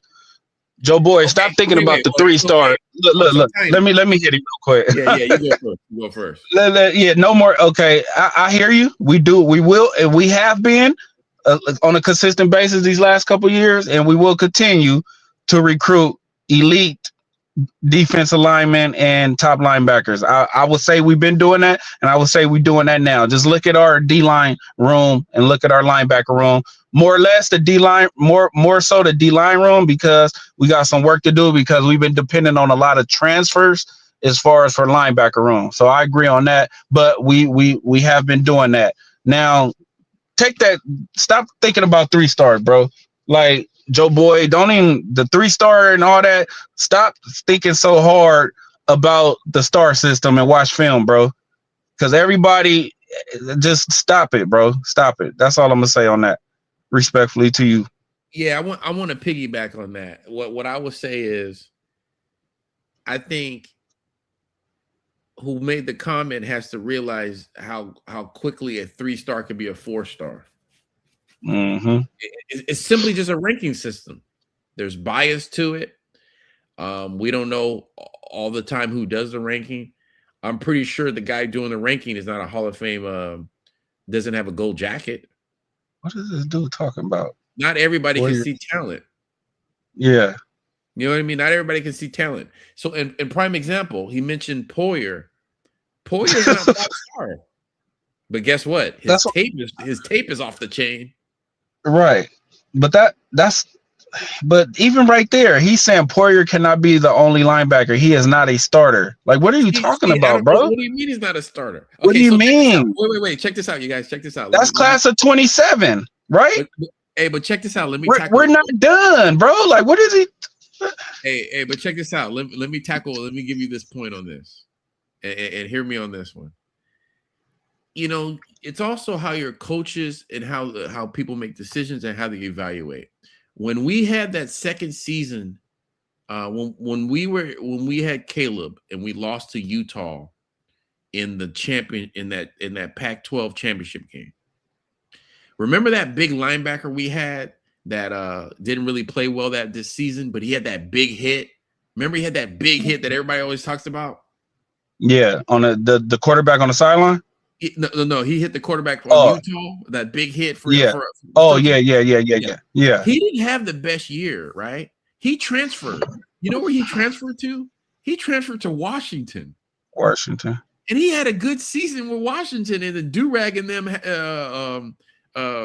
The quarterback in them, they went to the Yeah, you talking about Raylan. You talking about Raylan Gorford. Yeah. His brother played at UCLA with my nephew.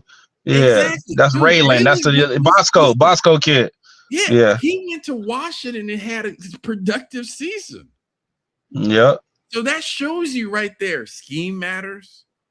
Positioning matters. Did we put him in the right position? Mm-hmm. Hey, when he played for us, he was struggling maybe on pass coverage, right? But for some reason, when he went to Washington, he was okay at Washington, and they played in the national championship against Michigan. Mm-hmm. That's the same linebacker. Yeah, Raylan. Yep, Raylan, go for it. It's the same linebacker. Yep. So hey, man, like B. Jones said, no linebackers doing well under Grinch. Listen, man, you could say Poyer's not a starter. I don't believe it. I think we need a hard. Sometimes you need a hard-nosed linebacker. Who cares about the 5-star, 4 stars? That's what I'm saying. You need somebody to stick your head in the middle. You want to stop the running game?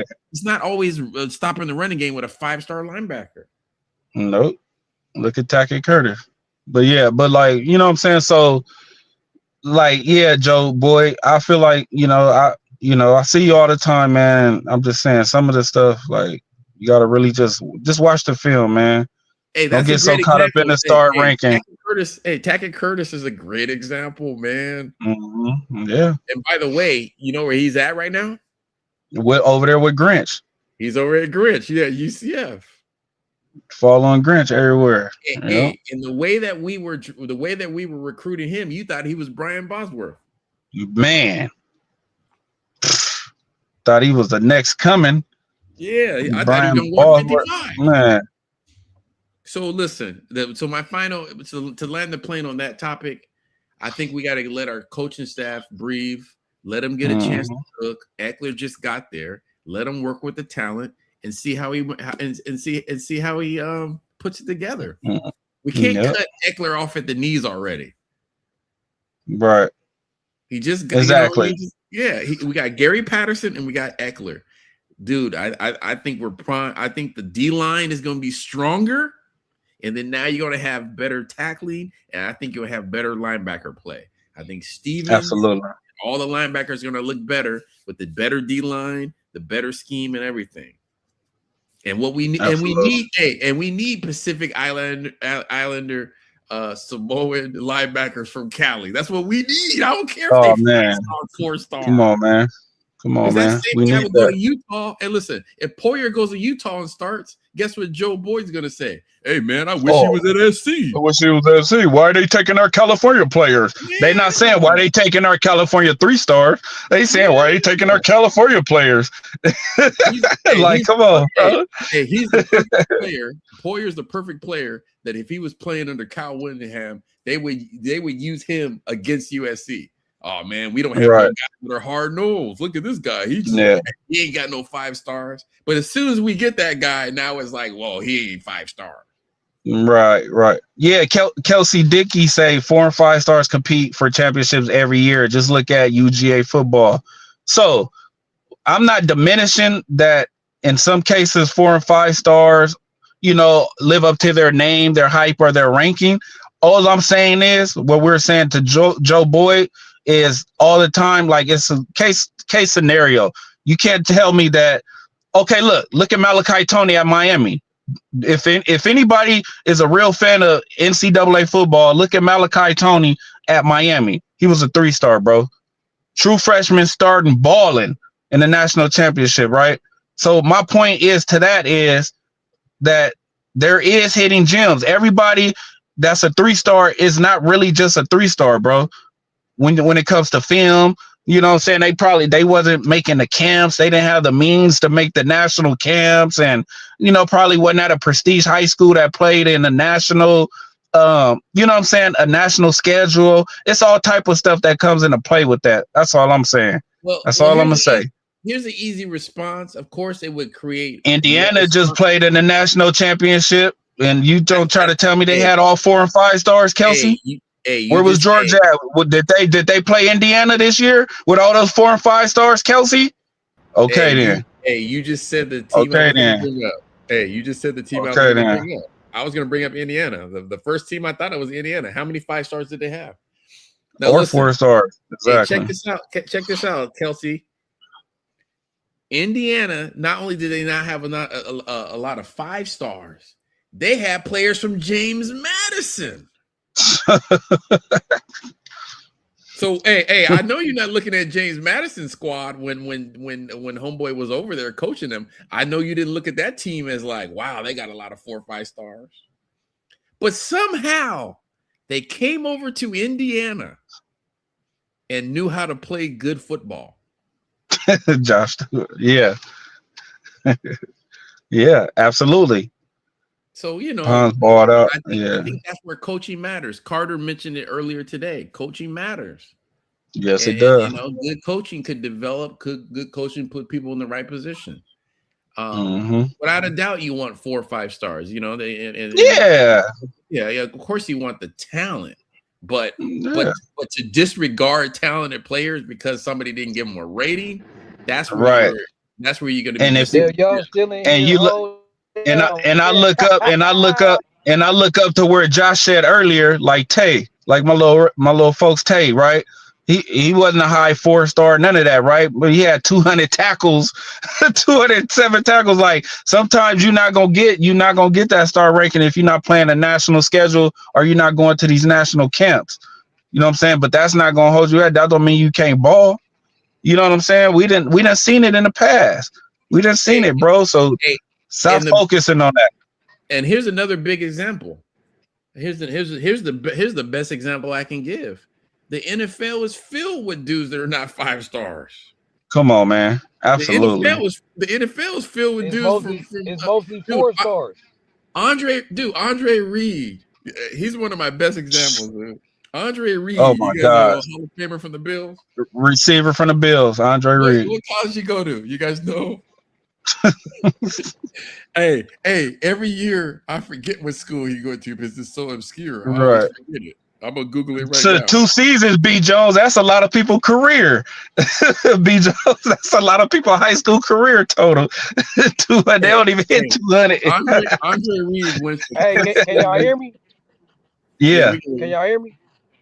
Yeah. Man, I didn't even think y'all still was gonna be on here. I'm like, my boy's holding it down for me while I'm at the job. Yeah. Oh, we already know. That's what I told him. I said for like 30 minutes. You saw it. We've been chilling. We've been having good little discussions. Dude, we've been chilling. Hey, Andre Reed went to Kutztown University. I appreciate y'all for that, man. Oh my gosh, Kutztown University, and oh my gosh. Hey, listen, and I know this might be too much of an extreme exaggeration, but I'll also tell Joe Boyd, where did Jerry Rice go? Come on now.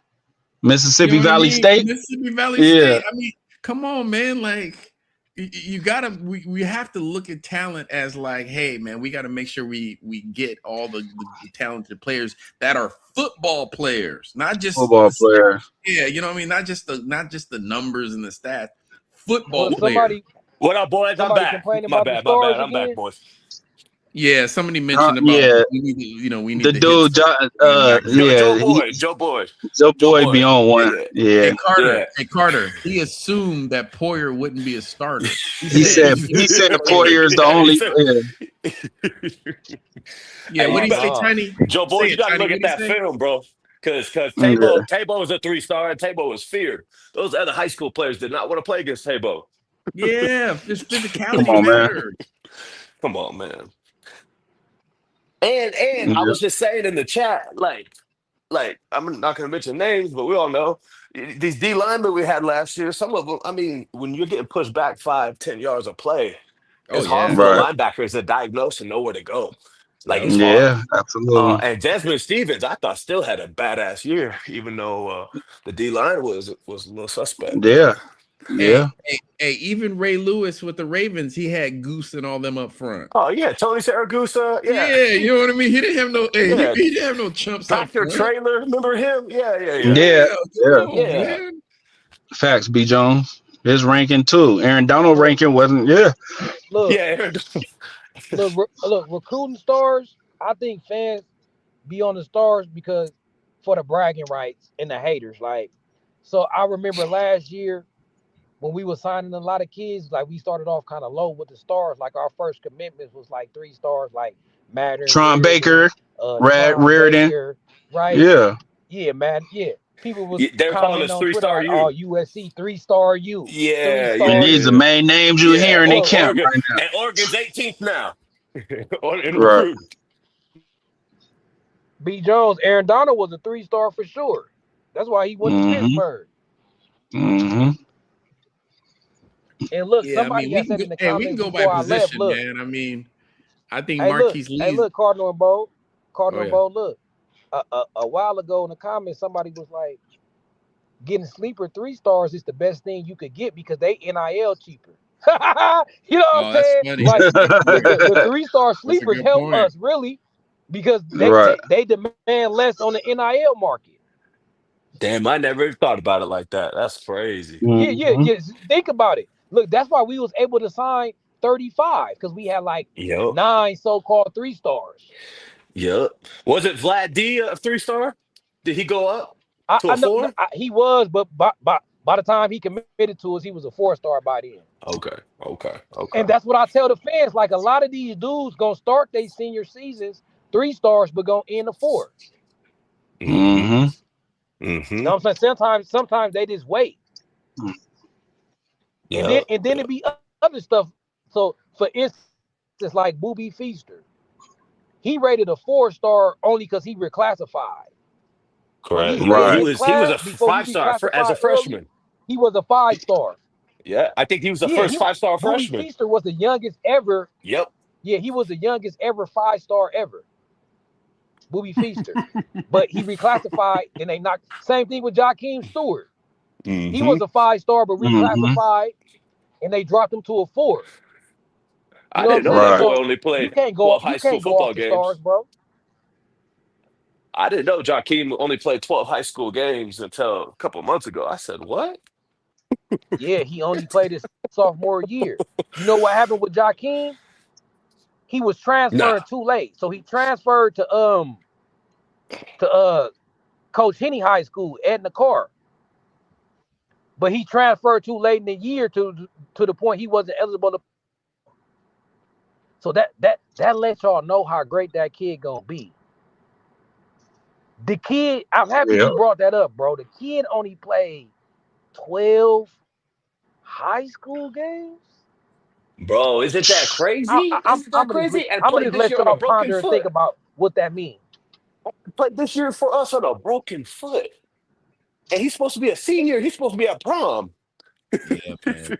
And he a And freshman All American. And he and a he was freshman pushing. All And he was American with a pushing dude. broken foot at 17 years old. And he was pushing Limited. dude back. He was showing agility. He was showing strength. He made big plays. He got Yeah. interception. He was almost unblockable, man. I think we would have won 1 or 2 more games if he So was healthy. so look, question that is my question to my mind. I want everybody's opinion because Jakeem Stewart, I know he is exception, right? But look, what's more important in football? Your physical talent or your technique and fundamentals? Because Jakeem, I mean, I don't care, bro. If you only played 12 high school games, he really supposed to be a sophomore in high school then. As far as experience, he was playing, he played for us with the experience of a freshman in high school.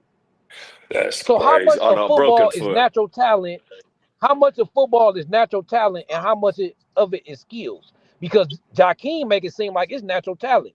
If you could only play 12 games in high school and be ready for college, I mean, what we talking about? I want your opinion. All right. Natural Well, talent or physical ability? I'm gonna give Because you some I push. know, I'm gonna no, give no, you some no. The pushback talent no, there. no, and the no, no. physical ability. So I'm talking about Huh? talent versus Okay. like skill. Talent versus skill. Right. Because we could say because we looking at Matt Reardon right now. We all know he need to gain weight, get some girth and all that, but he making plays. So would that be considered you know what I'm saying? Would that be considered natural Oh, talent I could I actually or do because it's instinctual that's coming from your brain. right? So your That's physical muscle traits, memory. physical See, ability. So mhm. Yeah, so physical ability and physical trait versus skills and like technique and fundamentals. Cause Jakeem raw, like he raw. He only played 12 games in high Right. school. So he playing off raw talent, not developmental Right. skills, right? So I'm asking Yeah, well, y'all. that's where I disagree, but I'll go. No. I'm not taking either side. Carter and Oh, Bowl. I'm asking y'all. Like, cause okay. Jakeem, he an interesting case. Jakeem, whatever he did last year, bro, it wasn't necessarily skill, fundamentals, technique, like the Or shit a coach technique, could yeah. give you. It was raw Yeah, that ability. was It was all this raw physical ability. talent. That was just all this Hmm. God-given ability. Carter, I think it's both. It just depends on the player. I think it's both. Mm-hmm. I think all players, obviously, right, Carter, are gonna. Everybody has to be talented, but I actually think it's the skill, the chopping, and the Coach Henny dog work that allowed him to really blossom. I think it's actually his technique. I think that's where the skill highlighted Stewart, in my opinion. Of course, he's strong. He got the good footwork and all that stuff, but I feel like the coaching allowed him to survive college ranks Right. because I don't think the average dude who's talented, they still got a learning Oh curve man. in college. That's Facts. why, and I'm happy you said that. That's why I was so like not feeling. Now we just talking about D line. I'm not talking about being a head coach. That's why when people start trying to give Henny so much flack about the overall play of the overall D line, like how we know we should have been better, but like we know other things come into to play, right? But when we just talking about his position group was potentially one of the worst on the team. Like I don't like when you talk about individual and growth and players. I don't like how we Look gonna at have this Jade. freshman Look All at American. Jade. We talk about look at Jade, look at Look at Floyd Jade. Boucard, honorable Yeah. mention.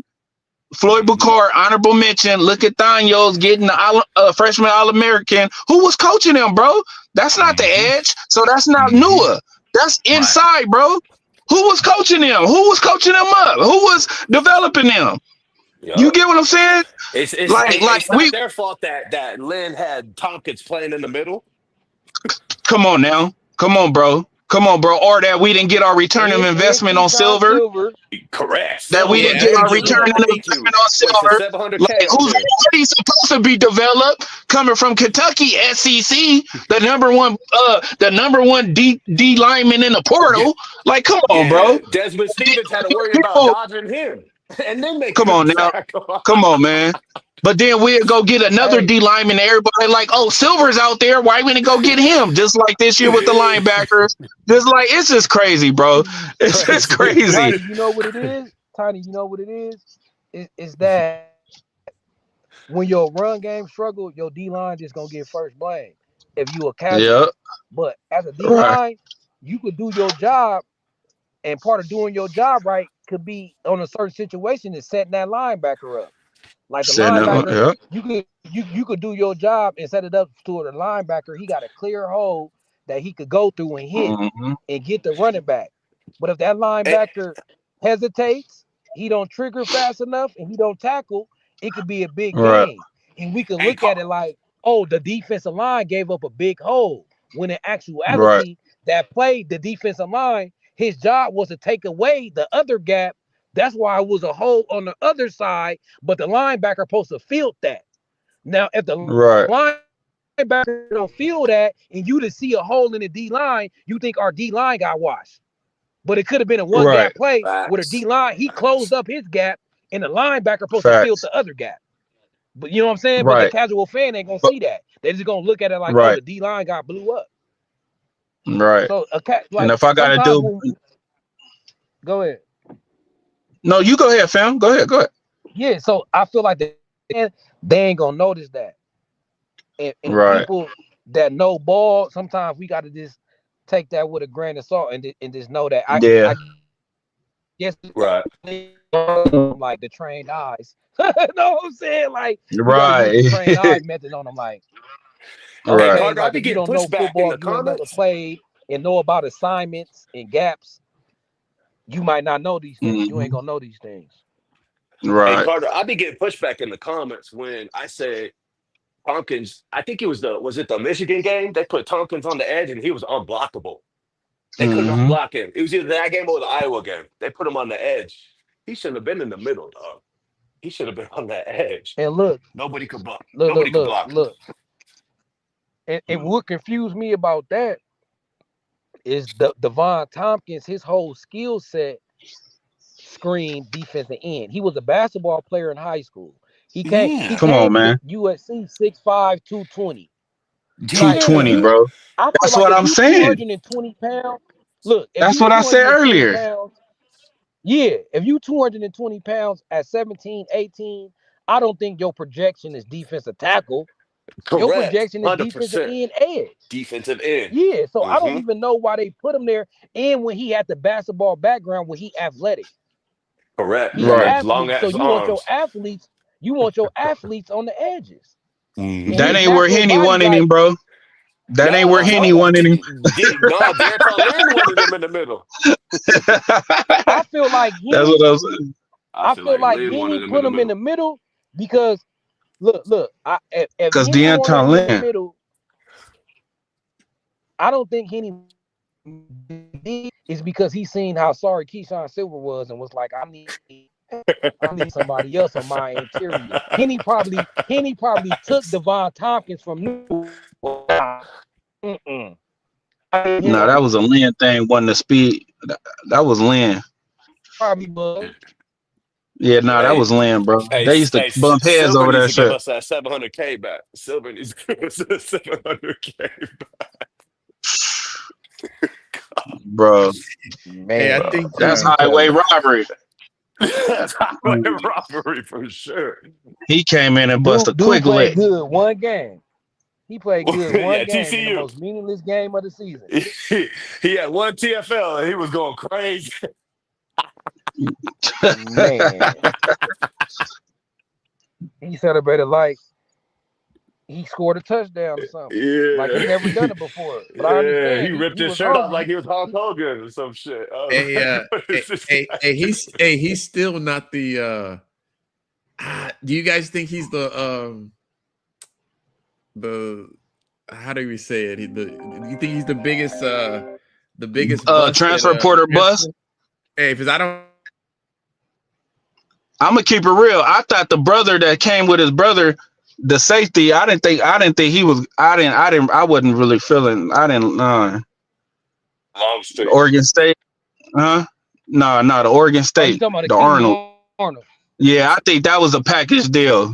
You know, they wanted his brother at linebacker, and they just brought him, kind of like a long street type thing.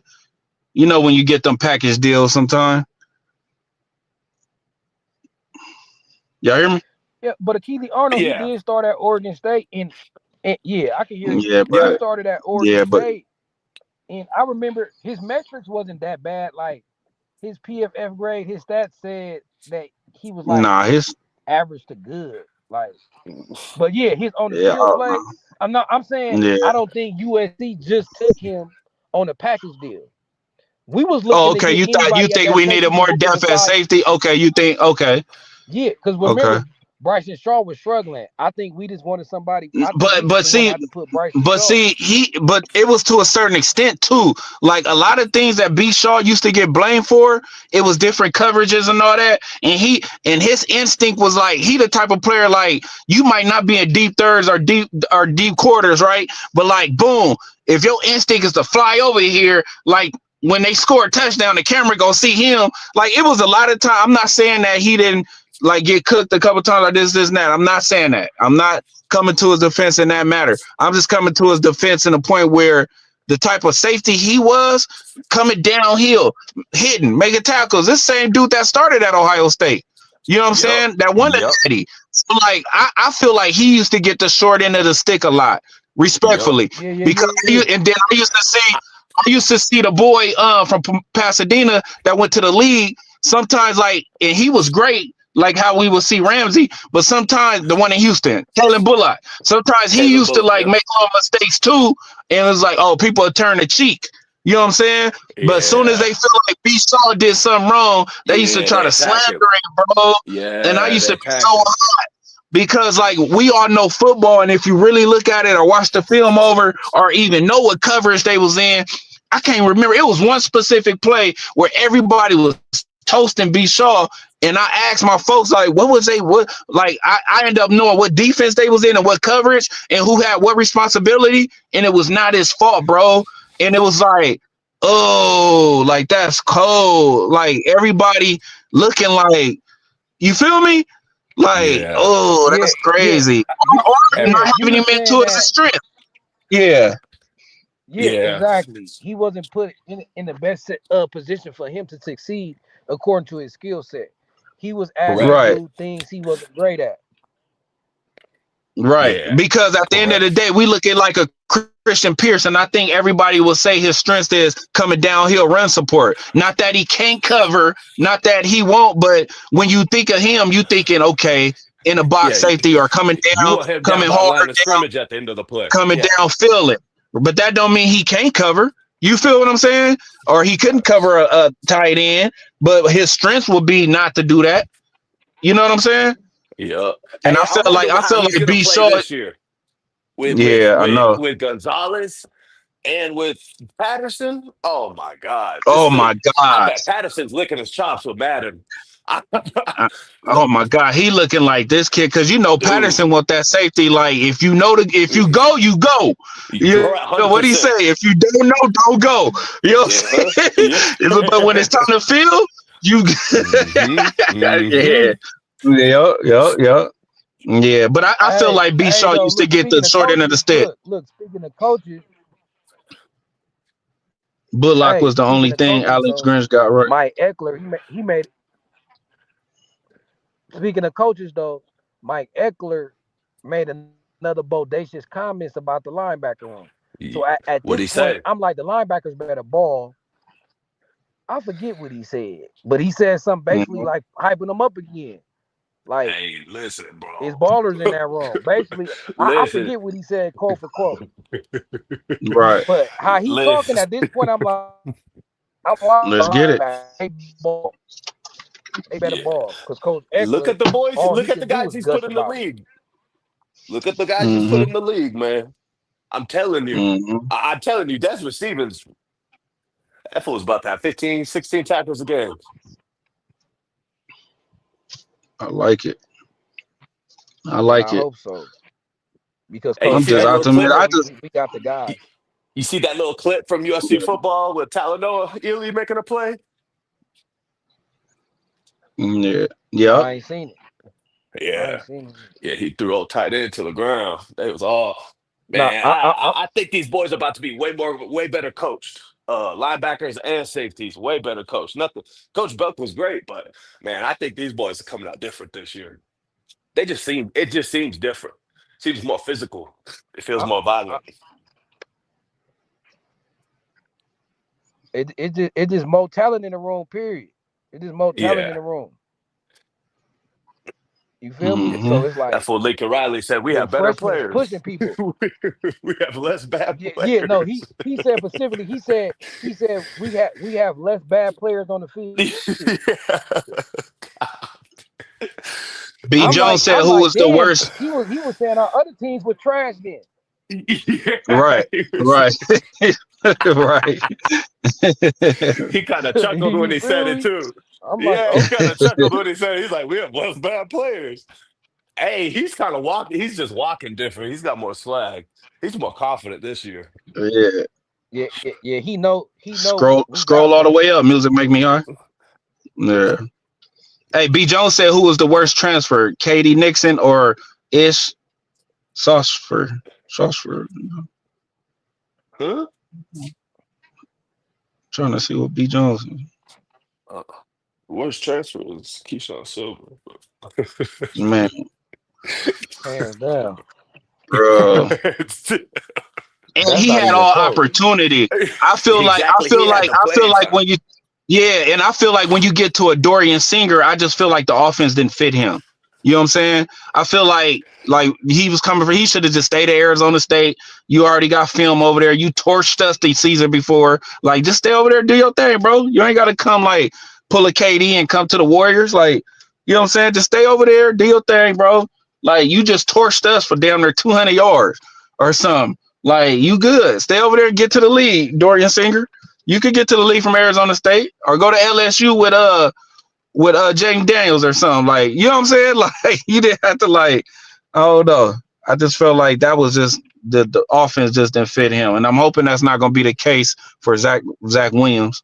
You know what I Hey, mean? is that when we had who else did we get that year? With Dorian Singer, that's when Yeah. we also got old boy from uh wait, was that Oh, we got Jordan that was the Addison. We got Addison, right? Was that year? no, that was the next year we got Yeah, Dorian Singer when we got Addison we left. got Brandon Rice. We got Yeah. Brandon Rice, Taj Th- Washington, Taj You're right. Washington. Yep. From Memphis. From Memphis. But Kyrie then we had that Harrison. freshman class with all what's the name and all them coming in. With So it was Pittman. like, bro, We have Pittman, Drake London. No, no, no, no, no, no, no, no, no, no, no, no, no, no. Oh, no, no, no, no. no. This is way We later. don't go back that My far. bad. My bad. My bad. No, this is later. No, I think that was what's the name? Deuce Robinson. Them when didn't they all was still there, right? Wasn't that they freshman season coming Oh, in? that was a freshman. Yeah. Zach Randolph, Yeah, Deuce Robert. yeah, Yeah. That's when they kept yeah, rotating all the receivers too much. Yeah, yeah, yeah, yeah. yeah. And he didn't even really get Music no make me like. high. Want the link? I'll drop the link for you. Yeah, I thought it was at the top. I told him to scroll all the way up. He probably said he didn't I'll see put it. it. Yeah, sometimes it'll disappear on niggas. Yeah. No, I got what Mike Eckler said though. I pulled it up. Oh, music make me high. You talking about your boy? Music. I know who you talking about. What's his name? That linebacker we got from Alabama. What's his name? Shane Lee. Music. Shane Shane Lee. Lee. Yeah, yeah. Oh, music make me Hey, high. hey, Why you y'all, do look, that, look, bro? look, look, look, look. Shane Lee. Oh my gosh. I forgot about him. Oh, Trash. damn. SEC. We got SEC we garbage. we had Romello Height too that year. Oh And my Romello gosh, balled out bro. last year at Texas Tech. Romello balled out No, last but year. when we got him from Auburn, like, okay, he got injured. Don't give up on him because he went to Georgia Tech and ball, and then went Yep. over there to Texas Tech. Like, Oh, he oh, that's what. did. Yeah. Yeah, he went to Georgia Yeah. Tech first, balled, and And then then went went to over there. Texas Tech and got a bag. Yeah. Oh Yeah. my gosh, bro. Yeah. Hey, hey, that Tech D line was Hey, crazy. hey, y'all. I got the quote. I got the last quote that Mike Eckler said. All right, go. The Okay, dude shoot. said, he said, these cats right here, I walked into a damn den. Oh, It's yeah, not yeah. the Oh yeah, I saw that. the linebacker room Yeah, I linebackers. anymore. saw Yeah, that. the linebackers den. Yeah, the Yeah, Lions I den. The saw that. linebackers Lions On the den. Trojan Yeah, huddle. Yeah, I saw that shit. yeah. I seen that. Yeah. I know Hey, about that. Yeah. hey, Yeah, that boy's he said it's not fiery. the linebacker room anymore. We calling it It's the the den. linebackers We got a Lions bunch of den. freaking lions in Yeah, here. So yeah. Jay had let said me that see the these other day on lines his little unleashed. thing. Yeah, yeah, Let me see these lines yeah. unleashed then. Hey, The Eckler was crazy. linebacker Lions den. Yeah, Eckler's crazy. Eckler's crazy. I like it. He was talking. yeah, He had all the man. I don't veins like that. popping out of his neck and shit. I was like, God, Yeah, this boy's intense. yeah. That's what I'm saying. That's what they need, man. That's what Yeah, we yeah, need. that's what they The need. Hell offset yeah. Lincoln Riley's little calm demeanor. Like we need some dogs around him. Yeah. Like, and Hey, that's what he got. defenses. He still got like a. We all can say he got a different swag about himself, but it's still like a mellow type swag. You know what I'm Yeah, saying? yeah. But yeah, but you know we need these rough riders Yeah. around him. Like yeah, You need like them nah, goons this around what it them. is. Yeah, you know he's still gonna be the He, blue collar calm. You know, but yeah, oh, Eckler and if people go research Eckler and his special teams, man, he's got top 20 special teams every year. telling Every year. Special teams cost us you. 2 games last year. Yes, sir. Absolutely. And Damn, this shit's snowing like crazy. We got a foot of snow. Oh my y'all God. do? Damn. Man, Utah, man. Holy shit. Music made me high. Turn your mic on. Oh, you in Utah? Yeah. Yeah, yeah. I grew up Oh, in okay. LA, but yeah. I live in the Yeah. mountains now. Park Oh, City. where like Moab or like where you at? No, Southern or upper? no, Oh, I'm a northern. I'm in Park City, right outside Park City. oh, okay. Yeah, Yeah. I done frequent in Ogden and all that right there, bro. Ogden, yeah. Yeah, Yeah, that's yeah, about an yeah, hour and a half. Yeah. yeah, Yeah. Yeah. yeah. Oh yeah, you in Park City, so you Yeah. up there. Yeah. Yeah. We got a little spot here in downtown Salt Lake too, but Oh, yeah. okay, Josh, okay. that's Josh, man. Josh, what's going What on? up, baby? What up? Man, hey, man, we beefing, man. I don't want to hear nothing from you. You try to come for me. What you what you talking about, bro? Padres. You know I don't play that. Wait, huh? You better give You cut Dago out. his You cut props out. so he could fall off of him. Oh, give Tango his. You better give You know, Dago. You know, Chris. he know what he said about the Padres yesterday in the chat. He tried to come for me. He know I don't play that. And I we said beefing. Padres suck. I said Padres suck. Okay. Dodgers, my Wait boy. Sorry, Dodgers. a minute. Uh, Dodgers and hey, Lakers all day. I'm hey, sorry. young Tiny, man. I don't know if y'all Yeah, remember, man. When I was little, you know how TV used to cut off by itself, not cut off, but like the channel would just go blank, and you see the yeah, American flag. yeah. I said, boy, y'all on one of them marathons asking for money. I left at 2 o'clock. Go to work here. It is 5:45. Y'all still on? I'm like, you wake up and it's still on. Hey, Carter got on. Hey, Carter got on, and me and Cardinal and Bo was just holding it down. We was just shooting it. You know what I'm Hell saying? yeah. We was like, somebody was Hell like, yeah. where Carter at? I'm like, shoot, Carter, don't trip. We got it. Carter doing his thing. It was me and Cardinal and Bo for like an hour. We Hell was just yeah. Hey, taking it. Josh I had came remember in and that. got on and came I back. came in. I Yeah. had to dip for an hour on a conference Yeah, call, but then I got right you back were on. still in the chat though. Yeah, you were Yeah, I still in the was. chat Yeah, though, Josh. I said it was on I said, man, this is a 6 hour live. I was like, I had to leave to finish the work up and all that. I come back at 5 4. They still on. I said, Four God. four and a Which half still hours. Damn. okay. I like when it's authentic like this though, man. Rather than trying to Facts. just feel like you gotta have somebody that's Oh yeah. I Facts. like we running the marathon today. this that Hey, Hey, because this that off look, season, man. it started. Look, it started. I was getting ready for work, so I was able to hold down the line getting ready for work because y'all come on here and help me. So I'm getting ready for work. I get to work. I'm working on the line 'cause y'all. So like, it was no need to live. I just told Chris I was gone for 30 minutes, and Tiny and Cardinal and Bowden and Jocelyn was home down. So I'm like, fuck it. Look. We As long going. as y'all want to be on here and talk, I'm gonna keep this bitch going. I don't care. I'm at work anyway, chilling. So hey, hey, The ain't no streamers telling do how it. long They this be on it ride all going. day. Hey, them streamers that's making all these millions, Yeah. they be on it all. They be Yeah. streaming all day. Academics Yeah, be two acting bottles all of two them and all bottles of this and vodka. that and yeah, they be. That's all they do. They got the stream going. Man. They eating. They going to use the bathroom, coming back, stream on, shower. Like they going on. Yeah, Hey, they going on a date, come back. The stream still going. Like Man. Hey, you guys see I Tiger done seen Woods' dudes body cam? fall asleep on their stream.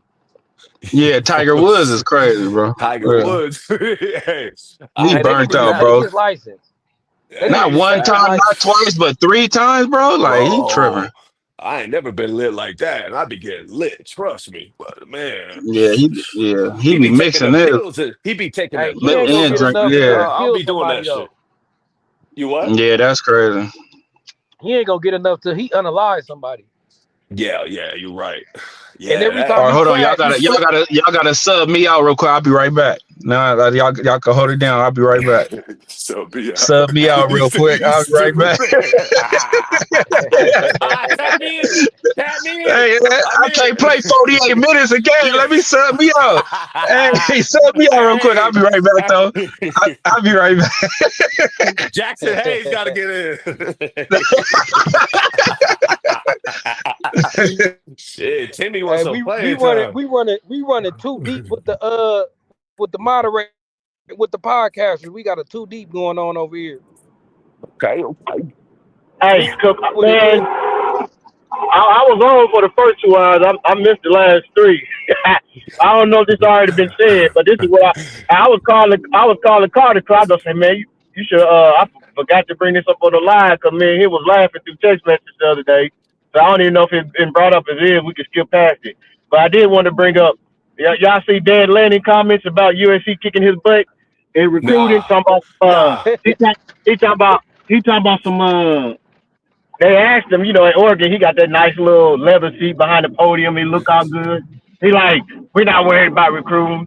We focused on winning in the fall. I told Carter he was crying on the inside. Carter said, "Yeah, that's the same coach." Hey, Carter said, "Yeah, that's the same coach jumping in swimming pools with recruits and then they Hell decommit." yeah. So And you you know notice he Oregon. care. Hey, Christian. Oregon went from like 6th in recruiting to 18th. Yeah, They're 18th right now in recruiting. Man, they can't get anybody. Chad Bowden anybody. said no more SoCal players go to Oregon. No more. The only one that kind of got away was Jet Washington last year, but that's cool. He's a Vegas guy, so it's different.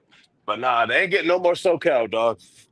Man, but they're losing. They're losing to not just California. Facts. They losing to They Notre losing Dame every. too. Notre Dame's taking their Washington, players. they losing to Washington. You know what I'm saying? Yeah, Washington. Yeah, that cat, Nick Washington. You know what it is, Chris? One of the They're reasons. not developing. They're not developing their talent, and they recruit Facts. all these kids out of high school, and none of them see in the field, and they all leaving in Facts. these two. Yep, that's a number one problem. And a number two problem, they always get on us. Oh, y'all ain't never made the playoffs. Well, y'all made the playoffs by getting embarrassed on the national stage 2 years in a Embarrassed, row. embarrassed. So the recruits is seeing that. They don't Hmm. want to get to the playoff and get blew out. So Hmm. it's a pro and con making the playoffs every year. If you making it be Yup. competitive, cool. But Oregon, y'all done got blew out the last two playoff appearances. Ain't nobody trying to go there. They know y'all the Buffalo Bills. And then too, you got to remember. Then you got they man. I'm not going to even give them Buffalo Bills. At least Buffalo Bills make the Super Bowl. You know what I'm That's true. saying? My bad. They the Clippers. And they were They and the they were competitive. Clippers. And they were competitive. And Mm-hmm. then too, the recruits saying, "Why am I coming here? Y'all don't have no players that y'all develop in house. Everybody that's coming is already developed somewhere else, and you just gonna replace us with Correct. them. But y'all There don't you have go. nobody. You don't have nobody to your name. Nobody in the NFL that's doing anything that's coming from like who have you developed? Facts. Facts. All their guys are All they transfer best guys. players, all they best players being portal players. Yep, transfer guys. And you're right. Who's the last Oregon guy to be that man in the NFL? What, Gonzalez, the corner for So the I can't even name Patriots? one.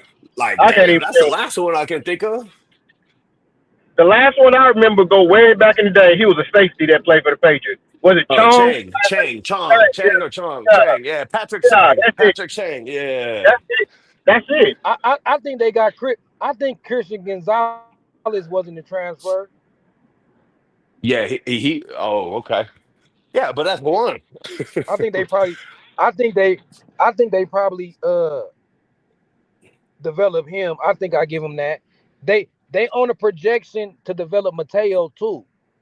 But Mateo, yeah. they only develop you if you like great from day one though. So it ain't really them Correct. developing you. Like Correct. Brandon Finney, Like like Brandon that true Finney, the freshman cornerback. corner. Yep. Like, Yep. yeah, like you didn't develop him. Yep. He just came in the He was best raw in DB high in your school. DB room. 100%. You know what I'm saying? So 100%. I can't even count that as the true freshman coming in and he just already balling from day one. I Yeah, mean, I give yeah. you a little credit, but that let me know he could have went anywhere then. Facts. He was the So number one no, corner coming they out of high don't school. develop like they best players always be the transfer portal dudes, always, Yep. Yep. especially at the quarterback, And O line. And O especially at the line. quarterback. Yep. And O line. Well, I think Fielder left. Well, Fielder want to be a Trojan, but the whole O line was all transfers. Isaiah Yeah. World, Pregnon. Yeah. The Pregnon. whole Somebody yeah. said Herbert. Herbert. Herbert don't count. Herbert didn't play for Dan Lanning, brother. Nah, he played for You talking the about the Dan Lanning Cristobal. era of Yeah, he played Oregon? for Cristobal. Yeah. We're talking Yeah, about Lanning. We're talking about Lanning, Oregon does. Now, yeah, Cristobal has some for real. guys. Cristobal coached some people. So, yeah. I mean, I mean, you seen what he done with Miami? He Yeah, know hell Cristobal yeah. the real. He the real deal. Yeah, he's nice. He's nice. Bro, But Oregon had some down years after Chip Kelly and stuff left, right? And all that. When Cristobal got there, Cristobal had brought Oregon back up and built that program back to where they were in the Pac-12 championships and they were loaded. He left Dan Lanning a full roster, resources, and everything hell he yeah, needed. 100%, Right? 100%. Right? When Riley had Cristobal left, nothing.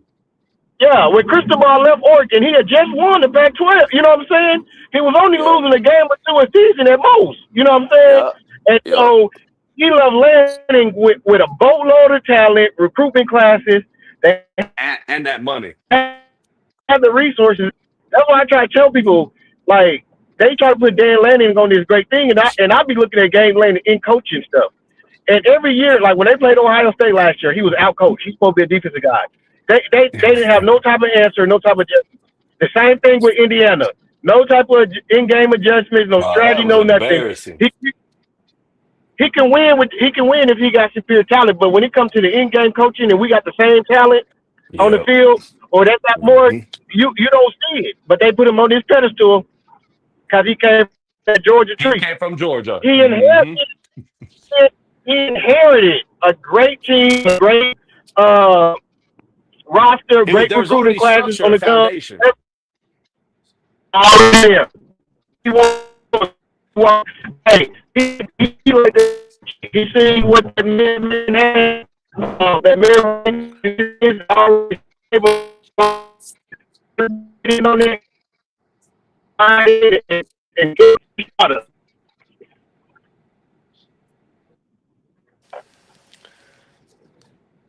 You were cutting up, Christian. What'd you say? I Yeah, said, your man, service he like that. kind of cutting out.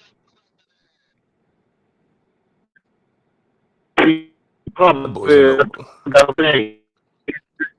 Can you hear me now? barely. You're in the woods or some shit. Yeah, I'm driving. I'm gonna hop off here though. I gotta get ready for my softball game. All right. Shit, I gotta go. Carter, I gotta hit the store too. I'll see y'all later.